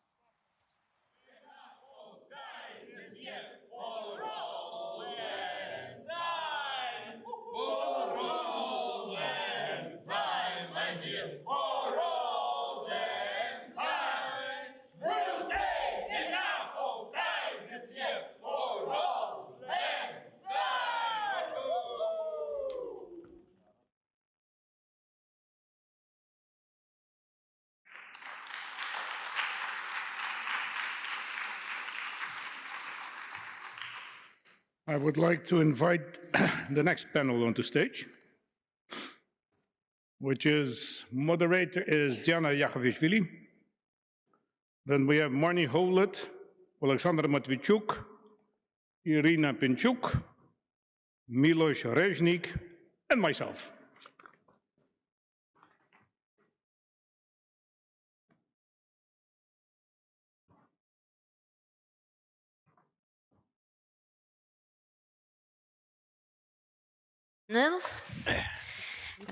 Dear colleagues, so it's a great honor for me to moderate the panel dedicated to trauma, memory, and recovery. And let me switch on our presentation. Can we, dear Darius? Yeah, here we are. So that's a post-lunch session. And we thought how to revitalize the audience. So we thought to use some visual aids. So some of us will have a slideshow. But just quick presentations, of course, with several slides, 3-4 slides. Speaking about trauma, we are going to frame it as resilience. So, quoting Mr. Pecker, who told that the international community speaks about corruption, corruption, corruption, but we speak about democracy, democracy, democracy. So, if international community will speak about trauma, trauma, trauma, we might speak about resilience, resilience, resilience. So, we have a very distinguished panel of speakers. Mrs. Alexandra Tokarczuk, who is a human rights defender, Mrs. Irina Pinchuk, who is a psychiatrist, professor of psychiatry from Taras Shevchenko National Kiev University, Miss Marnie Hollett, who is a department lecturer at the Department of Politics and International Relations from Oxford University. Mr. Miloš Reznik, who is Czech historian and director of the German Institute of History in Warsaw. And last but not least, Mr. Robert Van Warren, Chief Executive of the Federation Global Initiative on Psychiatry, and actually professor of the Vytautas Magnus University in Kaunas. So my favorite, I would like to frame our panel as speaking not only about trauma and brave consequences which war adversities are bringing to the society, Ukrainian society in particular, but to speak about what is the most common widespread response to massive traumatization. And as I already mentioned, what can we expect? Of course, resilience. But not to forget, actually, we expect resilience as the most common spread response to the disaster, but some people are badly affected. And actually, the documentary before our panel shows that there is a huge resilience, but also mental health and psychosocial consequences of war trauma are expected. So here I would like to refer to the matrix of the colleague of ours from the United Kingdom, Renos Papadopoulos, who is speaking about different consequences and impact of trauma at individual level, which leads to mental health symptoms and probably mental health conditions, at family level, which could lead to the family dysfunction, at community and societal levels, which might lead to actually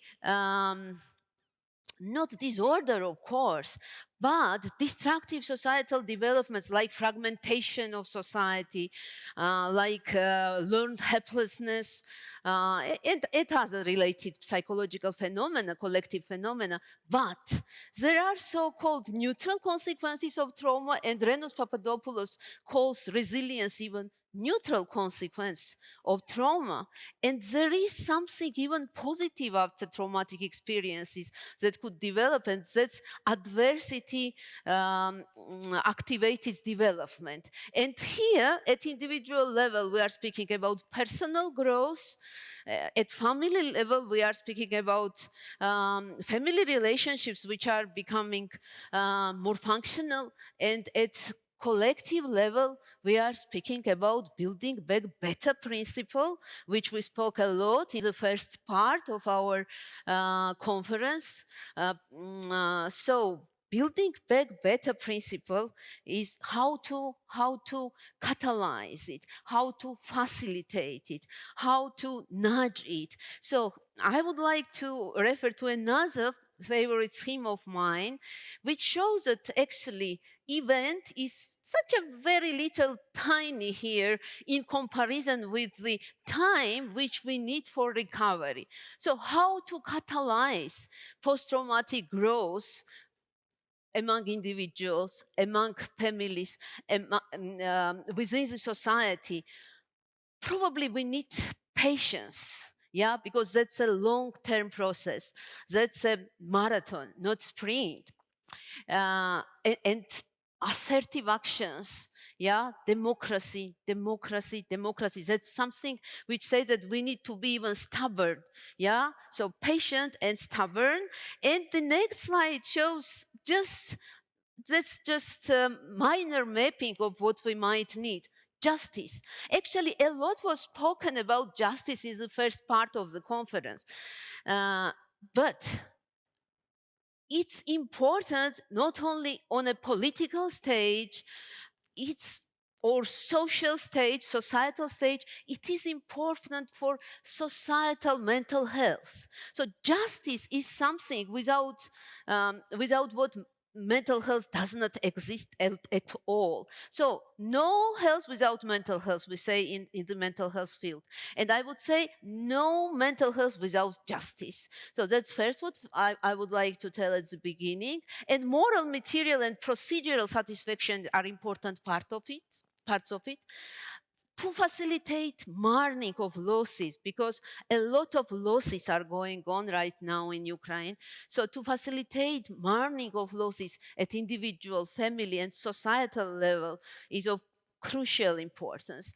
And here, acknowledging harm, studying and exploring particular cases, and not only testimonies, but also academic studies are important. Facilitating meaning-making process and memorization strategies, it's also very important. So to facilitate mourning, that's crucially important. And to assure accessibility to the corresponding services, like social services, legal services, mental health and psychosocial services, to make them available. That's crucially important. And last but not least, I'm not sure that you are seeing the last point here, to keep in mind hybrid war, because Bertolt Brecht has very powerful statement: the war is over, be afraid of peace. Why? Because, for example, if we will take example of Georgia, after 2008 war, the fight is still going on, and the most important battles are within the frame of the hybrid war operations. It's so important not to make attribution bias, because sometimes hybrid war operations, it's about demoralizing population, it's about cultivating learned helplessness, that's about actually funding ultranationalistic groups by Kremlin and fragmenting society. And this is going on in the peaceful times. So to mind hybrid war and to avoid attribution bias, not to attribute what is going on in the society to the failure of society, or not to look at it as a trait of the society, but to make a right attribution and not to leave the society face to face to the enemies. That's important. And here, just to finish my framing speech, I brought a jigsaw puzzle, because there is a proverb that's very difficult to create, to compose, to construct a picture from the million pieces of jigsaw puzzle if you don't know what to do, what you are actually composing and constructing. And that's exactly why we are here together on this panel. This is multidisciplinary panel. This conference, it's multidisciplinary conference. So multi-track, multi-level, multi-dimensional, multi-stakeholder, systemic approach. That's something what we are voting for. And in this regards, I would like exactly to invite our speakers. And the first speaker will be Miss Alexandra. We were discussing to speak about how Ukraine is dealing with the totalitarian past and traumas. I'm not a psychologist. I am a human rights lawyer. And I have been documenting war crimes in this war, which Russia started against Ukraine since 2014. And that is why I would like to share the human experience, how to deal with trauma in this particular war. I would like to assume you that Russia uses war crimes as the methods of warfare. Russia deliberately provides immense pain to civilian population. It's their tools how they try to win this war. There is no justification for such kind of actions. There is no purpose to force people go to the basement to order them 8 volunteers, and no purpose in shooting them. There is no purpose to have a fun firing at people with the tanks whose bodies lay scattered around the streets until liberation. There is no purpose to break someone's house, killing the owner and rape the wife next to 9-year-old child. There is no purpose to shooting the 14-year-old boy in close range who was just playing with the ball in the yard. There is no military necessity in doing this. Russia have done these horrible things only because they could, because Russia attempts to break people resistance and occupy Ukraine with this pain and with this trauma. And that is why now we're speaking that millions of Ukrainians are suffering, and it's make the question how to deal with the trauma more and more actual. And as not psychologist, as a human rights lawyer, I would like to share one experiment, like focus group, which was done by one Ukrainian psychologist. She asked her colleagues and her surroundings from whom they are expecting to hear excuse from Russian side. Do they expecting to hear excuse from Putin or from Russian parliament or from Russian government or from Russian elite or Russian people or Russian soldiers?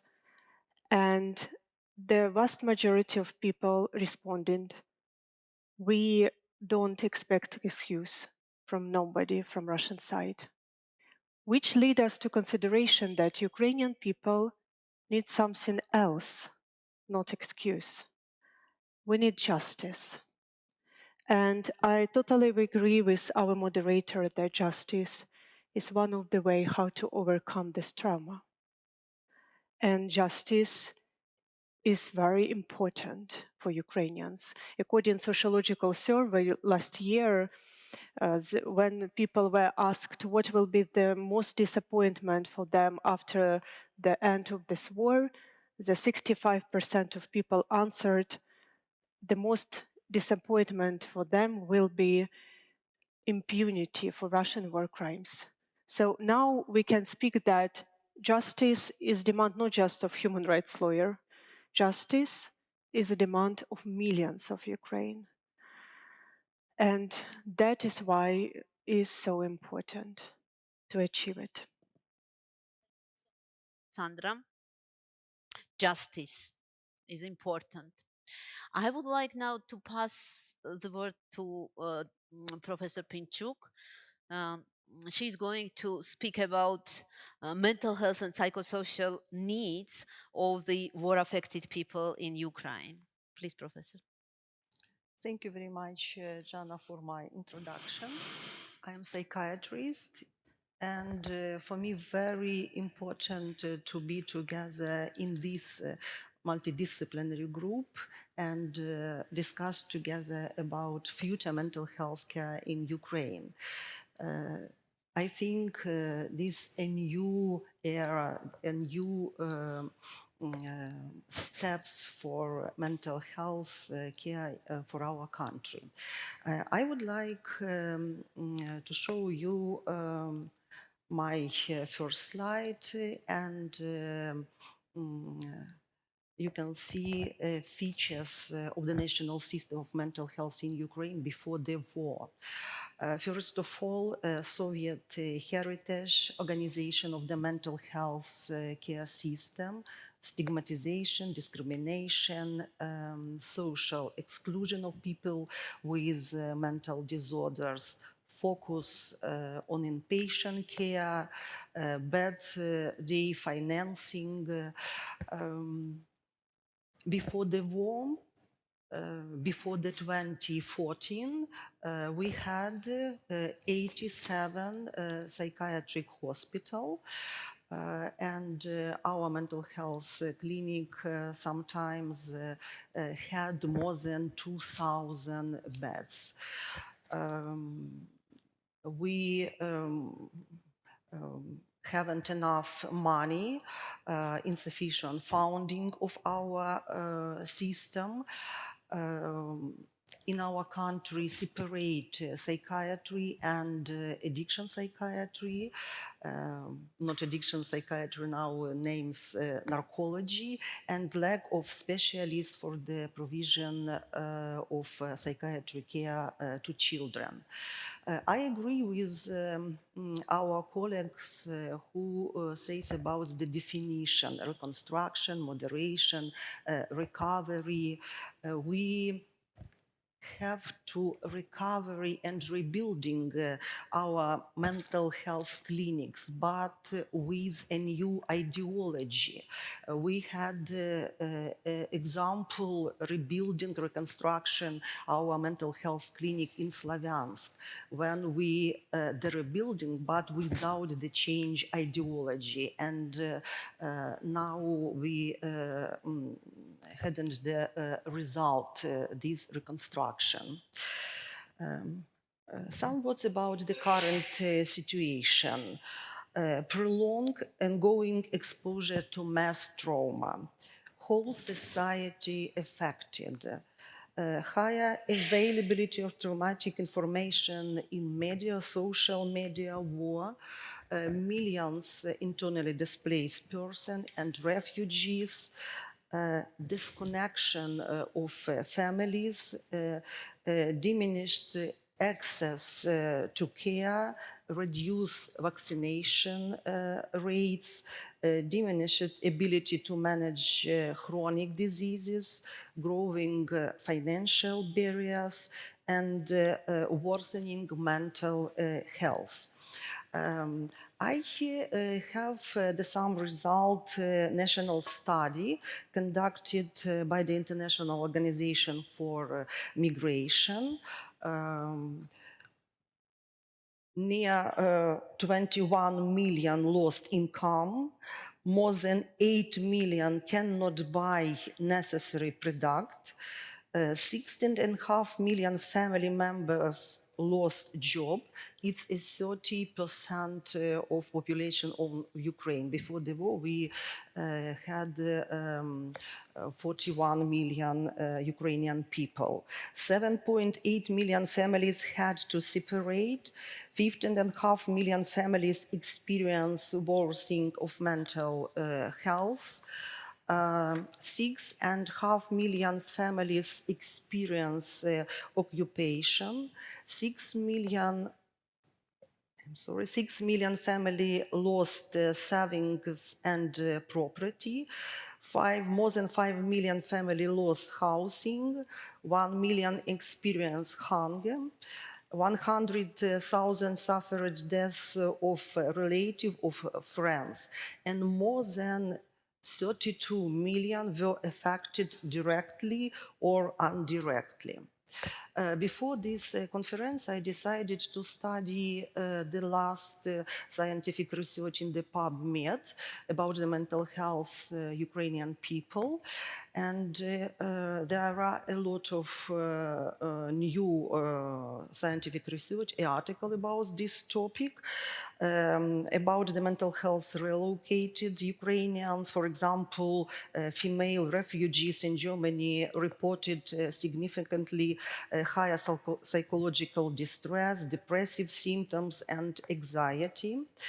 The people, internally displaced people in Ukraine, 26% was reported about anger, 30% about severe anxiety, 57% about depression, and 70% about severe sleep disturbance. We have a scientific article about the mental health is military in Ukraine. Symptoms of anxiety, 44%, depression, 43%, and insomnia, 12%. Interesting that more symptoms in territorial defense forces than in regular army in territories with active hostility. Also, the next scientific article, impact of the Russian invasion of mental health of adolescents in Ukraine during 2016-27. 60% adolescents in Donetsk region had witnessed armed attacks. 14% were victims of violence, and 28% were forced to leave their homes. They also had significantly increased risk of post-traumatic stress disorder, severe anxiety, and moderately severe and severe depression. And what can we expect? According to the data, World Health Organization, 1 of 4 Ukrainians at a risk of mental disorders due to conflict. The last scientific article, our Ukrainian professionals, medical and psychological consequences of the war distress in Ukraine, what do we expect? Tells us about increased prevalence of post-traumatic stress disorders and depressions, increased prevalence of substance use, increased toll of somatic problems, infection, allergic, cardiovascular problems, psychosomatic complaints, and increased risk of mental health problem in children of mothers with post-traumatic stress disorder. And very interesting data of the project on the development of sustainable of public health system.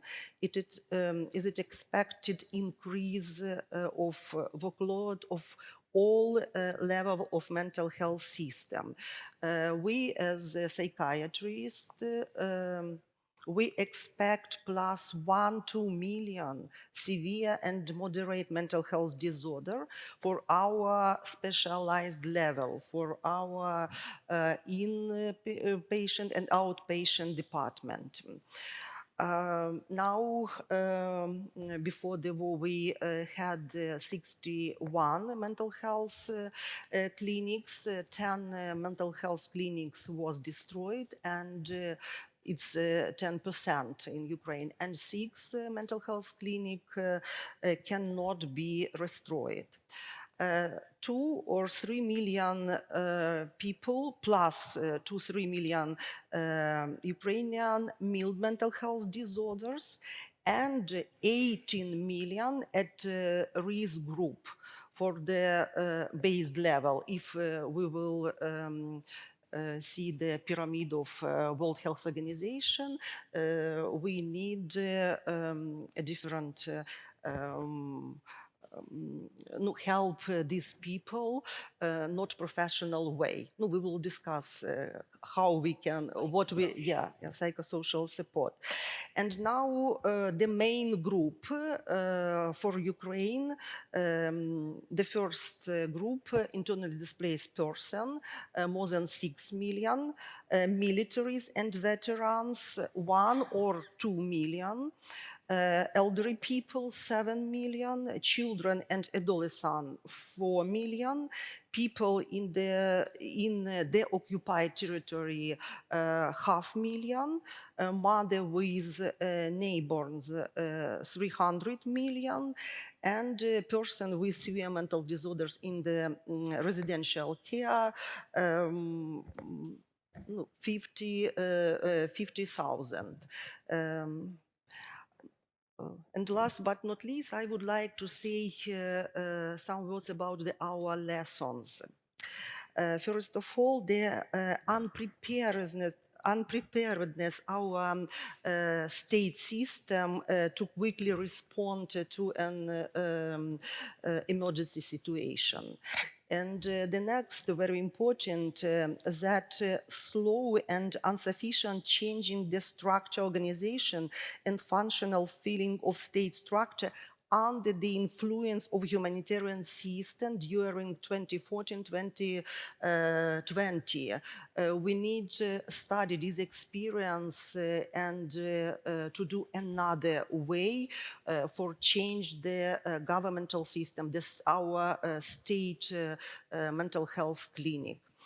lack of outreach activities in mental health issue, limited interest in military psychiatry and rehabilitation, recovery of servicemen, limited understanding on trauma-informed care.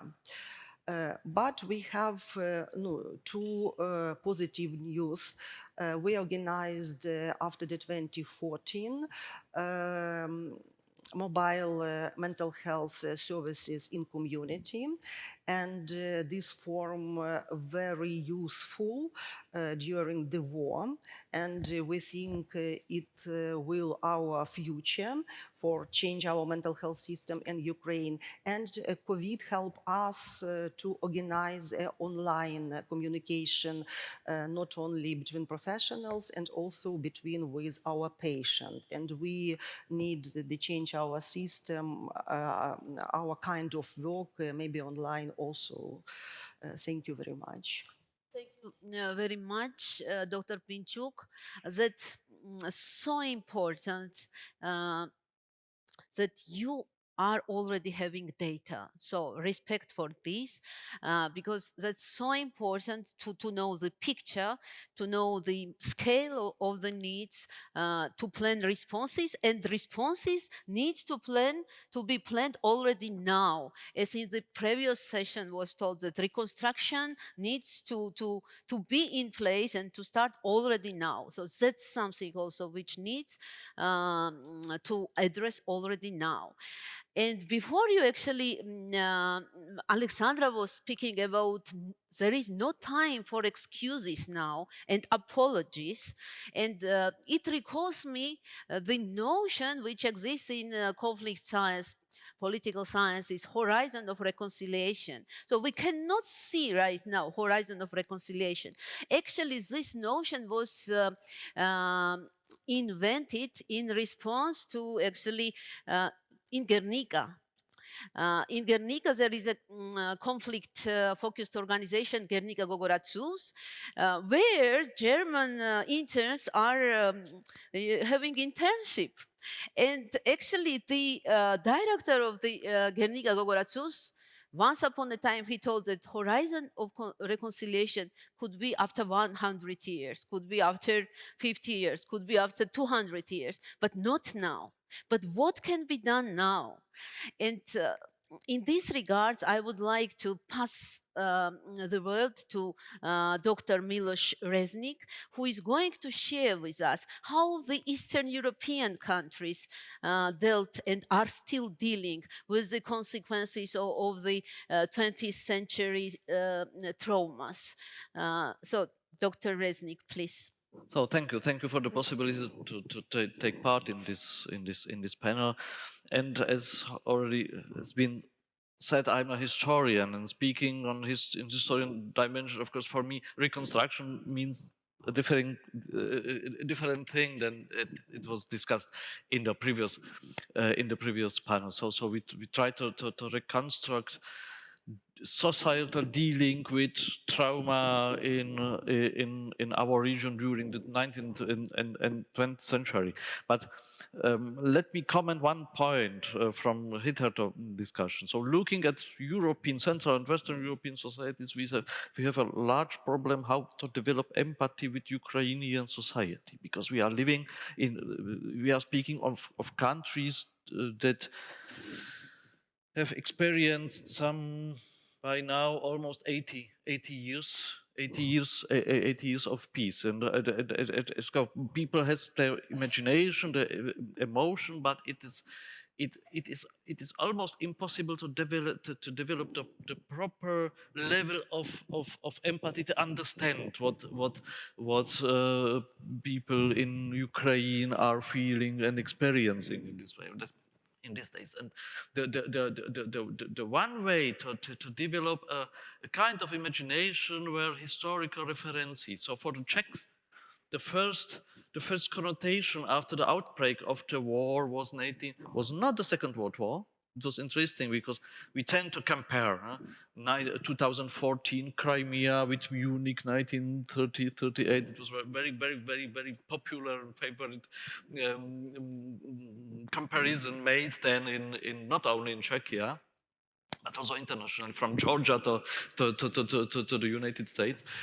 But the first one, the first historical experience Czechs was thinking of a year ago or more, were 1968, the invasion, the Soviet invasion into Czechoslovakia during the Prague Spring. But of course, you have very different, deeply different dimensions. So if the societies and individuals in this region deals with historical traumas, we have 2 points that are not present yet and will not be present in Ukrainian case for decades, and that's the historical distance and the evolution of collective and personal identities of people. And looking at Polish and Czech case, we have quite striking difference.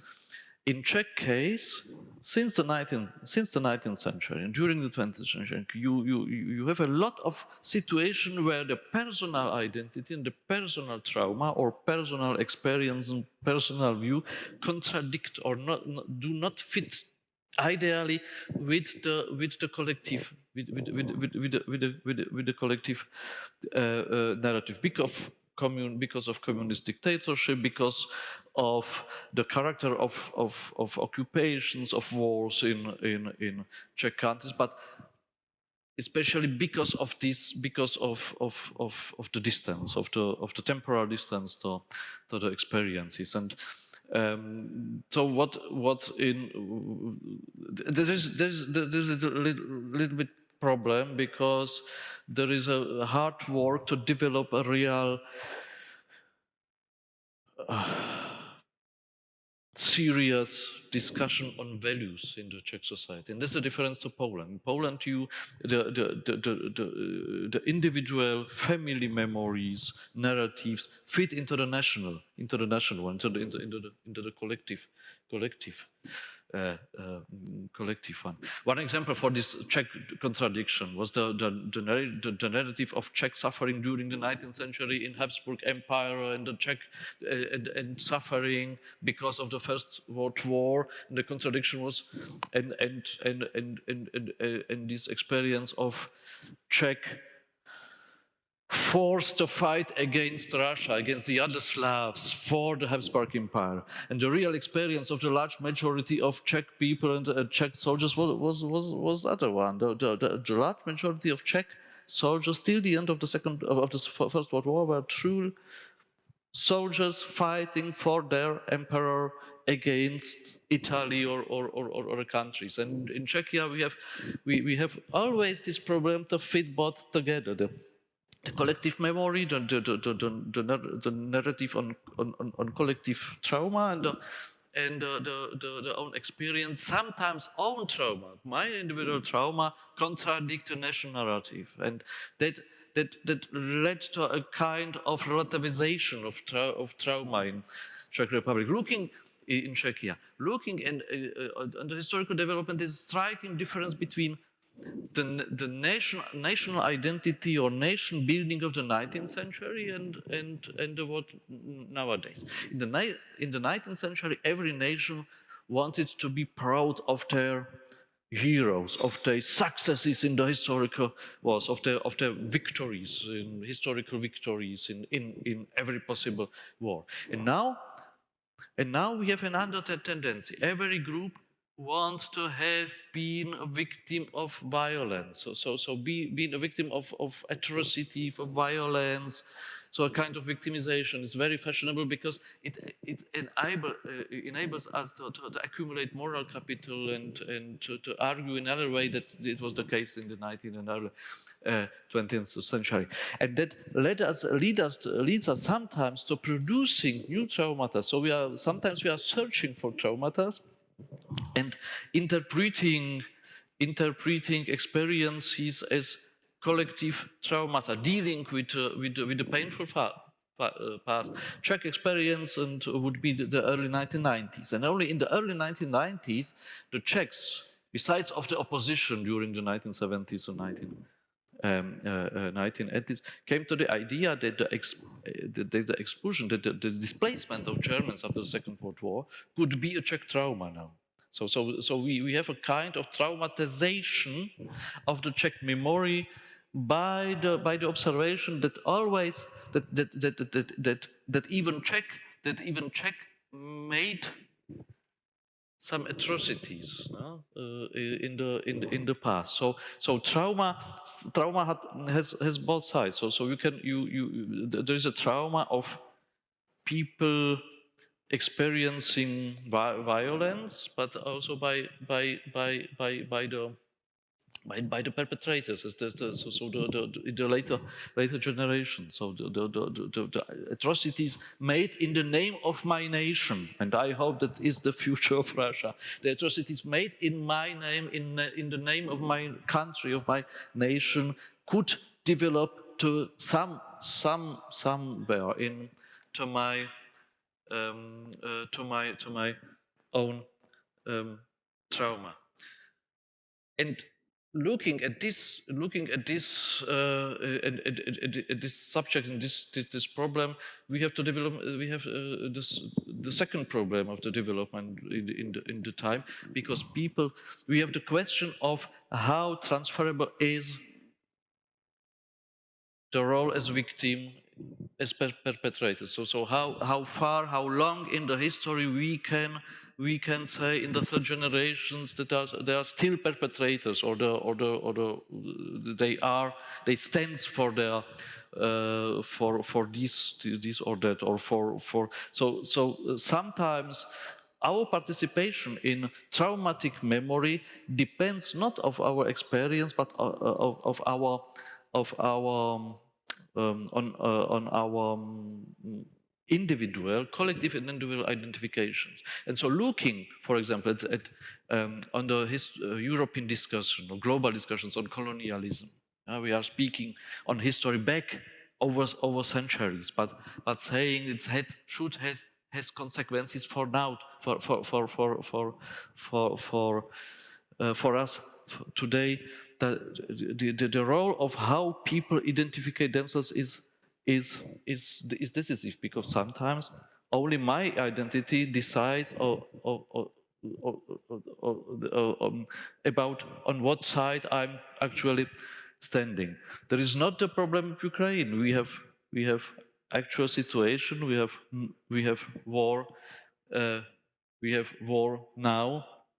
For me, it will be interesting as historian in the future how, and that the Polish case could be a certain maybe warning, maybe example, how two sides will be fixed and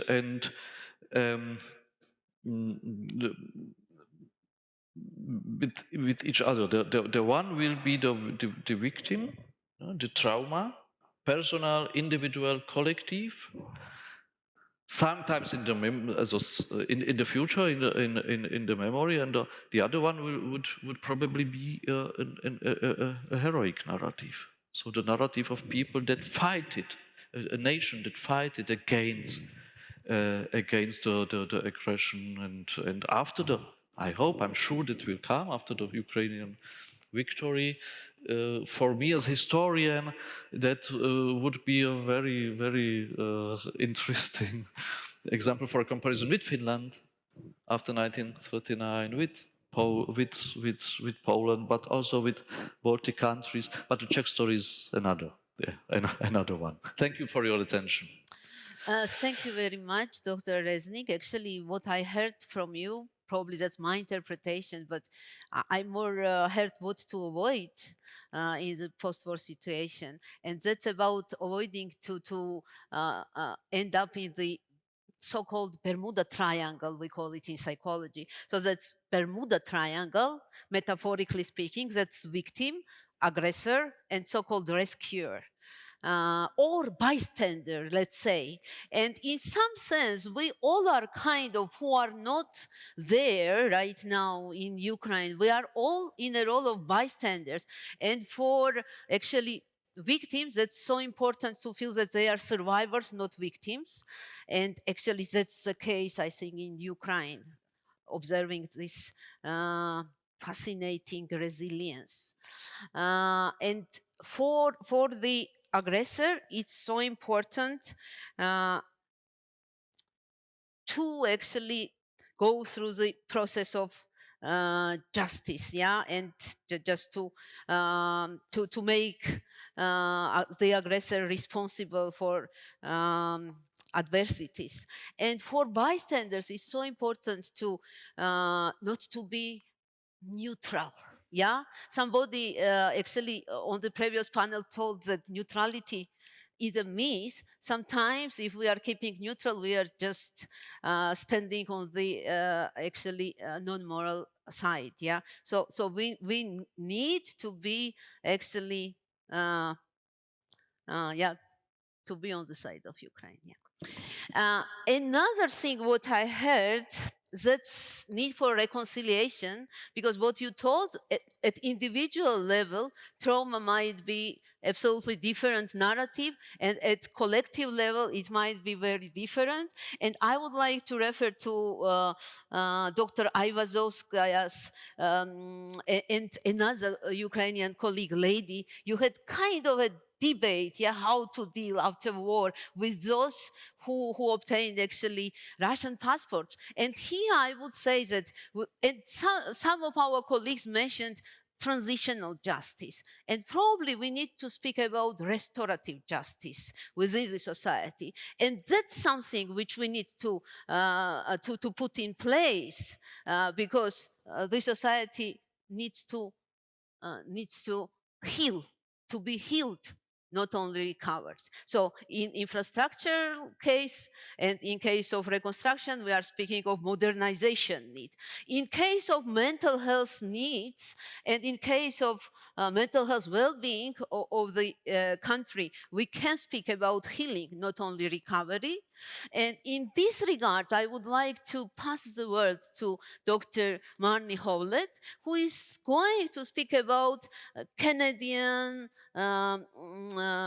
American, and I think UK experiences. So more Western experiences of dealing with past traumas. Thank you very much, Jana, and thank you very much for having me here today. It's truly an honor. I'm coming at this as a political scientist, so I differ a little bit, like Milos, with our fellow panelists. However, I think the conversation is so important, and I really will echo some of the points that Milos just made and kind of pushing it even further.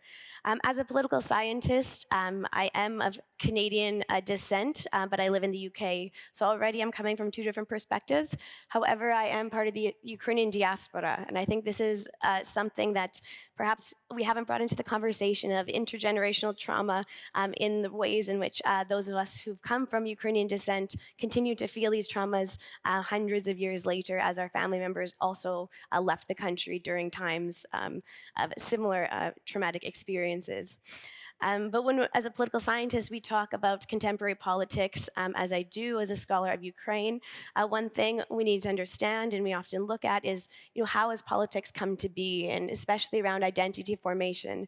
As Milos just mentioned, history is so fundamental to the ways in which people identify politics forms, and therefore, in order to understand any sort of reconstruction, reconciliation, state capacity building going forward in Ukraine, we really do need to look at the contemporary day and understand the experiences now, as that will be at some time the historical memories that are kind of transmitted intergenerationally. So when I was preparing for this talk, I was reading the news, and a colleague of mine had just recently, a few days ago, published a piece. And I just want to quote her, Olasya Kremenchuk of the Ukrainian Institute London. And I thought this really spoke to what we were talking about today. So as zone there. In Ukraine, we are all carrying phantom pain. What hurts only exists in memory. The living body above the grave adopts the pain. The body 6 feet under can no longer feel. I thought this was really, really key to the discussion today of the phantom pain, as she terms it, as this is something that will need to be dealt with in the contemporary day, but also, as Irena just mentioned, really going forward when we talk about any sort of PTSD or any work in the mental health field. But as Irena also mentioned, this is not new, and we know this especially from 2014. Irena gave us the numbers of the number of people who have needed mental health care in many different capacities. But even in less moving away from the institutions, as a scholar of Ukraine, I've spent much of my life in the country interviewing people, and these narratives and stories come up both related to the events since 2013, but even beyond that, we know the events in Kuban, the Holodomor, these intergenerational traumas were still very much felt and are still very much felt in the contemporary day in Ukraine, as well as within the diaspora. My great-grandparents continue to talk about the traumas that they felt. And so in this way, there is a need for reconciliation of many different generations and many different generations of trauma, not just in the contemporary day. With this, and as Jana mentioned, I'm supposed to connect this to what has been done in the West, or specifically in North America. The unfortunate reality is that Canada and the US haven't really dealt with their own traumas in many different ways. And I think that's a really important lesson for us to take away. As a Canadian, a black spot in our history that is not often talked about is the treatment of Canadians towards Indigenous peoples of our country.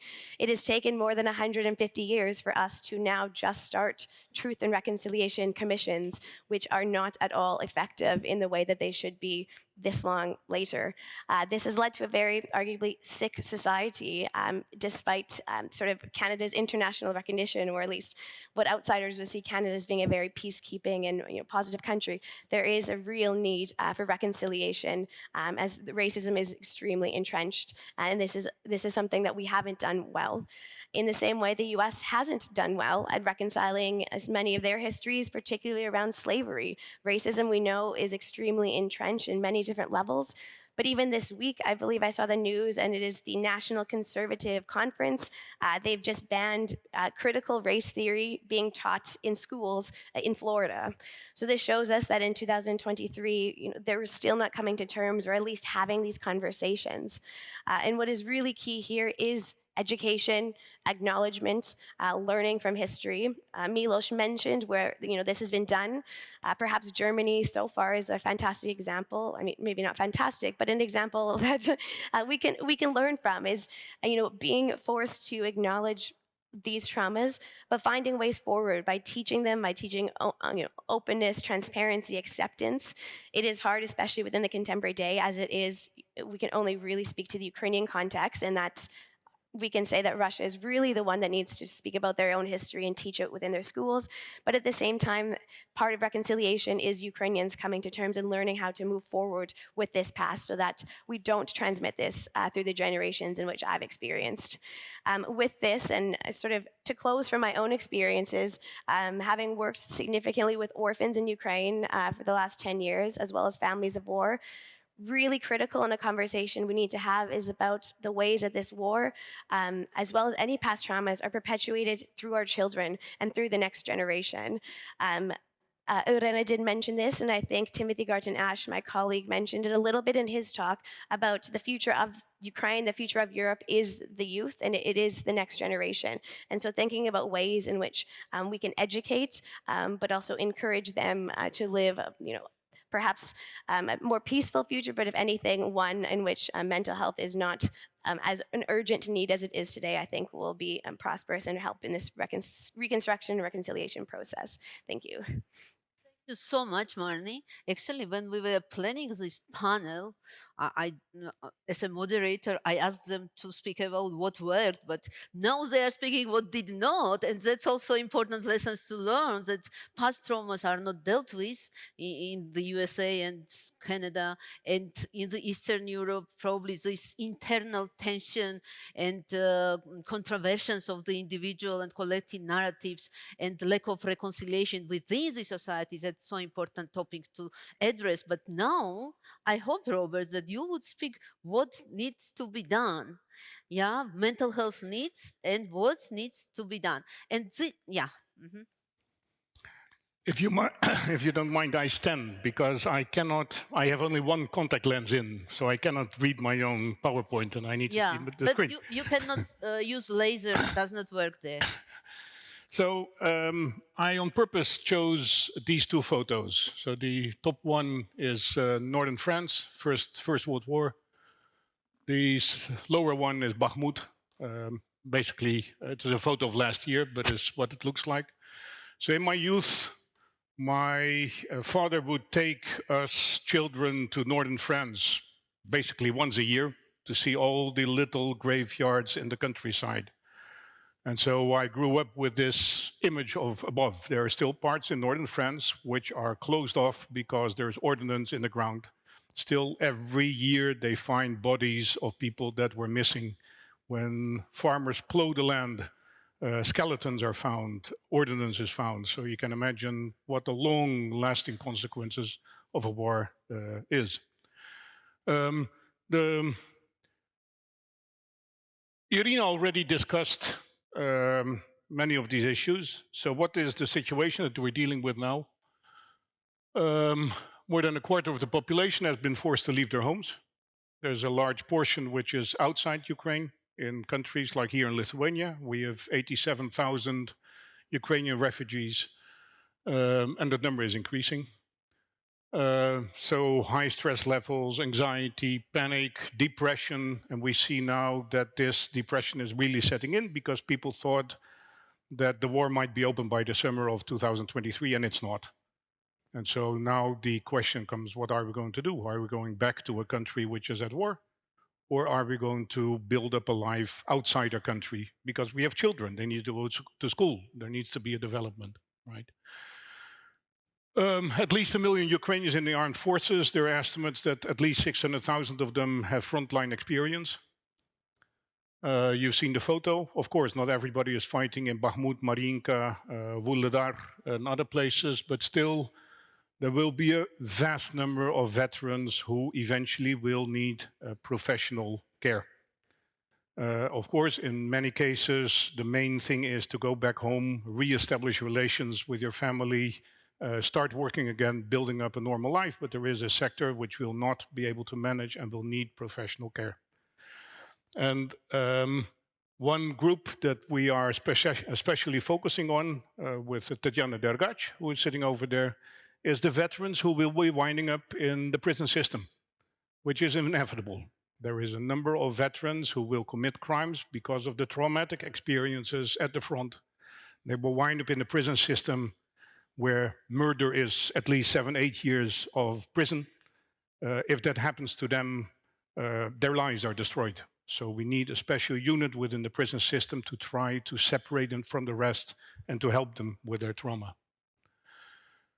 As Irina told, the mental health care services before COVID, before the invasion, were outdated. I've been working in Ukraine since 1990, trying to help reform mental health care services. If I compare to 1990 with, say, 1990 with 2019, I mean, it's light years of difference, but still far away from what we wanted, what is needed. And we now are facing a mental health care system with destruction, buildings damaged, some of the buildings completely destroyed.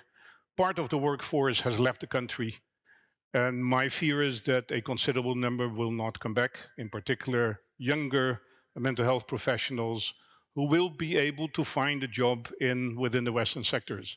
And the longer the war lasts, the more we'll stay behind and the less we will have in the country itself, which means that we will have to work on educating new generations of mental health care professionals, right? And then, I already mentioned it at the opening, one real concern is most of the refugees are women with children. They've been out now for more than a year. They are building their own lives outside the country in societies where there is much more, on average, much more gender balance. So even if they go back, how are these relations with their husbands going to continue? Part of the husbands have been at the front. They are damaged by what they experienced over there. They come with wives who have learned to take care of themselves. And so how is this going to connect, right? I remember in dissident times, there was a kind of law that if a spouse was arrested for slandering the Soviet system and got 3 years of camp, you were supposed to wait. If your spouse was arrested for anti-Soviet agitation or propaganda, 7 years camp, 5 years exile, it basically meant that you were a widower because the connection within the, the relationship was just, would never be connected again. So the fear is that there is also going to be a lot of societal chaos because of relations faltering, families falling apart, and that in the country that needs to be rebuilt. So what are we doing as GIP, the Global Initiative on Psychiatry? So we have this psychological aid program, Samopomoc, which is run together with the National Institute of Mental Health in the Czech Republic and our Georgian office, GIP Tbilisi. And so we have a website, we have social information channels. We post every 2 days short advice. What do you do in certain situations? What do you do when you are in the bomb shelter with kids and your children panic? What do you do when your husband wants to commit suicide? All these short types of information. Close to 60 million views now on Facebook, right? Here in Vilnius, we set up a crisis center for Belarusian and Ukrainian refugees. I mentioned we have 78,000 Ukrainians. We have 48,000 Belarusians here, many of them political refugees. And so we have a team of 5 staff members, 4 psychiatrists, 1 nurse. 1 psychiatrist is from Minsk, 2 from Mariupol, 1 from Kramatorsk. And we are trying to help the community here because the interesting thing is that Lithuania has basically the same problem as a Western European country. Mental health professionals younger than 40, 45 don't speak Russian anymore. And 90% of the refugees know only Ukrainian and Russian, right? So we try to help colleagues in the country itself. We organize training seminars here, but also in other places. So the photo there is, we brought 150 Ukrainian mental health care professionals here to Vilnius. They had the 3-day seminar on war-related trauma. We just had a seminar with Jana on war-related trauma among IDPs. In June, we will have a training session on grief and mourning, which is really very important because there are so many people that disappeared. Among the armed forces, already 8,000 people, of which people have no idea where they are. So among civilians, exactly the same. And so there is no closure. And how do you deal with people who do not know what happened to their family, right? And then one area in which we are moving in more and more is the issue with the veterans. Because if you look at the numbers, the issue is not only the veteran itself. A veteran has a family, a veteran has an environment. So this is something, with that numbers of people having problems in society, this is a crucial area in which one needs to invest in the country. And so we're trying to find ways also to prevent veterans from entering the system. And so what do we need for this? Well, of course, long-term vision and long-term funding. Funding is now really becoming an issue. Last year, everybody wanted to donate for Ukraine. And if I see what is coming in now in comparison to last year, it's almost a trickle. People get used to war, not in the country, but in the countries that are supporting. People have given what they had. And there are other disasters, earthquake in Turkey, civil war in Sudan, and so money is going in another direction, right? I mentioned the problem with the workforce. So we really need to think of ways how we can start training new people, new professionals in the country, how we can use volunteers. Not everybody needs to be a psychiatrist and a psychologist to help these people. We need to make use of this crisis to really get this big leap forward to have a community-based mental health care service. Irina mentioned the mobile teams. They are still functioning. My colleague is supervising them.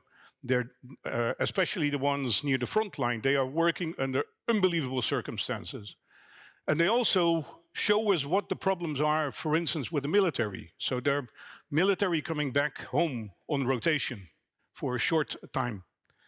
They cannot sleep because they cannot sleep when it's silent. They got used to the bombing. The feeling of guilt, that why am I at home while my friends are dying at the front? So they want to go back. So all these are indications of what we can expect. And then I think we need really to make this use of the situation to try to build up a system by which you have non-governmental, not-for-profit mental health institutions that sell their services to the state, and where you have good quality services that are actually answering the needs of the population and that are cornerstones of this new type of mental health care services in Ukraine. Thank you. Thank you very much, Robert. Thank you for stressing needs of particular vulnerable groups in need of mental health support. Of course, we would like to more focus on what should be done, what should be the next steps. Let's think about it together. So you are very welcome. We are having 16 minutes and 26 seconds. So you are very welcome to ask questions, make comments, even complaints. Oh, please. Mm-hmm.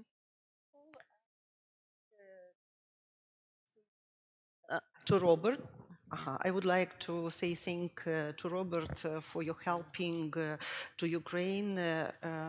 We are working together a long time. We have a very creative and interesting project in Ukraine, and we hope that we will continue our cooperation in the future. I would like to say what we did. Ukraine now received a very important chance because our First Lady initiated the all-Ukrainian program Mental Health as psychosocial support. And it's very important for Ukraine now. This year, organized the coordinational center in Ukraine, and this center will coordinate all the ministries and departments which works with the mental health issue. In the end of last year, we improved a new document, roadmap, what we have to do a first time and during the 2 years. But now the situation in Ukraine is very changeable, and we need to help our international colleagues for change this roadmap very quickly for rebuilding, moderated our mental health clinics and recovery our Ukrainian people. Thank you so much. Irina, please. Question about the abstract picture on the last slide, Robert. On the left side, on my hand, it was fantastic project of building. Can you explain a little bit what is the project? Should we show? And where is the money and how much it will be cost? Because we are talking about the rehabilitation of the nation, not only these millions, you know, the nation. Can we put on the, no? I will explain. So, you know, this was just one example. There are people that are interested in, wait. At the end. So that one, you mean? Yeah. So there are people, Ukrainians, that are interested in investing in modern healthcare services. right? So this is one building that was supposed to be put up outside Irpin, a modern healthcare service, which never got off the ground because of COVID, and then because of the invasion. But the location, the idea is that this might actually be turned into a center, a holistic center of rehabilitation for veterans and their families. So it's, these are drawings. You understand, making a drawing is pretty easy, but then to develop it into a full-scale project takes a longer time and investment. Thank you, please. For Milos, you said it is almost impossible for people that suffered from Second World War to feel empathy for what is going on in Ukraine now. That's quite a powerless sentiment. And what we do think, what we can do, for instance, is working on the memory, like making exhibitions, stuff like that. I'm working on it in the Netherlands, but do you have means that we can use otherwise than making exhibitions to enhance this ability of feeling empathy? Because I think that's key to helping and giving help to Ukraine. Thank you. Milos will respond, and then we will have another question from the, please, Milos. So what I was trying to say, that we are not able to develop the proper level of empathy, because the suffering of the people is not imaginable for us in Sakharov. Is it not possible? What we are trying to understand is to place the situation in Ukraine on our memory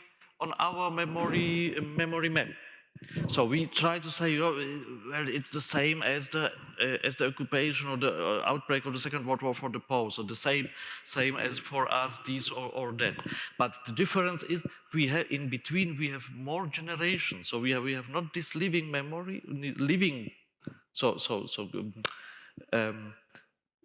communicated memory. We have the cultural memory, and it is a hard way to develop the empathy because of imagination.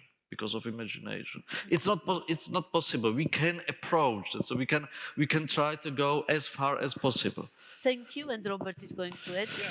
I wanted to add one thing. What I find very interesting, and I start to see that more and more, that people who are interested in these subjects, that are engaged, actually always have a family history that is related to it. So there is this connection, unseen connection, but there is a reason why you become involved. Yeah, but that's also transformation, how we transform our traumas in something we do for societies. Please, Alexandra. We as a human rights defenders use any opportunity to raise awareness about Russian war crimes in Ukraine. And we spoke with audience in Latin America, in Africa, in Europe, in different continents. And I have several insights, so-called. The first is that when you share the story of a woman who lost her 2 days old child, this story, or such kind of story, is very understandable to each people, regardless of their citizenship, their religion, their political views, their ideology, which means that first and foremost, we are all people, and we have a common human language. And second, when we try to build the solidarity networks with societies, which can make pressure to their own government to support Ukraine more, we can rely upon at least 3 dimensions.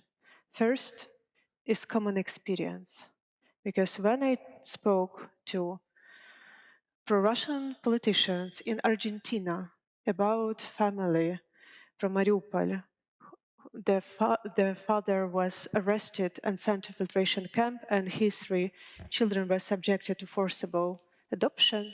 Even in the eyes of these pro-Russian politicians, I saw the tears, because Argentina experienced the same. Second is common values.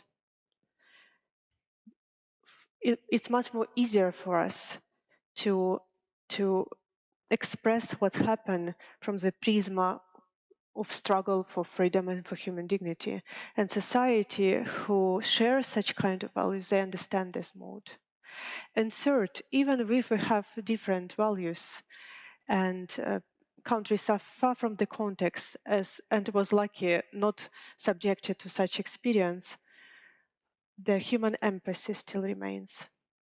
And this kind of stories, which focus on very basic human feelings.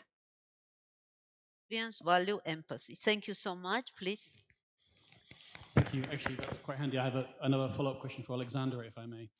And Alexandra, I say this as devil's advocate because I actually believe in what you say about the need for justice, of course. But let me just ask you, what do you say when people ask you, or people tell you perhaps, that actually justice is hindering the pursuit of peace, and that there are examples elsewhere in the world where families, even communities, have not had judicial satisfaction, if you like, in the interests of a wider peace agreement, in the interests of wider society? What do you say to them? I can't make promise because I can't predict future, but I can do whatever I can together with my colleagues to create the variant of future which we want to have. And I do believe that we can overcome totalitarian practice, as our moderator asked me on the beginning of our conversation, with broken the cycle of impunity. Because this evil in our part of the world have never been punished. And that is why when others reflected their horrible experience of past century with the motto "Never Again," Russia popularized another slogan, "We can repeat." But now they repeat it. So I do believe that in order to overcome totalitarian practice and to get sustainable peace in our part of the region, we have to demonstrate justice, something essential, not just quote from European Convention on Human Rights. And this means that we have to change our way of thinking, because what I see two main stereotypes, which is very widespread. The first is that we still look into the world through the prism of Nuremberg trials, where Nazis were criminal, were tried, but after Nazi regime had collapsed. But we live in a new century. Justice cannot wait. We must establish special tribunal now and hold Putin, Lukashenko, and other war criminals accountable. And this is a matter just of political courage and historical responsibility, not the matter of ending of this war. And second, we have to change the global approach of war crime justice. Now I say like a lawyer, because I know that in a lot of conflict, external, international, internal different kinds, there is a sad but normal that a lot of people have no chance for justice. But once again, in 21st century, now we have a digital instruments and open data sources which provide us opportunities which we can't even dream before 30 years ago, like during the Balkans War. Now journalists provide investigation using one photo from Balkans War, and they can identify the perpetrator on this photo. They haven't been on the spot. They're using just digital instruments and open data, that's all. So we potentially can provide justice for all people. We have to change our way of thinking and set a more ambitious goal that in 21st century we are obliged to put into the force this slogan that life of each person matter. We have to demonstrate it. Alexandra, I would add to that probably sometimes we are trapped with false dilemmas like justice or peace. That's a false dilemma. The same is done now by hybrid war agents in Georgia. Peace or independence, they articulate. And that's a false dilemma, actually. So not to be trapped in false dilemmas, that's very important nowadays. Justice and peace. Peace and independence. Without justice. No peace without justice, yeah. Thank you. So I don't see any further comments or questions. Let's do, oh, please. Yeah. I would like to raise my reflection because I'm listening with a huge interest to colleagues on this panel, and what I'm thinking about that we have a huge challenge because we have millions of people suffered from this war, regardless whether or not they're still in Ukraine or they check in the night alert in France or Belgium or Switzerland. Which lead me to a sad consideration that I highly appreciated all work which psychologists do individual with people, but I don't see any chance how we can cover millions of people with individual treatment. This means that parallel, we have to work on other directions. First, it was mentioned by like examples of this all Ukrainian mental health program. I'm one of ambassador of this program, and this program is based on awareness raising to provide more psychological knowledge for people, to get them a very simple tools how they can help themselves or people who are around them, to make the psychological treatment not like one per week visit to psychologist, but our daily routine. Like we get up, we wash our hands, so something to be ingrained more deeply in the life. It's first direction which I see can change this. And second, I'm like on this panel people from art field because I think we have to ingrain in society culture some transformative perspective, how to transfer pain into something which enable life. And maybe it's a task for people who work with art and can create something on symbolical level. Sandra, actually, probably Robert would add because that's exactly what we are doing via Samopomich. Yeah, so we have this Russian language Samopomich program, which we set up for Belarusian human rights defenders. And we have the Samopomich program, which is Ukrainian. And it was set up coincidentally because of one of the results of the COVID pandemic. So the National Institute for Mental Health, Peter Winkler, was working on a program in the Czech Republic to stimulate people to help themselves. So healthy mind in a healthy body, and then what can you do yourself when you're depressed, anxious, panicking, or whatever? And so this is a program that we transferred to a Russian and Ukrainian language program. And I think the effect that we see on social media with over 50 million views on Facebook in 1 year for the Ukrainian program, 1.5 million views in Russian last year in the Russian language program, almost all Belarusians, shows us that this really helps. They see every 2 days some advice that they take to themselves and they try to help themselves. Thank you. So we started actually spontaneously, but that was how it was planned, to say some last remarks. Thank you, Alexandra. Thank you, Robert. Please, Milos. I'm resigned. We have 000. Time's up. Yeah. Marlene? Excuse me. No? Irina? No, thank you very much. Yes. All my colleagues, Joanna for moderate, and I think we will victory, and we will cooperate together for development and recovery of our people and rebuilding our mental health system. Thank you, Irina. Milos Maybe one sentence changed his because mind. yes, because I've heard here in the room several times we are frequently speaking on the help for Ukraine, and I'm against it. I'm against it because I don't know that there is a help to be done for Ukraine. What we are doing is a small, very tiny part of that what we own to Ukraine, and what Ukraine can expect from us. But that's very important for me. Don't speak of help for Ukraine.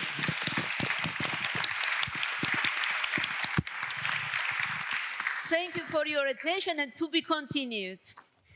Yes, so we have now coffee break, and we will be back here at 5 o'clock for the next session, National Reconciliation. Thank you.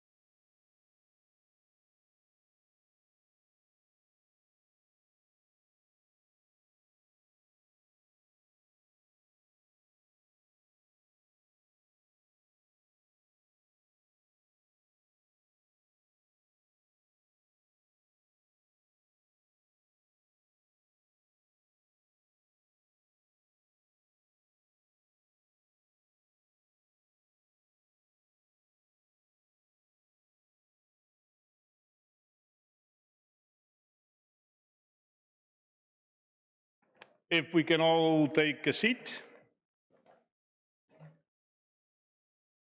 We will be moving into the fourth panel, but I still need the microphones.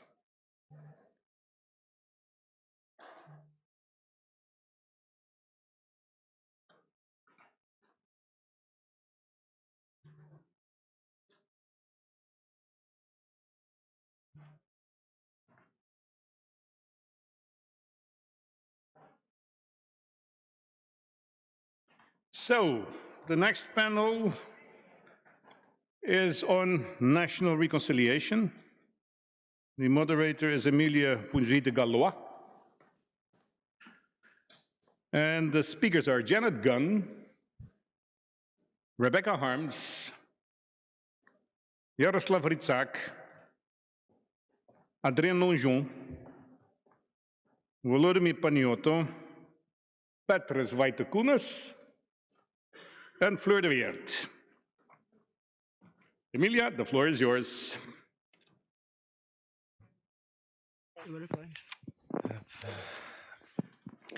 We're still waiting for Janet to join us, and she will be there in a minute.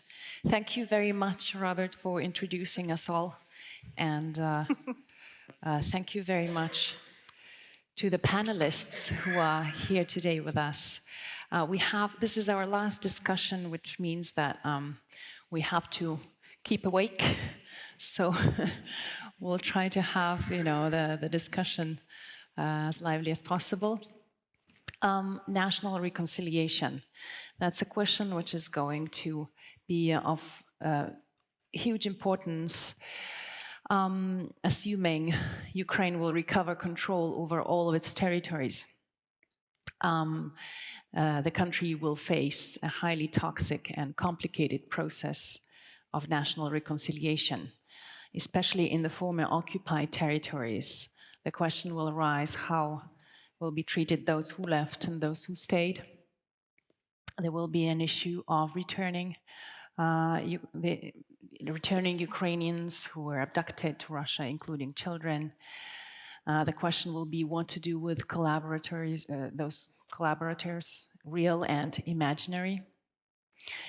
There will be an issue of language as well. Ukraine is a multinational and multilingual society. We'll have to find solutions how to not only confirm this fact, but also make it as an opportunity. So I will introduce the panelists one by one. And the first one is Professor Volodymyr Paniotto, who is the sociologist, Doctor of Philosophical Science, and Director General of the Kyiv International Institute of Sociology, and Professor at the Sociology Department of Kyiv-Mohyla Academy. And Professor is going to introduce a little bit the survey which has been done in Ukraine on the Ukrainian society. You can have the results of the survey on the tables outside, so please do take them with you. You have the full picture of the study done, and I invite Professor Paniotto to tell a few things about it. It's not the study which you will find in the books. It's a study which were audited by Sakharov Center, and I will say about some other studies which we conducted, so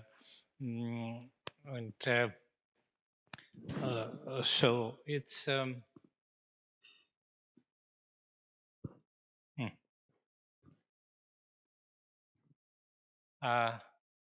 I would say about sources of conflicts. On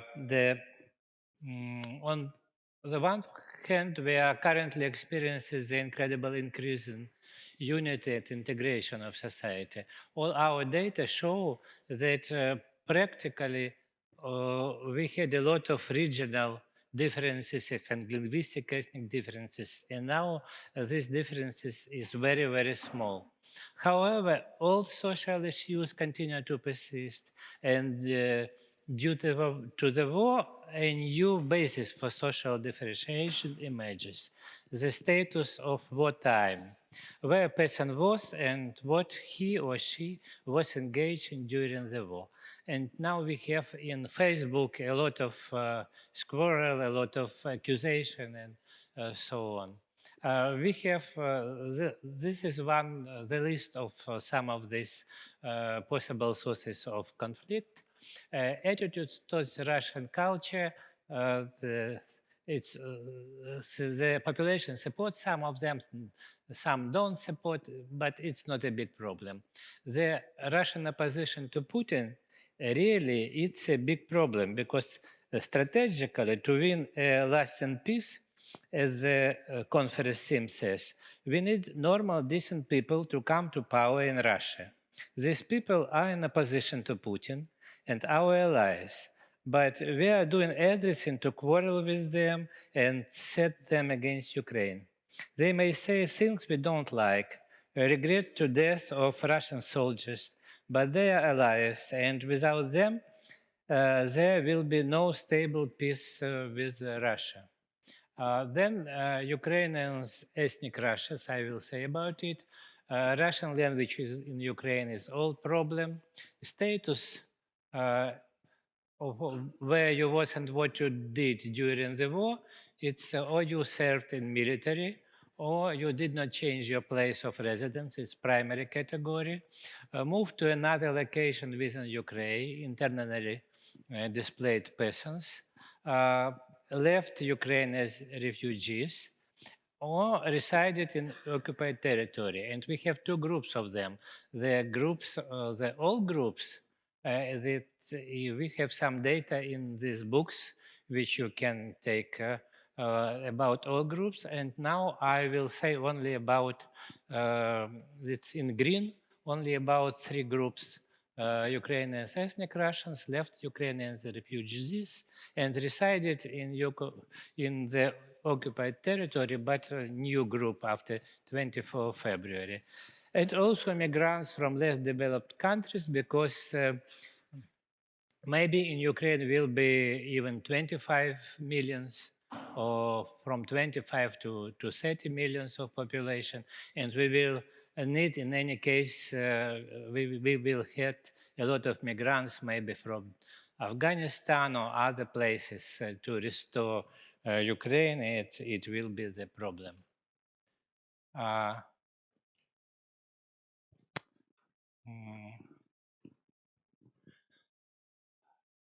No? This is maybe. Okay. Ukrainian citizens who are Russian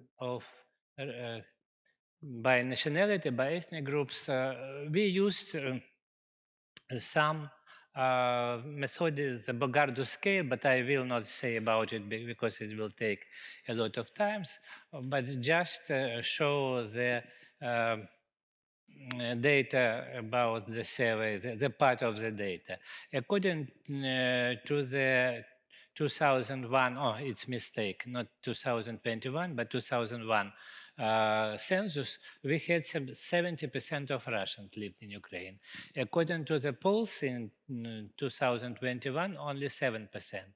And according to our last survey, only 2-3%. So as 4%, it's not big group, but we see that 37% of population, with this 14 and 23, would not like our citizens, Russians by nationality, lived in Ukraine.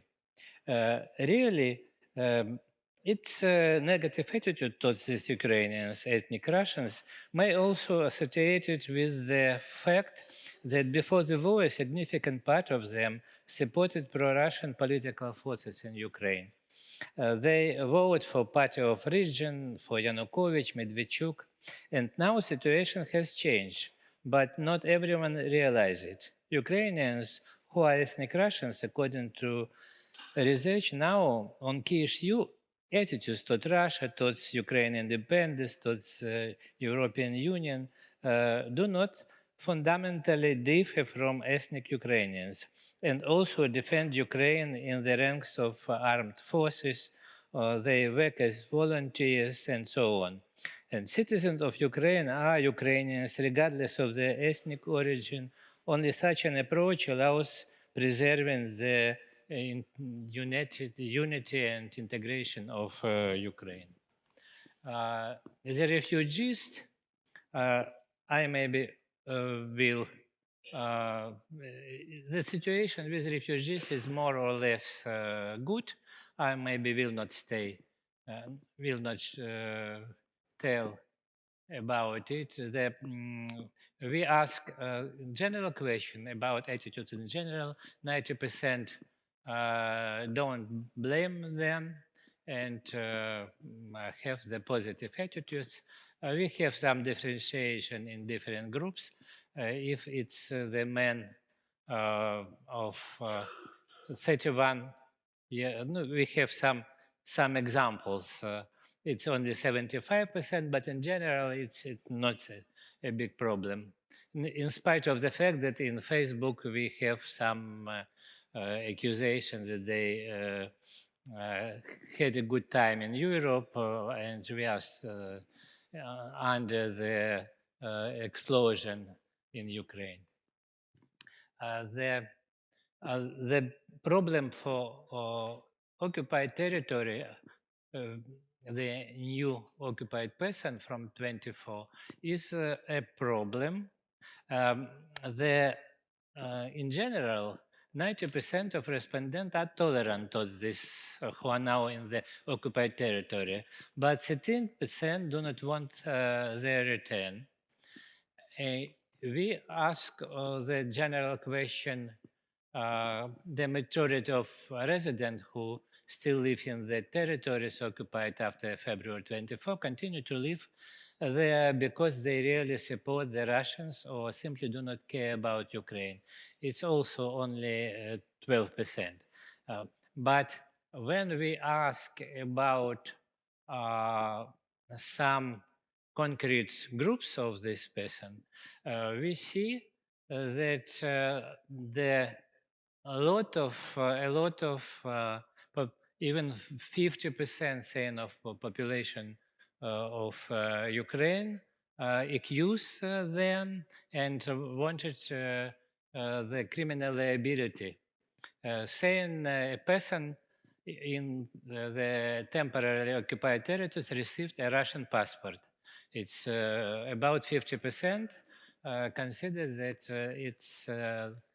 they violated the law and they must be in prison. The pensioners submitted documents to receive Russian social benefits, 37%, and so on.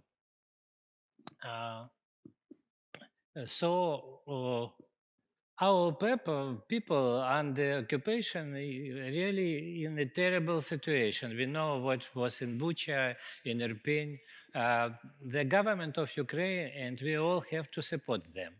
The main message for the population should be that the population of the occupied territories are our fellow citizens who are in trouble and need sympathy and support. As for the collaborators, there are isolated cases that SBU, Security Service of Ukraine, should identify and punish in accordance with the law. We should not treat everyone with suspicion because of individual collaborators. It is necessary to provide them with clear instruction regarding permission, actions and consequences specified in law on collaboration. And really, we see that the government have not clear position. Saying several weeks ago, the representative of Ukraine give conflicting signals. Verkhovna Rada Commissioner for Human Rights Dmitry Lubinets says that Ukrainians should take a Russian passport in order to save their own lives. And the Ministry of Reintegration, Irina Bereshchuk, says that Russian passports should not be taken. The former Ministry of Education Scarlett threatened teachers with criminal prosecution and so on. So the government should create secure communication channels such as hotlines or special online platforms to ensure direct communication with Ukrainians in occupied territory, legal support, etc. And in any case, sociologists and other experts should anticipate possible conflicts that disrupt the unity integration of country and develop recommendations for their elimination or mitigation.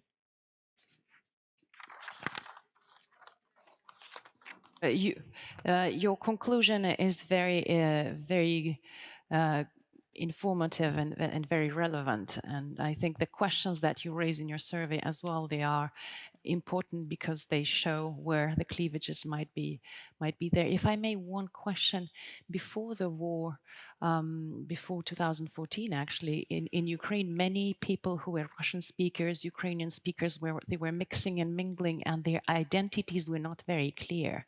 Today, when you are asking the question, Russian, ethnic Russian, or with a Russian passport, do you feel that there is this differentiation which is clearer today in the society?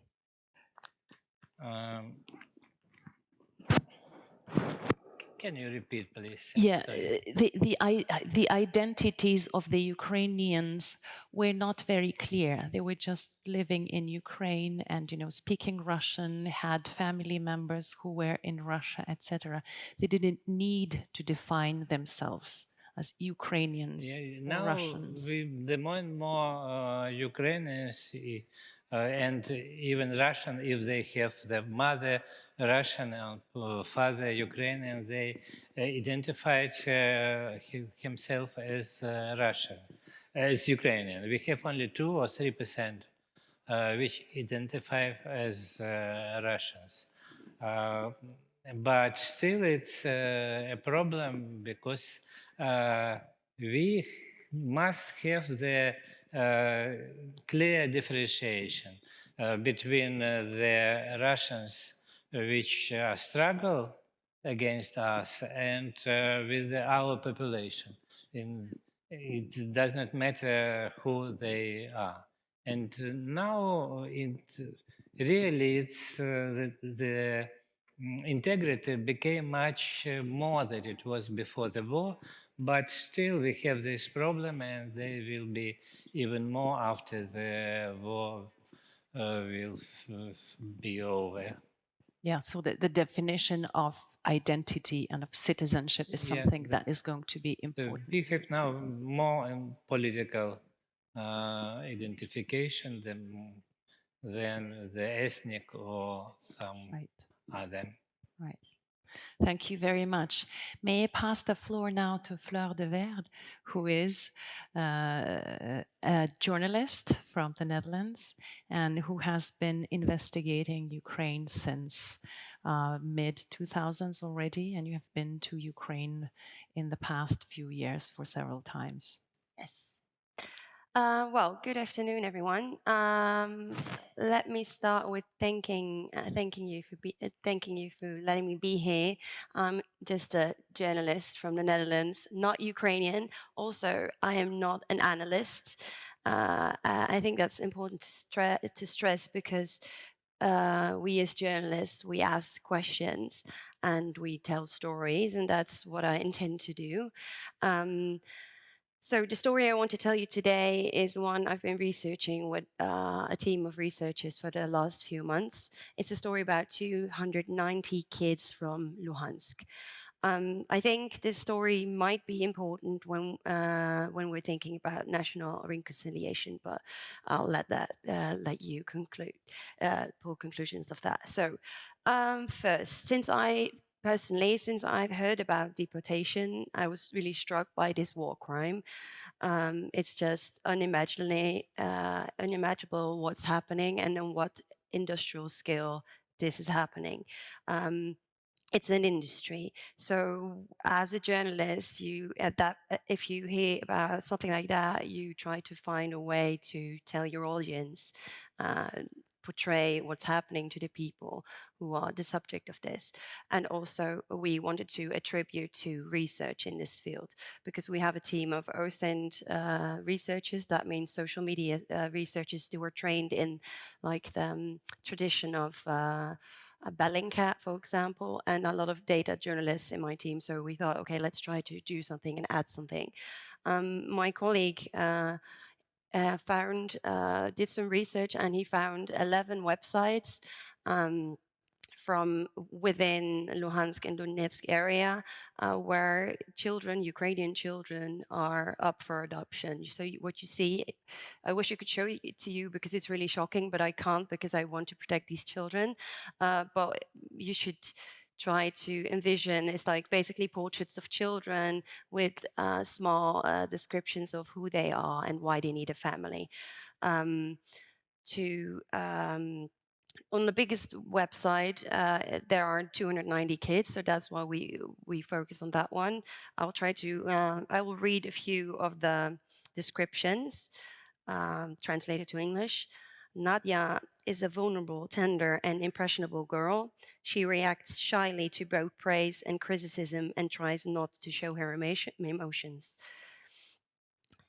Igor is calm and avoids conflict. He immediately follows instructions. He dreams of being a soldier for the Russian army. Yaroslava is a nice and sympathetic girl who easily establishes contact with peers. She always helps other kids get dressed and put on their shoes. So when we started this research, a lot of my colleagues thought of this war crime of deportation of children as, well, how can I say, like black and white. So the image a lot of people in the West have, and I know a lot of people you know better, but a lot of people in the West have of this war crime is that Russian soldiers take children from loving parents, Ukrainian parents, grab them out of their hands, basically. But what me and my colleagues found, of course, is that there's a lot of complex cases as well. And this is what stood out for us. So what we did is we reversed image searched all of these 290 kids, and with about 40 kids, we were able to locate them. A lot of them were actually in Russia at this moment already. Also, we researched their social media, TikTok, Vkontakte. And well, I could talk for hours about what I found, and if you want to, I can talk to you later on an individual base, but I want to tell you two things I want to highlight. So firstly, a lot of these kids, of these 290, and that's also so a lot of the kids, when we talk about deported kids, are actually actual orphans or kids from dysfunctional families. When there's of course a lot of cases of kids who were in fact grabbed from loving families, but there's also another part, and these kids we found a lot, and their family stories are just really horrible. There's a lot of suicide, homicide, prison, addiction, abuse, and neglect. One example, as I said, I want to keep them anonymous, but let's call him Vitaly, a boy I have been researching for days. His parents died of addiction. One of his parents died of addiction, and the other one is in prison for murder. He only has family left in Russia. And I think what our research made clear to us is that Russia actually uses this against, like all this knowledge of these vulnerable, very vulnerable kids, Russia uses against them. So these kids, of course, are popping up in Russian media all the time. We found like hundreds of articles with pictures of these kids holding up flags and singing, reciting Soviet poems, etc. There's even a hashtag Russia uses to say to convey the message that Russia will not forget the children of Donbass. And the painful thing is that the message they are writing is that nobody cares about these kids. And in some cases, like this kid, Vitaly, it's actually true. That's really horrendous because, of course, I know Ukraine and all people here do care about this group, but on an individual base, like this boy has really no one who cares for him. And so he feels like he should belong to Russia. The second, so what I saw on the social media of this kid is of course a lot of pro-Russian stuff. I'm not even gonna tell you all he said there. The second point I want to stretch is that parents, there's a group of parents, if there are parents, that they also played a role.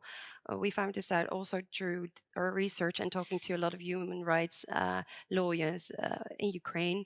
And one of them told me, well, you have to remember that a lot of these families where these kids come from are really marginalized. That's what her word was. They're vulnerable for manipulation and propaganda. Some of the parents, they trusted the Russian forces. Others were actually paid or coerced or manipulated to agree on evacuation. Of course, I'm not saying it's their fault, but some of them signed documents. And that is very important to understand, that because Russia, because of these contracts they signed, Russia has leverage over these people, over these parents, and these parents feel deep, deep, deep shame. What's also important is that these parents or these family members feel like they cannot talk about this because they are really afraid of being called collaborators. And in some cases that actually the consequence is that they don't go to get their children back because they feel paralyzed. And the effect, of course, is that we have maybe 20,000, even more Ukrainian kids who are being Russified at this moment. They're up for adoption, are getting passports, and it's harder and harder to get them back. Also, when talking about these kids, is that like this Vitaly, he wrote on his contact here that he was really happy to receive a passport. And what some expert told me that I interviewed about this is that they said, well, these kids show up in Russia, on Russian TV, Russian articles, and they have shared all this stuff on social media. Also for them, it's almost impossible to go back to Ukraine. So the point I want to make is the question I have is what will become of them after the war? How will they fit into a post-war Ukraine society? Thank you. Thank you, Flora. You actually, raise a very important nuance in this huge problem that Ukraine and we all are going to face. The children has become an object of politics. Basically, we are discussing it as a matter which actually is a reason for indictment for war crimes, etc., etc. But it's very important to go and see into the stories of the children themselves and the complexity of these stories. And what will be needed is a hugely strong social system which can actually deal with these stories. I'm wondering if you, in your research, you have noticed whether the Ukrainian system is strong enough, or is there anything that's being mobilized to prepare for dealing with this issue, or not yet? This is hard for me to comment on because I'm, as I said, just a foreign correspondent. But I can only quote like a few human rights lawyers that have told me that they think there's not enough in place, and there's not enough communication to reach these kids to tell them you can come back, we take you back, whatever. Yeah, so that's something really that needs to be worked on. Yeah. Thank you very much. I will. So we are kind of establishing the picture of the Ukrainian society, what's actually happening on the ground, and it's very important before we can go on discussing what can be done. And I would like to invite Andrea Nonjon, who is a doctoral student in history at the European Eurasia Research Center at INALCO in France, and also a researcher at another program at George Washington University, and he's researching the far-right movements in Ukraine. Thank you very much, Emilia. Well, speaking about the far-right in Ukraine and raising this issue, I mean, yeah, I have one word coming to my mind first. It's lies. Because since the Orange Revolution in 2005, Russia has not ceased to cultivate them through its propaganda in order to dismiss Ukrainian desire for democracy, for Europe, for emancipation, and of course, to deny the very essence of its people. So according to the Kremlin and its narrative, Ukraine is not a nation and a culture at all. It would be nothing more than a province that have been subjected since 1991 to radical elements who are now in power and trying to make some genocide in Donbass. So this denazification, which was served as a pretext for Russia, of course, gave the floor for many horrors, such as Bucha, such as in Mariupol, but also it brings out in Russia a new generation of fanatic Russians believing to revive the glorious hours of the Great Patriotic War against Nazism. It's the famous Generation Z for zombie, as it is described by the Russian writer Yegor Gran. But if this denazification of Ukraine praised by the Russian propaganda denotes both by its anachronism and its absurdity, it should nevertheless be recalled following political analyst Peter Pomerantsev that this disinformation put in place by the Russian regime denotes a perverse ability to distort and instrumentalize any fact, even the small one, to make the larger number of people accept its own messianic doxa. Thus, beyond the lies and hateful invectives, there is some kind of truth. Daring to say so, it's not saying it's not being part of a kind of a moral procrastination, as my friend and colleague Anton Chekhosov says, or to implicit support the Russian cause. As a historian by training, also as a citizen of a country which is also confronted itself by violence and the rise of the far right with Rassemblement National and Marine Le Pen, which is now at the gate of power, it's unthinkable to acknowledge the absence of the brown color in political life. So you have in France the far right, you have in Europe the far right, and you have the far right in Ukraine as well. But we have to take a clear look at here and to see the reality of the field, actually. Ukraine is a young democracy with a multi-party system. We have to understand the context where the far right arrived. You had the revolution, which gave birth to an immediate transition and brutal reconfiguration of ideology of political space, but also you have to understand that you had war. Russia was waging since already in 2014 war. It occupied Crimea, it occupied the Donbass, and so all this logic, all these elements of context helped the far right to emerge from the marginality it was located since 1991. So of course, we have in Ukraine far right. It took part in the Maidan, but I should ask how many people were there compared to the thousands of Ukrainians who fought bravely on the Independence Square. Of course, the far right formed some volunteers battalion in the very first hours of the conflict, but how much compared to the other units? We have seen, of course, some far right members organizing themselves into parties such as the Right Sector or National Corps. They even tried to create a coalition in 2019 for the presidential and legislative elections. But what were the results? Almost 1 or 2% of the votes. So, speaking about the far right and its so-called threat for Ukraine is absolutely a lie, I would say, because we have seen since the beginning the resilience of Ukrainian people. They do not endorse, they do not support the project carried by the far right. They do not support it politically, and also we have seen that this polarization between ethnic nationalism claimed by this group and civic nationalism is absolutely dead right now. Now you have a civic and transit identitarian nationalism among whole Ukraine. But, well, I will not be here if I could speak about tell some issue about the far right.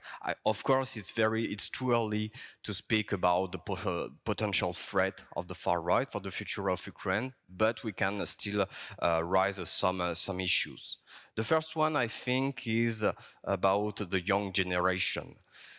Before that, in some parties and movements in the far right, you had a whole vanguard. Actually, they fought during the Donbass war, they fought even in Moldova, and actually they tried since the beginning to enter political life. But with the war, the invasion of Ukraine of February 2022, most of them died because they were the main target, and also as, let's admit it, as patriots, they were the first on the front line. So many of them died, and these people contain younger activists who were actually on the front line. They were confronting to violence, and because of that, because of this lack of I would say lack of a structure. Now we could have a problem with a young generation of activists who know the fires of war and who now wants to reclaim something using violence and radicalism. But I think the most important problem right now about the far right is Ukraine is not the Ukrainian far right itself, it's the European far right. I mean, the European far right is the one who can make problems for Ukraine. In France, for example, Rassemblement National, they didn't vote for the recognition of Holodomor. You had some debates about should we ban or not Wagner or catalog it as a terrorist organization. Let's speak about also Viktor Orban in Hungary, who is supporting and trying to keep in touch with Vladimir Putin regime. There is the real struggle, actually. The far right in Ukraine is a minority. I think, but also, as Europeans, we have to fulfill our promise for Ukraine. We have to support Ukraine till the end of this war. We have to provide weapons. We have to guarantee the access of European Union and NATO. Because if we don't do that, I mean, the history of Europe is full of examples. It will give birth to anger, to sadness, and of course, in period of uncertainties and defeat, you have the birth of radicalism. It's how they can seize the power. So it's really important, I think, as a European, to support Ukraine till the end. And I think the very last statement I would say about this issue, which is absolutely complicated and no answer can be, of course, find immediately, is of course we have been told many times about the so-called Afghanistan for the far right, like Ukraine is a new training field for some organizations. Of course, this dynamics is very limited, but I think as European as well, we have to cooperate and to enlarge the survey of it. Actually, we are lacking actually in Europe of such a structure just to evaluate the dangerosity of such networks. We are lacking of money. We are lacking of experts. So I think this is one of the most important issue that should be resolved in the future months and years. I will stop here. Thank you. Thank you very much. As you say, the movement of the far right in Ukraine has been used as an element of manipulation, especially of the Russian propaganda, and that's something that a lot of people are buying. But if I understand you correctly, the movement is actually quite marginal in Ukraine. There is nationalism, but it's not a toxic one. Yes, absolutely. I mean, of course, there is some groups which were reported. Of course, the far right gained a small visibility after the Maidan and during the first battles in the Donbass. But we should clearly see that now in Ukraine there is no conservative turn, there is no authoritarian turn like in Russia. In Russia, for example, I mean, Vladimir Putin and the Kremlin administration used some far-right groups to repress some opponent, to repress, to reorient some movement and nationalists into a very conservative. In Ukraine, we don't have such actually, but still. There is the far right. It's not big, of course, but we have just to be careful because of the war, because of the peace process. Thank you very much. So we touched upon different aspects of the Ukrainian society. I would like to invite Janet Gunn, who is a former research analyst in the British Foreign and Commonwealth Office. You have been specializing in the Eastern Europe, and you have had your eyes on Ukraine for quite some time now. What are the conditions necessary for reconciliation in this situation? Thank you. Well, this panel has gone on an interesting journey around some quite varied topics. I'm going to come back to some of the topics that Professor Paniotto touched on, because these are very much about the potential fissures and divisions in society which could arise. I hesitate to talk about Ukrainian society as a non-Ukrainian among many Ukrainians here. If it's any defense, my grandfather came from Kamenets-Podilsky in southwest Ukraine. I never met him though. And my father was a refugee.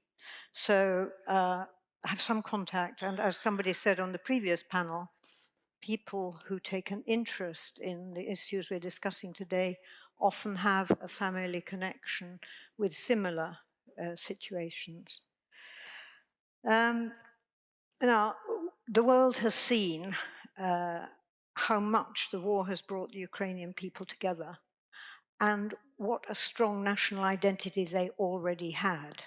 And this goes back a long way, in complete contrast to the nonsense that Russia has purveyed in its disinformation campaigns. This unity and resilience has been highly impressive, but there is still scope, as the survey we've seen the results of show, there's still scope for grievances, old grievances and new ones to surface. I will just touch on a couple of those because I'm not going to talk about people who return from Russia because I have no insights into that, and it was already focused on in the slides. Of course, as many people have already said today, the question will arise when the guns fall silent in certain quarters. What did you do during the war? Where were you during the war? Some of these will be serious and potentially valid concerns or questions. Some of them apparently trivial. I heard from a friend who lives in Odessa that an elderly neighbor accused another elderly woman of being a traitor for having gone to live in Poland after the invasion occurred. That seems ludicrous, but such events do occur.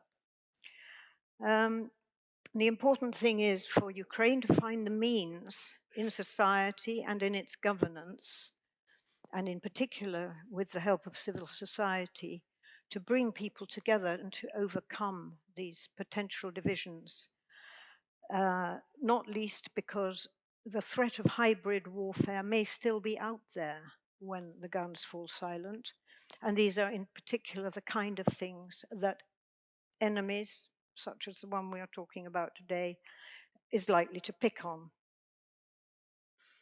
Another factor is, of course, that a divided society will not be attractive to investors and donors whose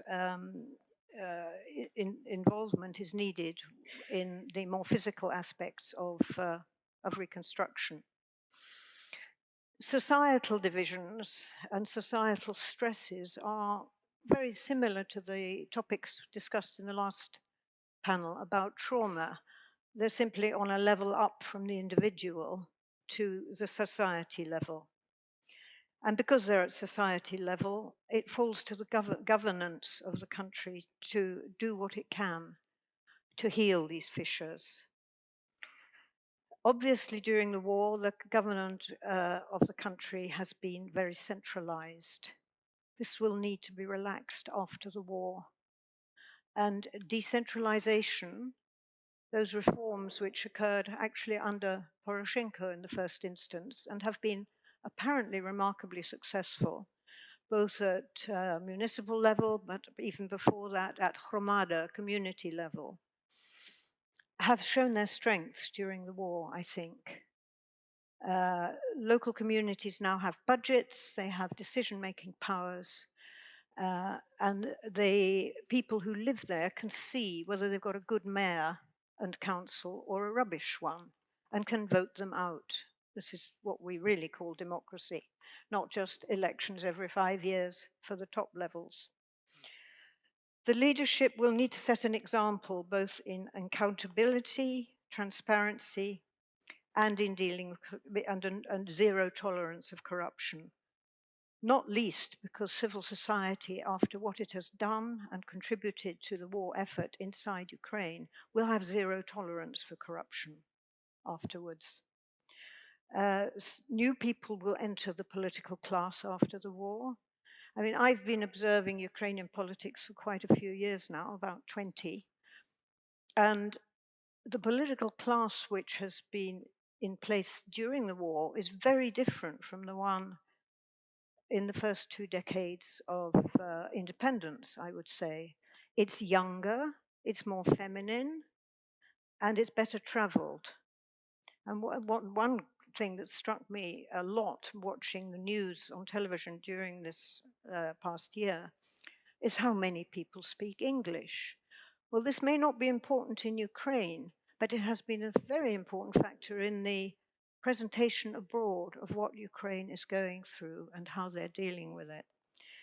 But there will be even more new people coming into the political class later, and they may include people who have been abroad as refugees and had new experiences in that way. Or there will be people from the voluntary groups that sprang up all over the country and have experience in direct action, supporting their fellow citizens, and they will want a seat at the table when decisions are taken.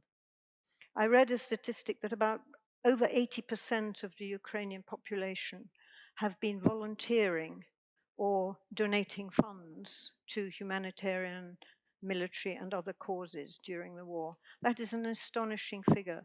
And many of these people had never volunteered before. Some were businessmen, actors, a boxing club that I know of that has been providing humanitarian assistance right across the society. So they know, these people know what grassroots organizations can do. And not only they will want to be involved in decision-making with both local and central government, but so will the veterans, so will returnees, and so will people who have been disabled by war. They have all earned their place in contributing to decision-making for the new post-war society. So I hope decentralization will be reinstated and continue. I hope governance will be inclusive, diverse, transparent, and open to new ideas and to discussion, because discussion is the best way to heal wounds and to heal divisions in society. We've already mentioned earlier today the issue of collaborators. Well, there's a whole spectrum of people who've lived under occupation. There are people who knowingly collaborated out of self-interest.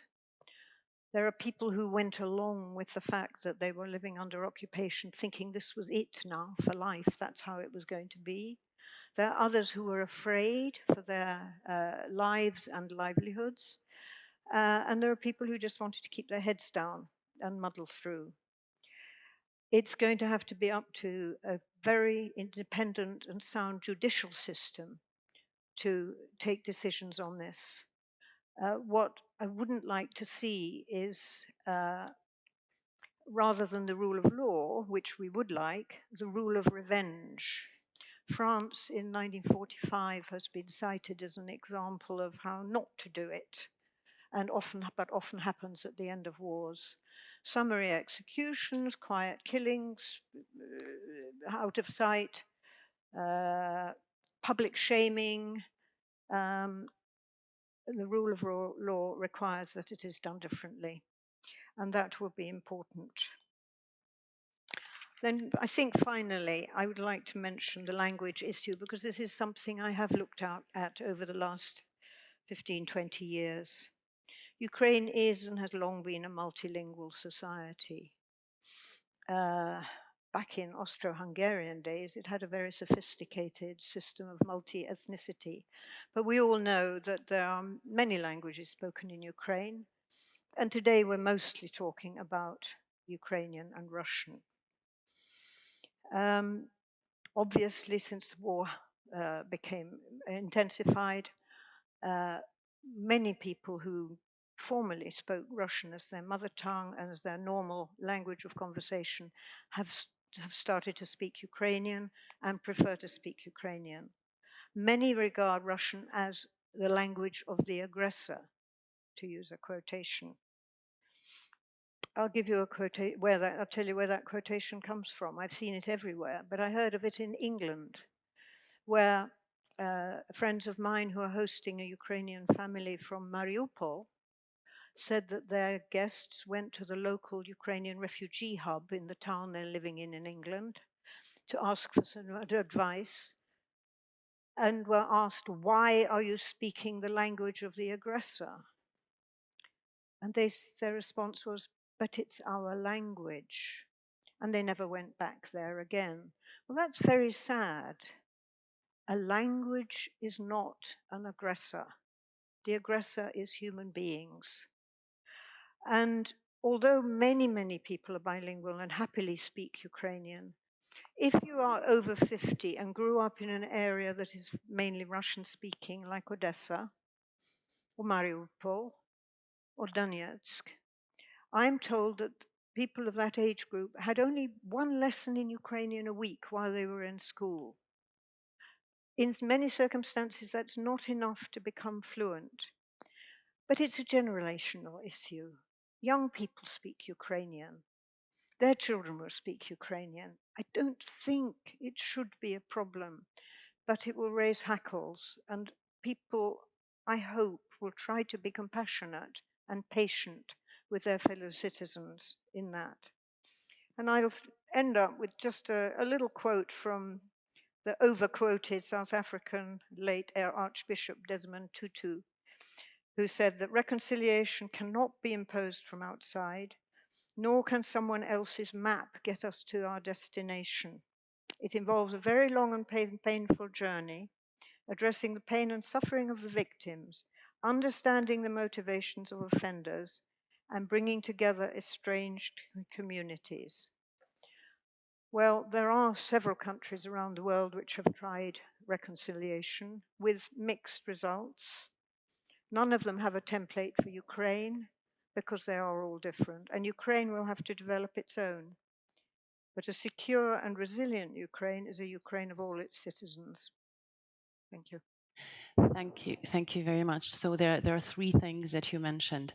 On the language issue, it's very sensible what you are saying, but I think that we need to be very, very sensitive to the Ukrainians themselves to actually solve these issues. It's nothing that we are going to be able to impose on their society.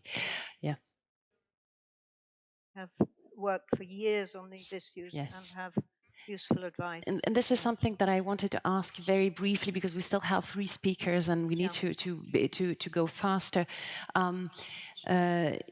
Right at the beginning of the 2014, there was a National Reconciliation Council, which was, or a dialogue which you participated in as well. And I'm wondering how effective these societal dialogues are to actually reconciliate society.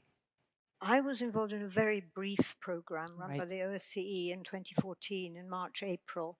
Then the fighting began and it was only a short-term project because the OSCE set up its special monitoring mission instead. But I believe that it exists elsewhere, the concept of national dialogue, which is bringing people together and getting them to discuss among themselves with facilitators, with moderators, with mediators if needed, to sort out their differences at any level, town hall level or local communities, villages even. Yeah.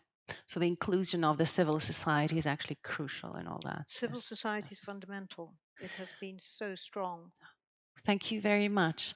I would like to pass the floor now to Rebecca Harms, who is a German politician, and you have been a member of the European Parliament for a long time, member of the European Green Party. So what else can be done for the reconciliation, and also what can the outsiders, the Europeans, do together? So first of all, I would like to raise some doubts whether we are already there to discuss national reconciliation. So in the title of the conference, it is said Ukraine and the world after the guns fall silent. I'm not yet sure when this moment will be. And I'm also not sure about what kind of Ukraine we will then be talking. So that's kind of, open.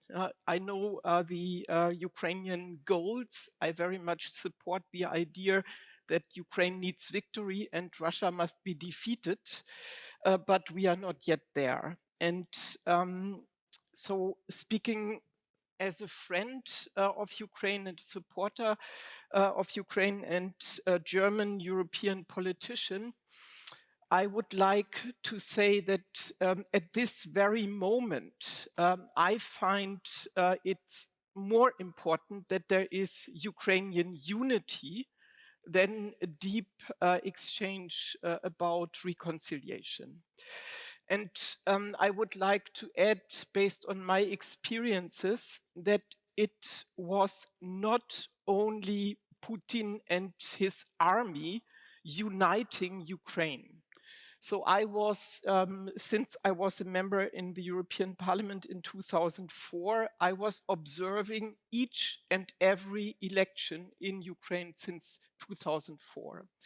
And if you have again a look on all the election results, then you can see a development of a uniting nation, a waking and uniting nation on the way towards the West and on the way into the European Union.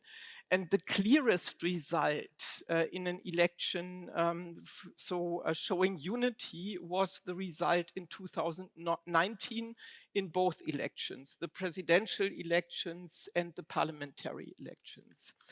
And I underline this because I hate the reporting in the West now saying, Putin made Ukraine the nation. So they decided their way long before Putin, they decided their way as a democratic nation, and then Putin turned against this. But the decision about what Ukrainians want to be as a nation was born long before February 2022.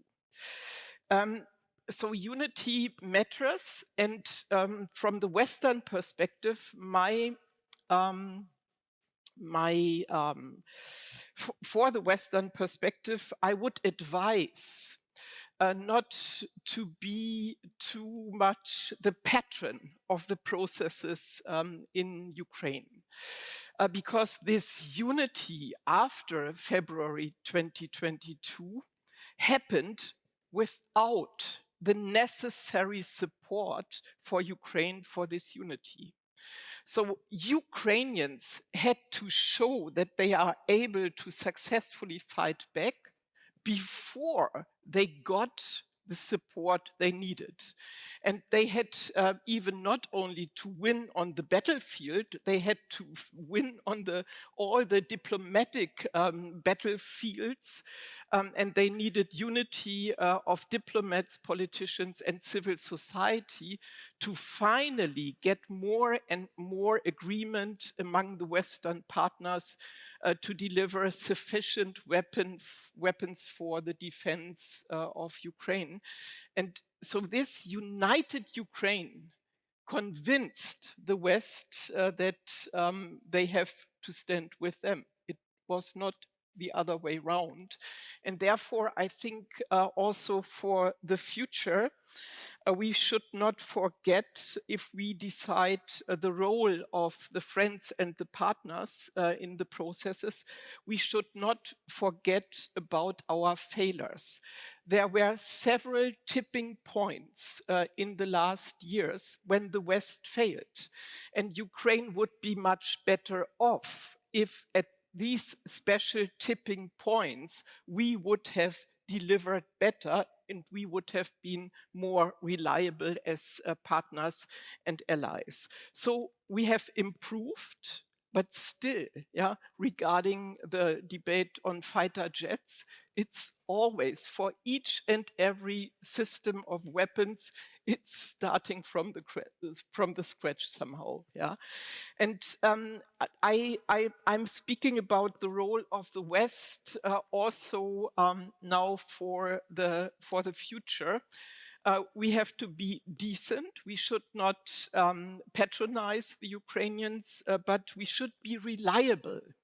I would like to highlight what has been discussed in one of the panels before today. I would highlight that the processes now of the process of international justice is something what also started as a campaign from Ukraine towards the West. So now in Reykjavik, obviously, so more and more countries are ready to sign in to a document declaring that Ukraine has the right to choose, the right to justice, the right to reparation, the right to non-repetition, and that Russia must be held accountable. But to get this, it was, so in the very beginning, a struggle by Ukrainian government, a struggle by Ukrainian civil society. And some of the friends of Ukraine in the West even said, oh, don't be too fast, don't be too demanding. So the Reykjavik document, today on the table in Reykjavik is the success of the Ukrainians. And so maybe we should change our role and be more proactive in the support of Ukraine.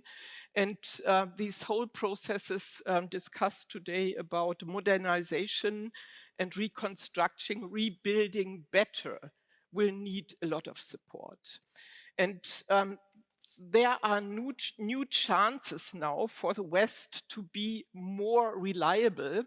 And why I mention these processes of modernization and rebuilding better in the topic of reconciliation, national reconciliation, I think those processes, if they are successful, yeah, if people in Ukraine, citizens in Ukraine, also refugees abroad, IDPs in Ukraine, really believe in successful rebuilding, in successful modernization, then they will stay. They will develop more trust again in the functioning of the state's institutions. And if we support those processes in a good way, they will also find again new trust, which is distorted, into the Western allies. And there are lots of groups of people in Ukraine who really deserve that these processes of rebuilding Ukraine, the institutions and the different sectors of economy and every sector where the state is also relevant. There are many, many, many groups of Ukrainians, IDPs, veterans, those families who lost brothers, fathers, husbands. So all those deserve that we guarantee that the processes to come are successful. And for the reconciliation, I think we have some time so in the future to discuss it, but the better those processes are, the more the people are in the focus, the more people are included. So the better also for reconciliation, and the less we have to fear that revenge prevails. I think there will be a lot to be done also in the courts. Yeah, there will be cases, and Ukraine has to deal with those cases. But I think Ukraine will be able by then to do it based on rule of law, and will have better courts, more judges, more prosecutors, and more lawyers prepared to do this internal work. Thank you very much. There's one thing which is hugely important that you mentioned is about the fact that Ukraine has been a functioning democracy for a long time. And it's important when we look at Ukraine as a European country, when we discuss the help that, we should be mobilizing for Ukraine, the fact that the elections have been functioning very well, and there has been a factor of unity of the Ukrainians as a nation. It's something that's very important. And the fact that we, as Western Europeans, should be looking also at ourselves when we talk to the Ukrainians, not to be patronizing and leaving the ownership of the process to the Ukrainians. So thank you very, very much for that. If you allow, I will go straight to Professor Hrycak. Rebecca talked about unity, and someone, Ukraine is very united now. But as someone coming from a Baltic country, I remember when, the Baltic states were hugely unified for achieving the independence. Once the independence was achieved, it was much more difficult to keep that unity. Professor Hrycak is a historian. You are a professor at the Ukrainian Catholic University and director of the Institute of Historical Studies of Ivan Franko National University of Lviv. Would you have an idea of some narrative, something that could unite and keep united the Ukrainian nation? The short answer, I do. And it's not that hard, because this is very evident, judging by the surveys and the practice and example nowadays war. Actually, I'm wearing two hats here. I'm a professional historian, but also a public intellectual who is very much engaged in the case of reconciliation. So not just studying reconciliation, I'm practicing reconciliation. I had my own record of successes and failures, I would say spectacular failures, in Polish-Ukrainian reconciliation, Ukrainian-Jewish reconciliation, and more importantly, Ukrainian-Ukrainian reconciliation, with championing for a long time.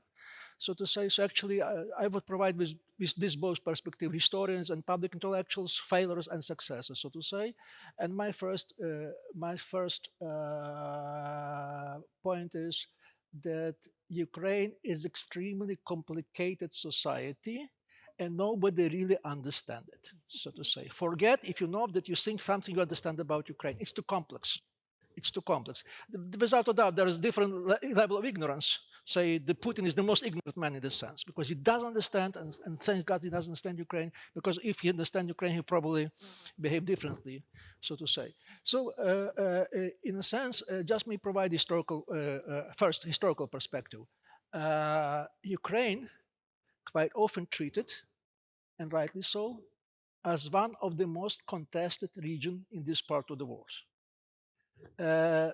Just give you an example. There is no single region in Ukraine which not be contested in 19th and 20th century, at least but two rivals, sometimes 3 and 4 rivals, so to say. And this was nightmare on nationalism. So there's not such a region which not be contested. And this shift of powers, the violence or things like that, you could say that this is more or less common story for Lithuania, or all this part that which was marked by Timothy Snyder as a bloodlands. That's true, but Ukraine was at the heart of this contestation. In a sense, it was heart of darkness, so to say. So imagine to fancy that Ukraine would reconcile with Poles some 50 years ago was beyond any imagination of its Jews. And the most it was that high, so you should probably just feel very fantastic about the things. So what happened there? And this is kind of the contrast. Ukraine managed to reconcile with each historical neighbor, with Poles, with Jews, more importantly with Crimean Tatars, with only one exception, probably two, but one is minor, Hungary. It's a minor case, but the most important exception is Russia. So if you look at the 19th century Ukrainian intellectual thought, or in kind of the national perception, who will be on the high list of the enemies of Ukraine? Poles, Crimean Tatars, and Jews. Not nowadays. As a matter of fact, Poles are treated as the most positive attitude, so to say. So what I'm saying here, in a sense, we experience some kind of paradigmatic shift in Ukraine. And it has been not come automatically. It's a part of the result of some efforts, conscious efforts on many sides, but also say that what happened there, and it's probably one of the crucial issues, if you want to understand Ukraine better, that throughout the last 20 years, I would say, we have a very deep transformation, which not been noticed by many, and this will just put a result of transformation. Emergence of a new urban middle class. This is what I'm referring. Probably Zelensky, in a sense, could be representative as this figure, more or less as the people who was born before the collapse of the Soviet Union or after. They have no memory of Soviet Union. They may speak Russian, but they have no empathy for Russia. They are more oriented toward the West and the values of the West, so to say. And this defines them very much in this sense. Doesn't really matter they speak Russian or Ukraine. They are very much pro-West. Why I'm saying that? Because the stereotypic view of Ukraine is divided country, East versus West. You probably remember Huntington book, which he quotes Ukraine as the classic case of the cleft country. Somebody put in review that exactly he's basically wrong, because Ukraine is the best proof that country which is divided could exist and functions very, very, very efficiently. Let me just remind you, in 1993, CIA came with a prognosis that Ukraine is moving fast forward to the civic war between Ukrainian-speaking West and Russian-speaking East, which will be, and I'm verbatim quoting it, which will be in comparison with which Yugoslav war would look like innocent picnic. This was scenario that was expected. So, you know, if you've seen our results, you see what kind of the dramatic transformation Ukraine underwent throughout these 20 years, and basically I would say because exactly emergence of this generation, which we'll call a third Ukraine. It's not West or East, it's not Ukraine speaking, it's both speaking, so to say, and it's very much oriented toward the West, and in the sense that Kyiv is both geographical and political expression of the third Ukraine, and this made Ukraine quality very much different. So that's said about external things. Now coming to the Ukraine per se. What happened during the war? It started before the war, but what made it very different, very definitive. We reached the strategic consensus on the most strategic issues in Ukraine, which were very much dividing before. First of all, language issue. Forget about language issue as the problem. It's a problem, but not the problem nowadays. There is consent that Ukraine is a state language, 90-some%, only some, however, probably some would define whether Russian will be the second. No, nobody talks about the Russian second language. That's more probably a regional language, so to say. But this is amazing consensus. Secondly, historical memory. Ukraine was extremely divided about memory of Second World War, not nowadays. It occurred during the first months of the war. You probably know the figure Bandera, which is probably the most known nowadays in the world, which is used and abused by the Russian propaganda. So this was the most divisive figure in Ukraine's memory. Not anymore.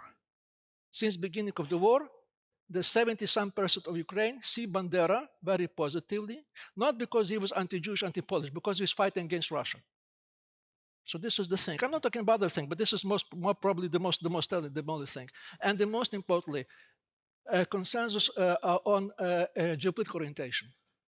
There has been consensus long before the war, even before the Maidan, on the joining the European Union. There has been no consensus on NATO. Now there are no differences of support of NATO and European Union, 90-some%. Adam Michnik, whose names I'm sure many of you know, once said that European integration of Ukraine would be defined not by Lviv or Kyiv, but by Kharkiv and Odessa, which is the large Russian-speaking monopoly. So what I tell you for sure, now Kharkiv and Odessa is on the European track, without a doubt. I visited Odessa last December, and there were three colors coming onto the street. Black, because the total blackout, dark, and yellow and blue. Every second building is a flag of Ukraine, so to say. This gives you a tremendous change. I have to finish here. So what I'm saying here that I believe we are now facing some kind of paradigmatical shift in Ukraine, that we reach reconciliation on many issues, more importantly strategical issues, both geopolitically internally. It doesn't mean that we will not facing a new kind of division lines. And I believe the new division line will be exactly about this main value and concept we're discussing, justice. This will now emerging a new line, and that'll be a very dangerous one. And this is exactly questions like what was addressed in this issue, what you were doing after the war, all the kind of things. I would go on with this story, have many other dividing line. So this is what we have to expect. We have to work exactly with this type issues, not with language, with the political orientation. It's already been done. So what I'm saying here, if I may conclude, I have some limited optimism. First of all, because of track of Ukrainian success in terms of reconciliation. This is something which is very important. And my second point of the optimism is because exactly we have the same case with European Union. We may blame European Union for many shortages and problems, but you could hardly imagine nowadays a war between the neighboring countries in the European Union, because basically they reach reconciliation. This is very much European concept, say. So what I'm saying here, and this is, let me give me some final example. You probably know there's a very harsh, hot discussion in Poland 20-some years ago about Polish responsibility on the Holocaust. There is a case of the small village, Jedwabne, where Jews were killed not by Nazis, but by neighboring Poles. And there was a huge discussion. And basically they come to conclusion that we are responsible, and they ask for a kind of forgiveness, symbolically. So what I'm saying here, they did it because they are under European Union in NATO. If they're not, they would hardly do this consensus. What I'm saying here, that once Ukraine would reach this kind of umbrella on NATO and the European Union, this may help to solve these problems much more easily. I'll say not will be problem, but will be problem of different kind. So with this limited optimism, let me finish my presentation. Thank you very much for the optimistic presentation. May I add a third dimension of optimism, the fact that you are not only studying reconciliation, but you are also practicing it. And that's something that's hugely important in the society, that the Ukrainians themselves actually They failed several times. But you learn from the failures. That's also a means to advance. May I turn now to Mr. Petras Vaitiekūnas, who is a Lithuanian politician and has been a diplomat and has been a minister of foreign affairs of Lithuania and also ambassador to Latvia and Ukraine. And you are going to give more wider remarks about the geopolitical context. So Thank you.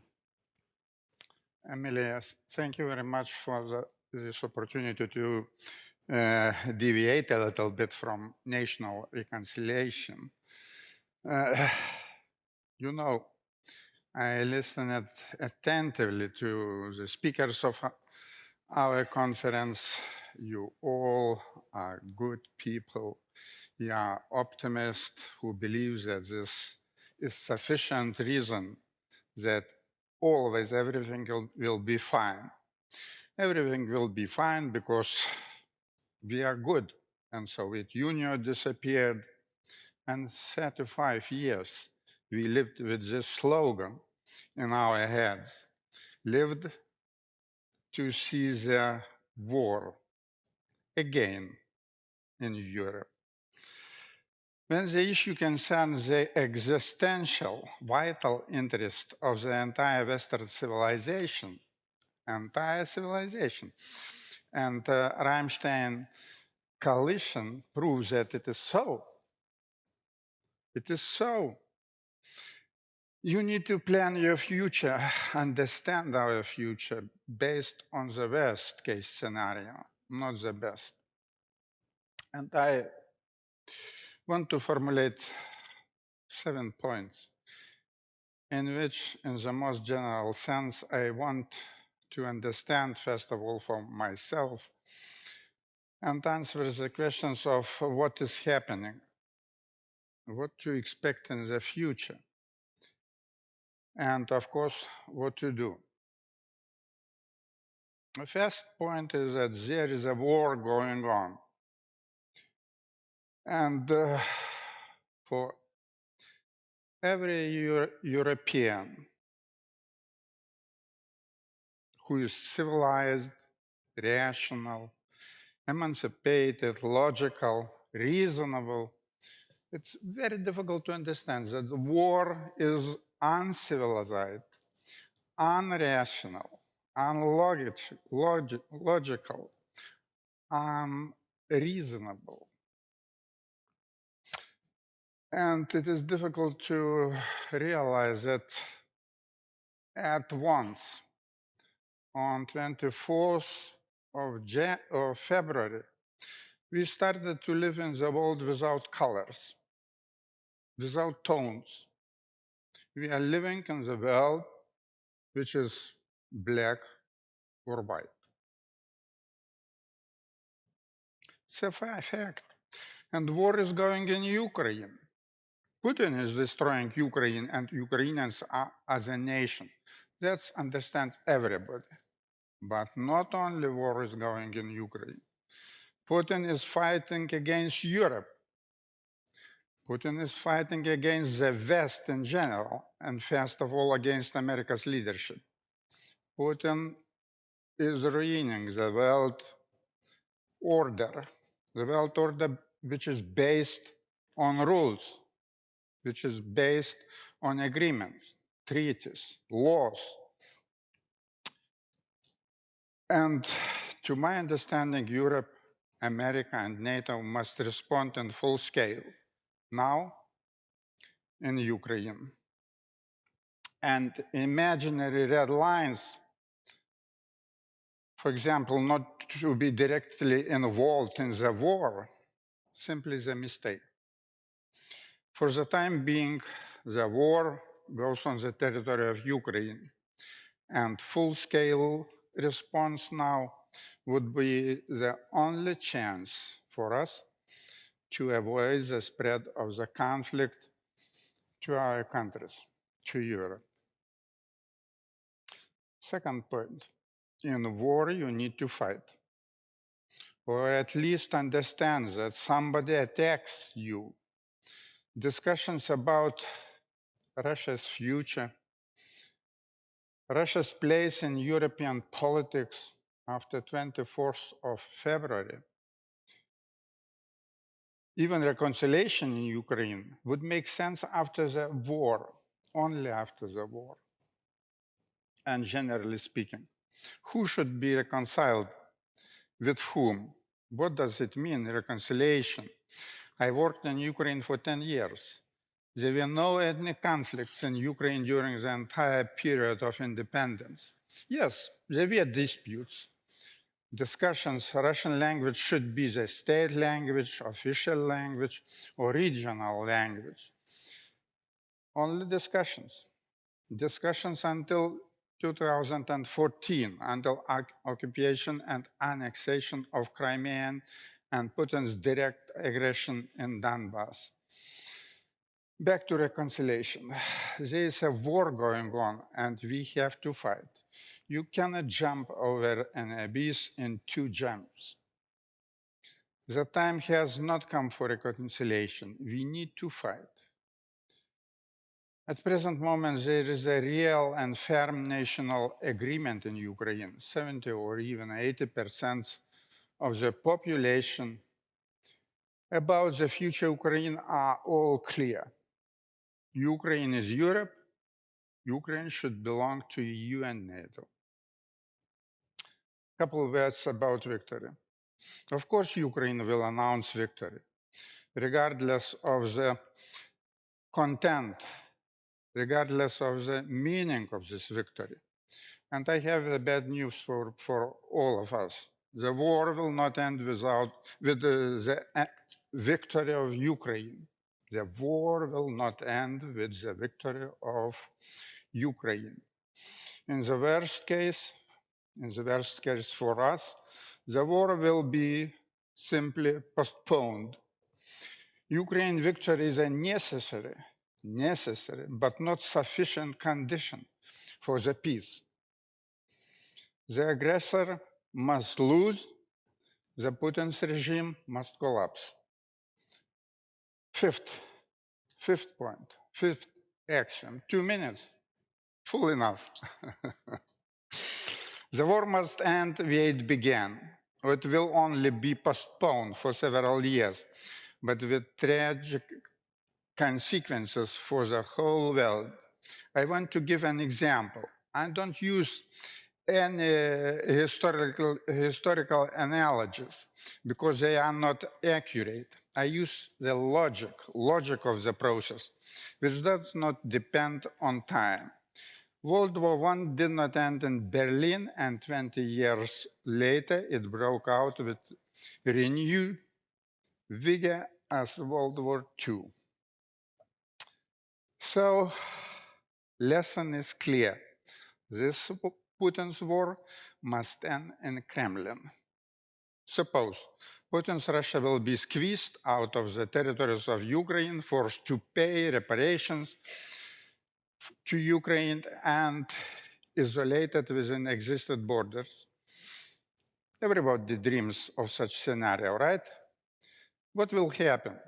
Already now there is an accelerating and expanding fascization of Russian society, and I'm sure that there is a point of no return when a critical level of fascization of Russia, 10, 20, or 30 millions of Russians, is reached and global nuclear war becomes inevitable.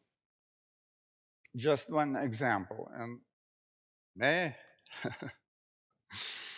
in 1945, the Allies in Berlin were met by children of the Hitler Youth with machine guns and Faust patrons. How long do we have to wait for something similar in Russia? For now, in Russia, everything moves in these directions. Maybe I will stop here. Thank you very much. Yes, thank you very much for this wider perspective. We still have 5 minutes, and I suppose that there are questions in the audience, so we probably use that time very quickly. So I'll gather a few questions, and then we have some remarks, and that's going to finish. Please introduce yourself as well.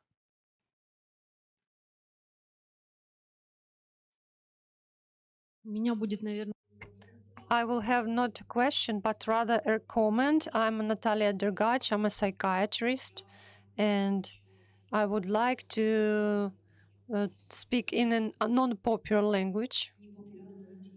She's speaking Russian, and it's not a popular topic. I'm from Donetsk,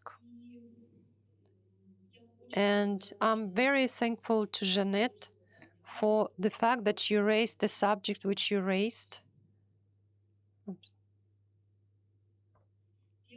It's the subject of the East, of the language, because despite the fact that we want to decrease the importance of this process and the importance of this issue exists, and we need to understand this. When we speak of how we are going to integrate those people who are on the occupied territories, it's actually the first question which we need to ask. And when today the respected speakers mentioned that it's up to Ukrainians themselves, yet it is up to Ukrainians, they will resolve this. But we are thankful to the European colleagues for whom it is more convenient to accentuate this question, because in Ukraine it's not convenient to discuss this issue. We all need to understand this.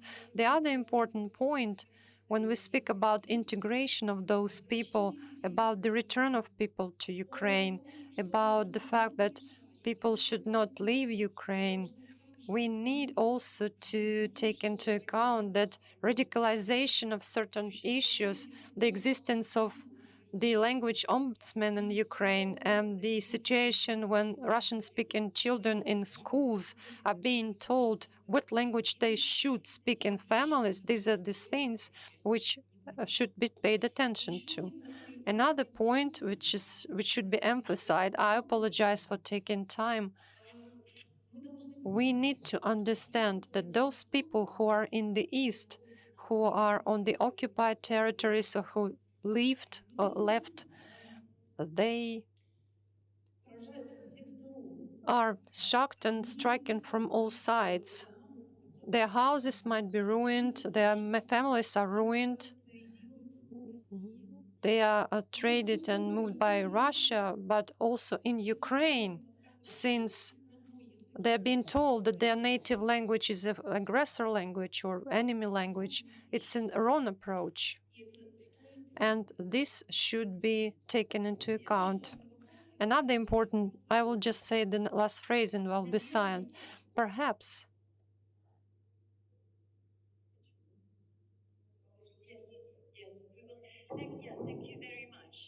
Thank you. Want to give a last sentence? Yes, I would like to say the last phrase. Perhaps no language and no world literature which would belong to one single country. It's the language which belongs to everyone, and literature belongs to the world. That's what I want to say. Thank you. It's true that reconciliation is not going to be comfortable. It's something that we're going to work forward. I'll ask another. Yes. Łukasz Adamski, I actually wanted to ask a different question, but I have also to react very quickly, since my wife comes also from Donetsk, and I spent several months in Ukraine. And firstly, language is not only neutral means of communication. Language is also an instrument which bears certain culture and certain values. And in this moment, Russian language is not neutral means of communication. It ended 2014. And even in this conference, I can only express my my astonishing that when we have two languages, English and Ukrainian, Russian is introduced. But I actually want your question, yes. The question. The question is actually, what do you mean by a reconciliation in the situation that Ukrainian nation, Ukrainian people, except of people living in Donbass and in Crimea, are consolidated, are united? So what is the political sense of using this term, which implies, let's say, a different image of the situation in Ukraine that it is in the current situation on the spot, on the ground? So what is the point of using this semantically burdened term reconciliation? Thank you. If there is a third question, I'm willing to take it, and then we'll have a round of responses. Thank you. One small comment. My name is Katerina and I'm from Kharkiv, from Ukraine. And I can say that the language question is not a problem for my particular region because for a lot of times, for a lot of years, we speak Ukrainian like a native language in all organs, in all universities and so on. But I can completely agree that the problem with integration of people who survive in this occupied territory, it's a really huge problem. But we shouldn't forget that people who, refugees who run away from these territories, when it will be deoccupied, they come back. And maybe it can help to for integration. So my question is, what do you think? Could it help for integration in occupied territories? Thank you. Thank you very much. And it's just an example of how difficult the process is going to be. But please, your reactions. You are the experts. Anyone who, yeah, maybe we can do it probably starting from Janet and then going backwards. If you have some final remarks or answers to the questions. I would just comment on the question about the language that I am aware that it's one that at the moment Ukrainians are not talking about a lot, but it is still there. But I think it will pass. My concern for the people from the south and the southeast of Ukraine is that they have lost everything. Their homes, their villages, their towns, their cities have been absolutely destroyed. I can't imagine how it's going to be possible to rebuild all that area. They're not going to be able to live there for quite some time, I think. So they're displaced, they've lost family members, they've lost their homes, they've lost their towns. I think they deserve a great deal of compassion. Thank you. Would you like to say something to? Вопрос был задан по-русски. The question was asked in Russian. Should I respond in English or in Russian? Answer would be very simple.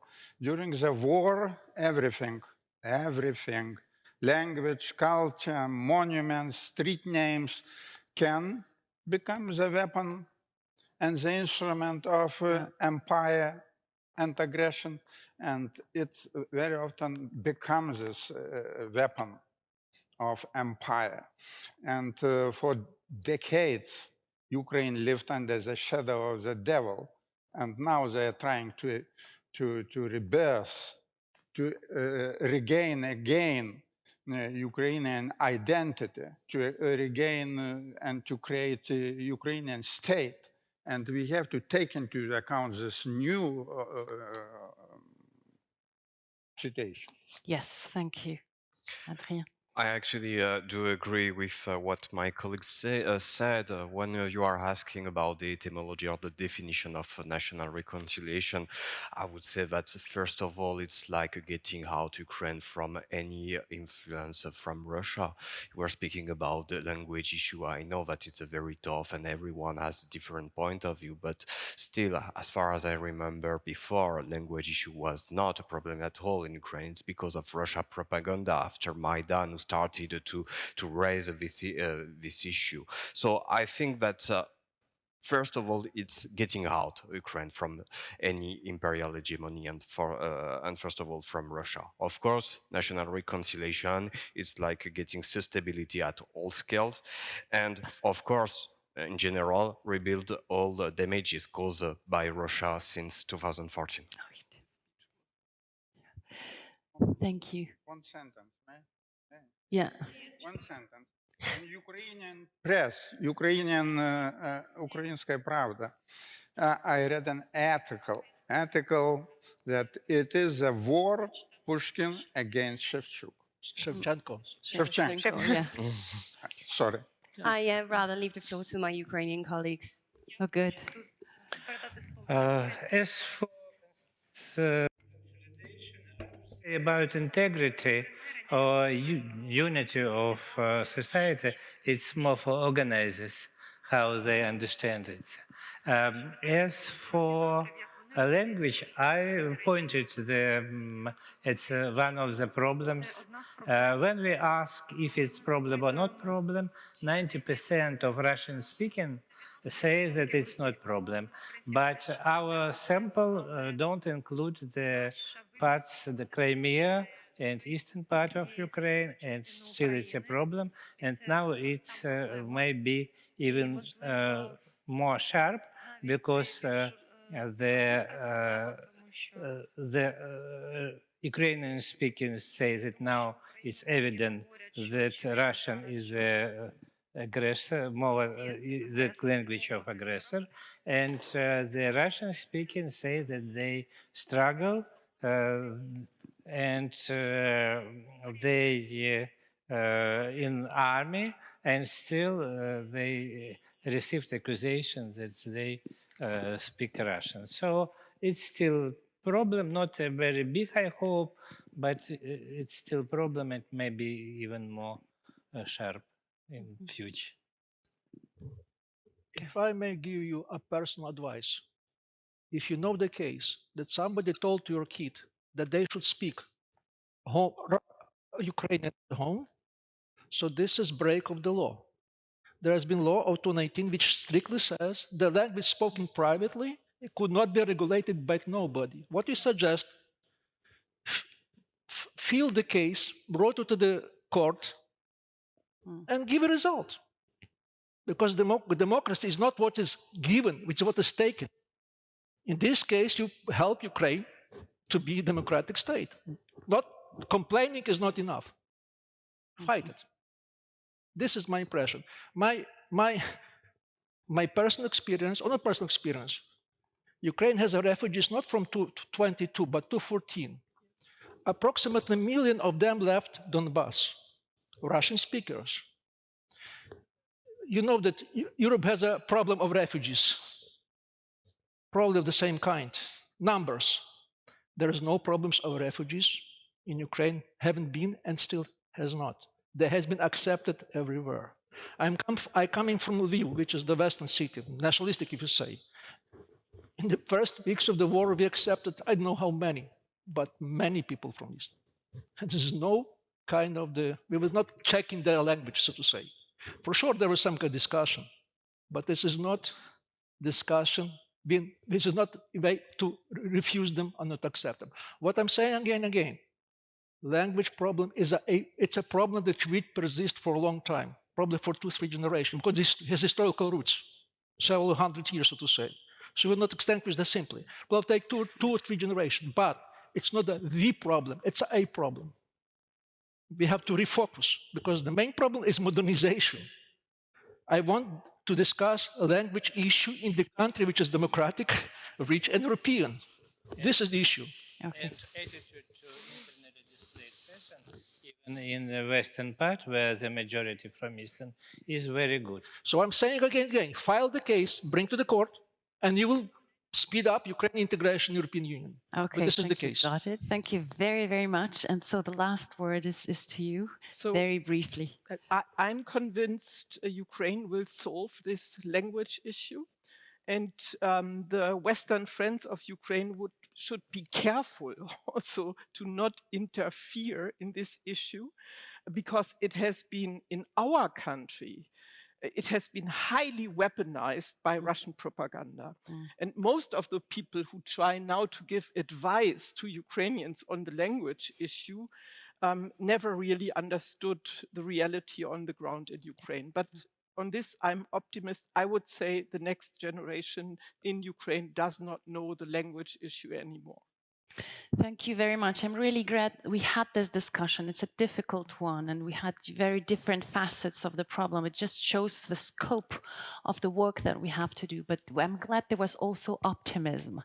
So thank you very much, and please give a round of applause to our experts.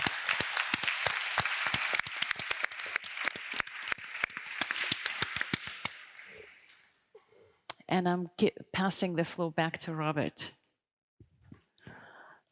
Yes, and I would like to pass the floor on to Shevchenko University. Valery, can you hear me? Yes, we're absolutely excited. We are absolutely excited listening last two panels. And first, I would like to give the floor in Kiev to my colleague Lila Lutz, who would comment third panel. Dear colleagues, we are really delighted and grateful to having these kind of discussions. We feel your support, your kindness, and it's really important to have these kind of conversations between different countries and Ukraine, including. We would like to draw your attention to the first panel that we had discussion. And there was important question that was raised about the empathy. And Valery have mentioned that Ukraine would like to have to be a subject in all the communications and all the relations. And empathy is an aspect that is very important in this case. What I mean, that Ukrainians who come abroad quite often get compassion, but not really the empathy. And there is a huge difference in that, because compassion, that is something that anchors a person in the role of a victim. Thus, at the same time, the empathy is the phenomenon that gives support, that gives inner strength to a person, that helps a person to get to gain and to keep its dignity, respect, and of course personal responsibility.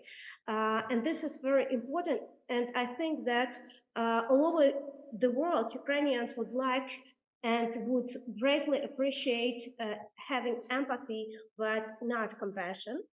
And this is regarding the first panel. And regarding the second panel, Mrs. Alexandra Matvichuk has spoken about the challenges that Ukraine is facing regarding healing the trauma, that we will not be able to cope with that if we provide individual support and individual sessions to every individual.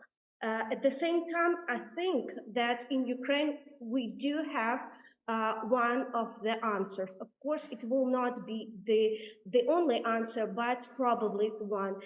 A small, going back to a history, in 18th century and 19th century, Ukraine had historically on its territory such a movement, cultural movement, which was called Prosvita. It was organized by intellectuals of those times, and it was a movement that united individuals from different parts of the country. Mainly, it was based on the west of the country, but still it was possible to unite people from all the country. Unfortunately, due to another invasion of Ukraine by Russians, this movement didn't manage to survive, didn't manage to get stronger and to develop. At the same time, our colleagues and our friends in Scandinavian countries have the experience building the network of, which was the movement which was called Bildung. For those who are not aware what Bildung is, it's a network of schools for grown-ups where people, grown-up people are able, for example, to get new skills and new knowledge on technical aspects and practical aspects of their life, and as well as on essential or so-called soft skills.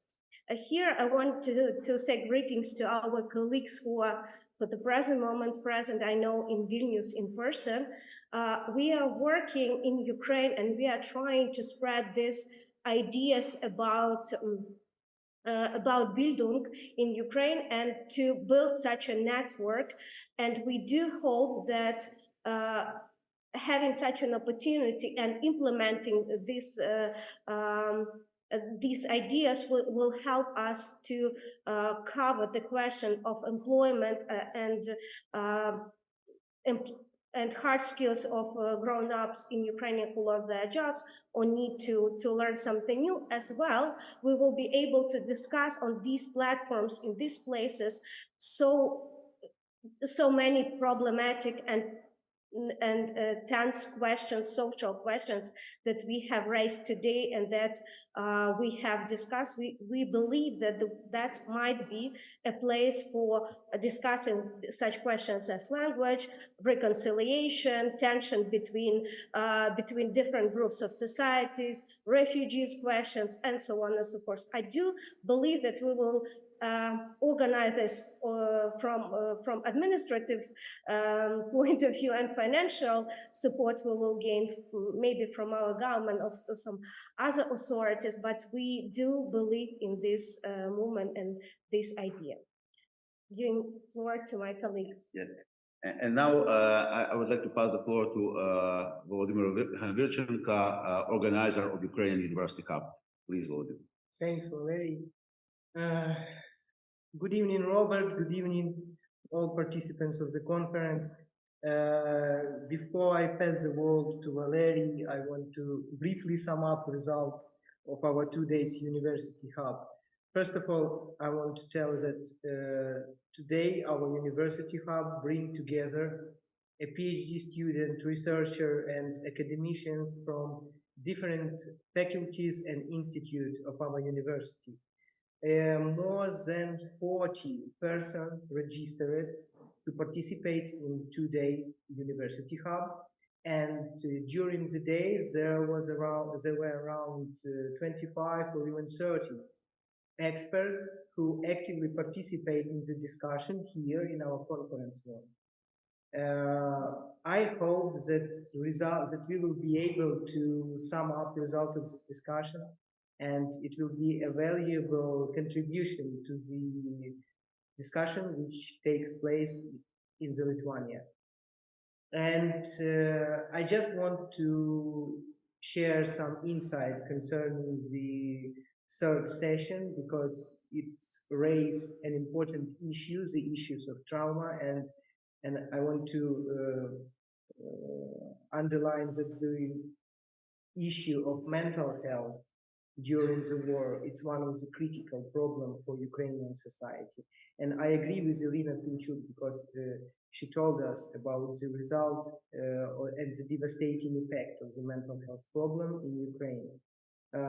It should be noted that mental health, it had not only a social dimension, it's also a critical economic issue, because every expert here in this room understands that mental health becoming important for post-war reconstruction of Ukrainian economy. So I hope that our public authority, in cooperation with NGO, will develop an effective policy of mental health protection, and it will help to rebuild and reconstruct Ukrainian economy as fast as possible. Thanks. And the last sentence is that we need not only the peace, we need sustainable peace. And to achieve sustainable peace, we should do some not non-usual things. We should invent some new approaches, some new ways which will let us to have a sustainable peace of Europe. And I would like to draw your attention to the Sustainable Peace Manifesto, the document developed by 24 of Ukrainian intellectuals, including participants of this conference, prominent in Ukrainian intellectuals like Yaroslav Gretsak and Olga Ivazovska, Alexandra Matveychuk, and other, which is a vision of Ukrainian civil society, how to reach sustainable peace in Europe under the motto, Never Again 2.0. We should rethink how to establish a sustainable peace in Europe, having new vision of new challenges and new problems, and we invite you to a dialogue with this document, how to invent these new ways.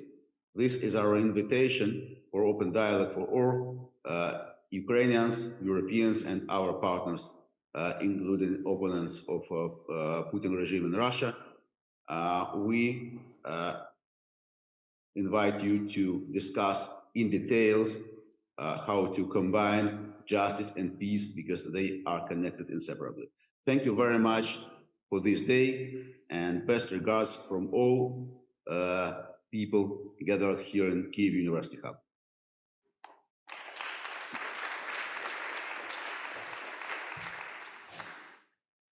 Thank you very much. So we come to the closing of the conference. Today, it's no time for conclusions. We have started our work.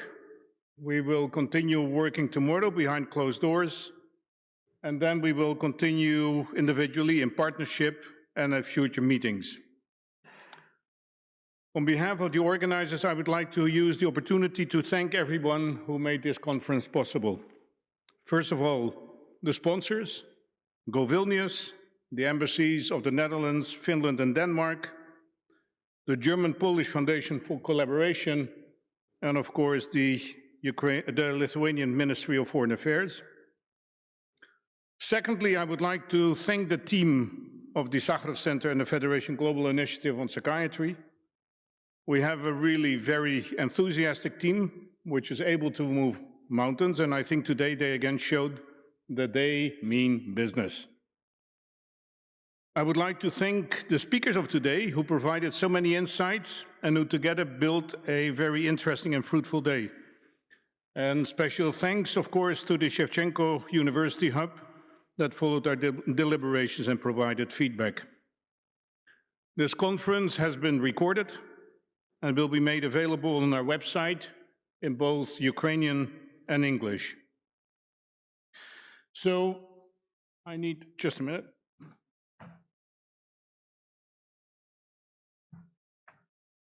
So tomorrow we will continue our work behind closed doors in working groups of experts, and in the end a report will be issued that will summarize the deliberations, the challenges that have been identified, and also the possible solutions that were tabled. We do not claim that we will provide a complete picture or know solutions to all problems, but we very much hope that our report will contribute to the building of a future Ukraine. For the public, we have an auction tomorrow at 16:30, where we will be selling ceramic art from Ukraine and paintings by the former Minister of Foreign Affairs of Lithuania, Petras Vaitiekūnas. And the proceeds will go to psychological support to Ukraine. And then at 18:30, we will have a charity concert here in this hall with the Odessite pianist Alexei Bodwinov and the Lithuanian ensemble Nico. Tickets are still available, and those who registered for this conference can buy the tickets with a discount, and you must have received an email to that effect. And as I said, the proceeds will go to our psychological aid program for Ukraine. In closing, I thank you all for being here. Please not forget to leave your headsets and join us again at our next conferences. And the speakers and those who received an invitation by the Finnish ambassador, please assemble downstairs in the lobby because we will go by bus. In September, we will organize again a conference here in Vilnius. It's the 6th Leonidas Donskis Memorial Conference, with the provocative title, Will Russia Survive 2024? And next year, we'll again have a Sakharov conference dedicated to Ukraine, this time focusing on the complex issue of Ukrainian veterans, their physical, mental health, and also their reintegration into society. Thank you very much for being here. Slava Ukraini.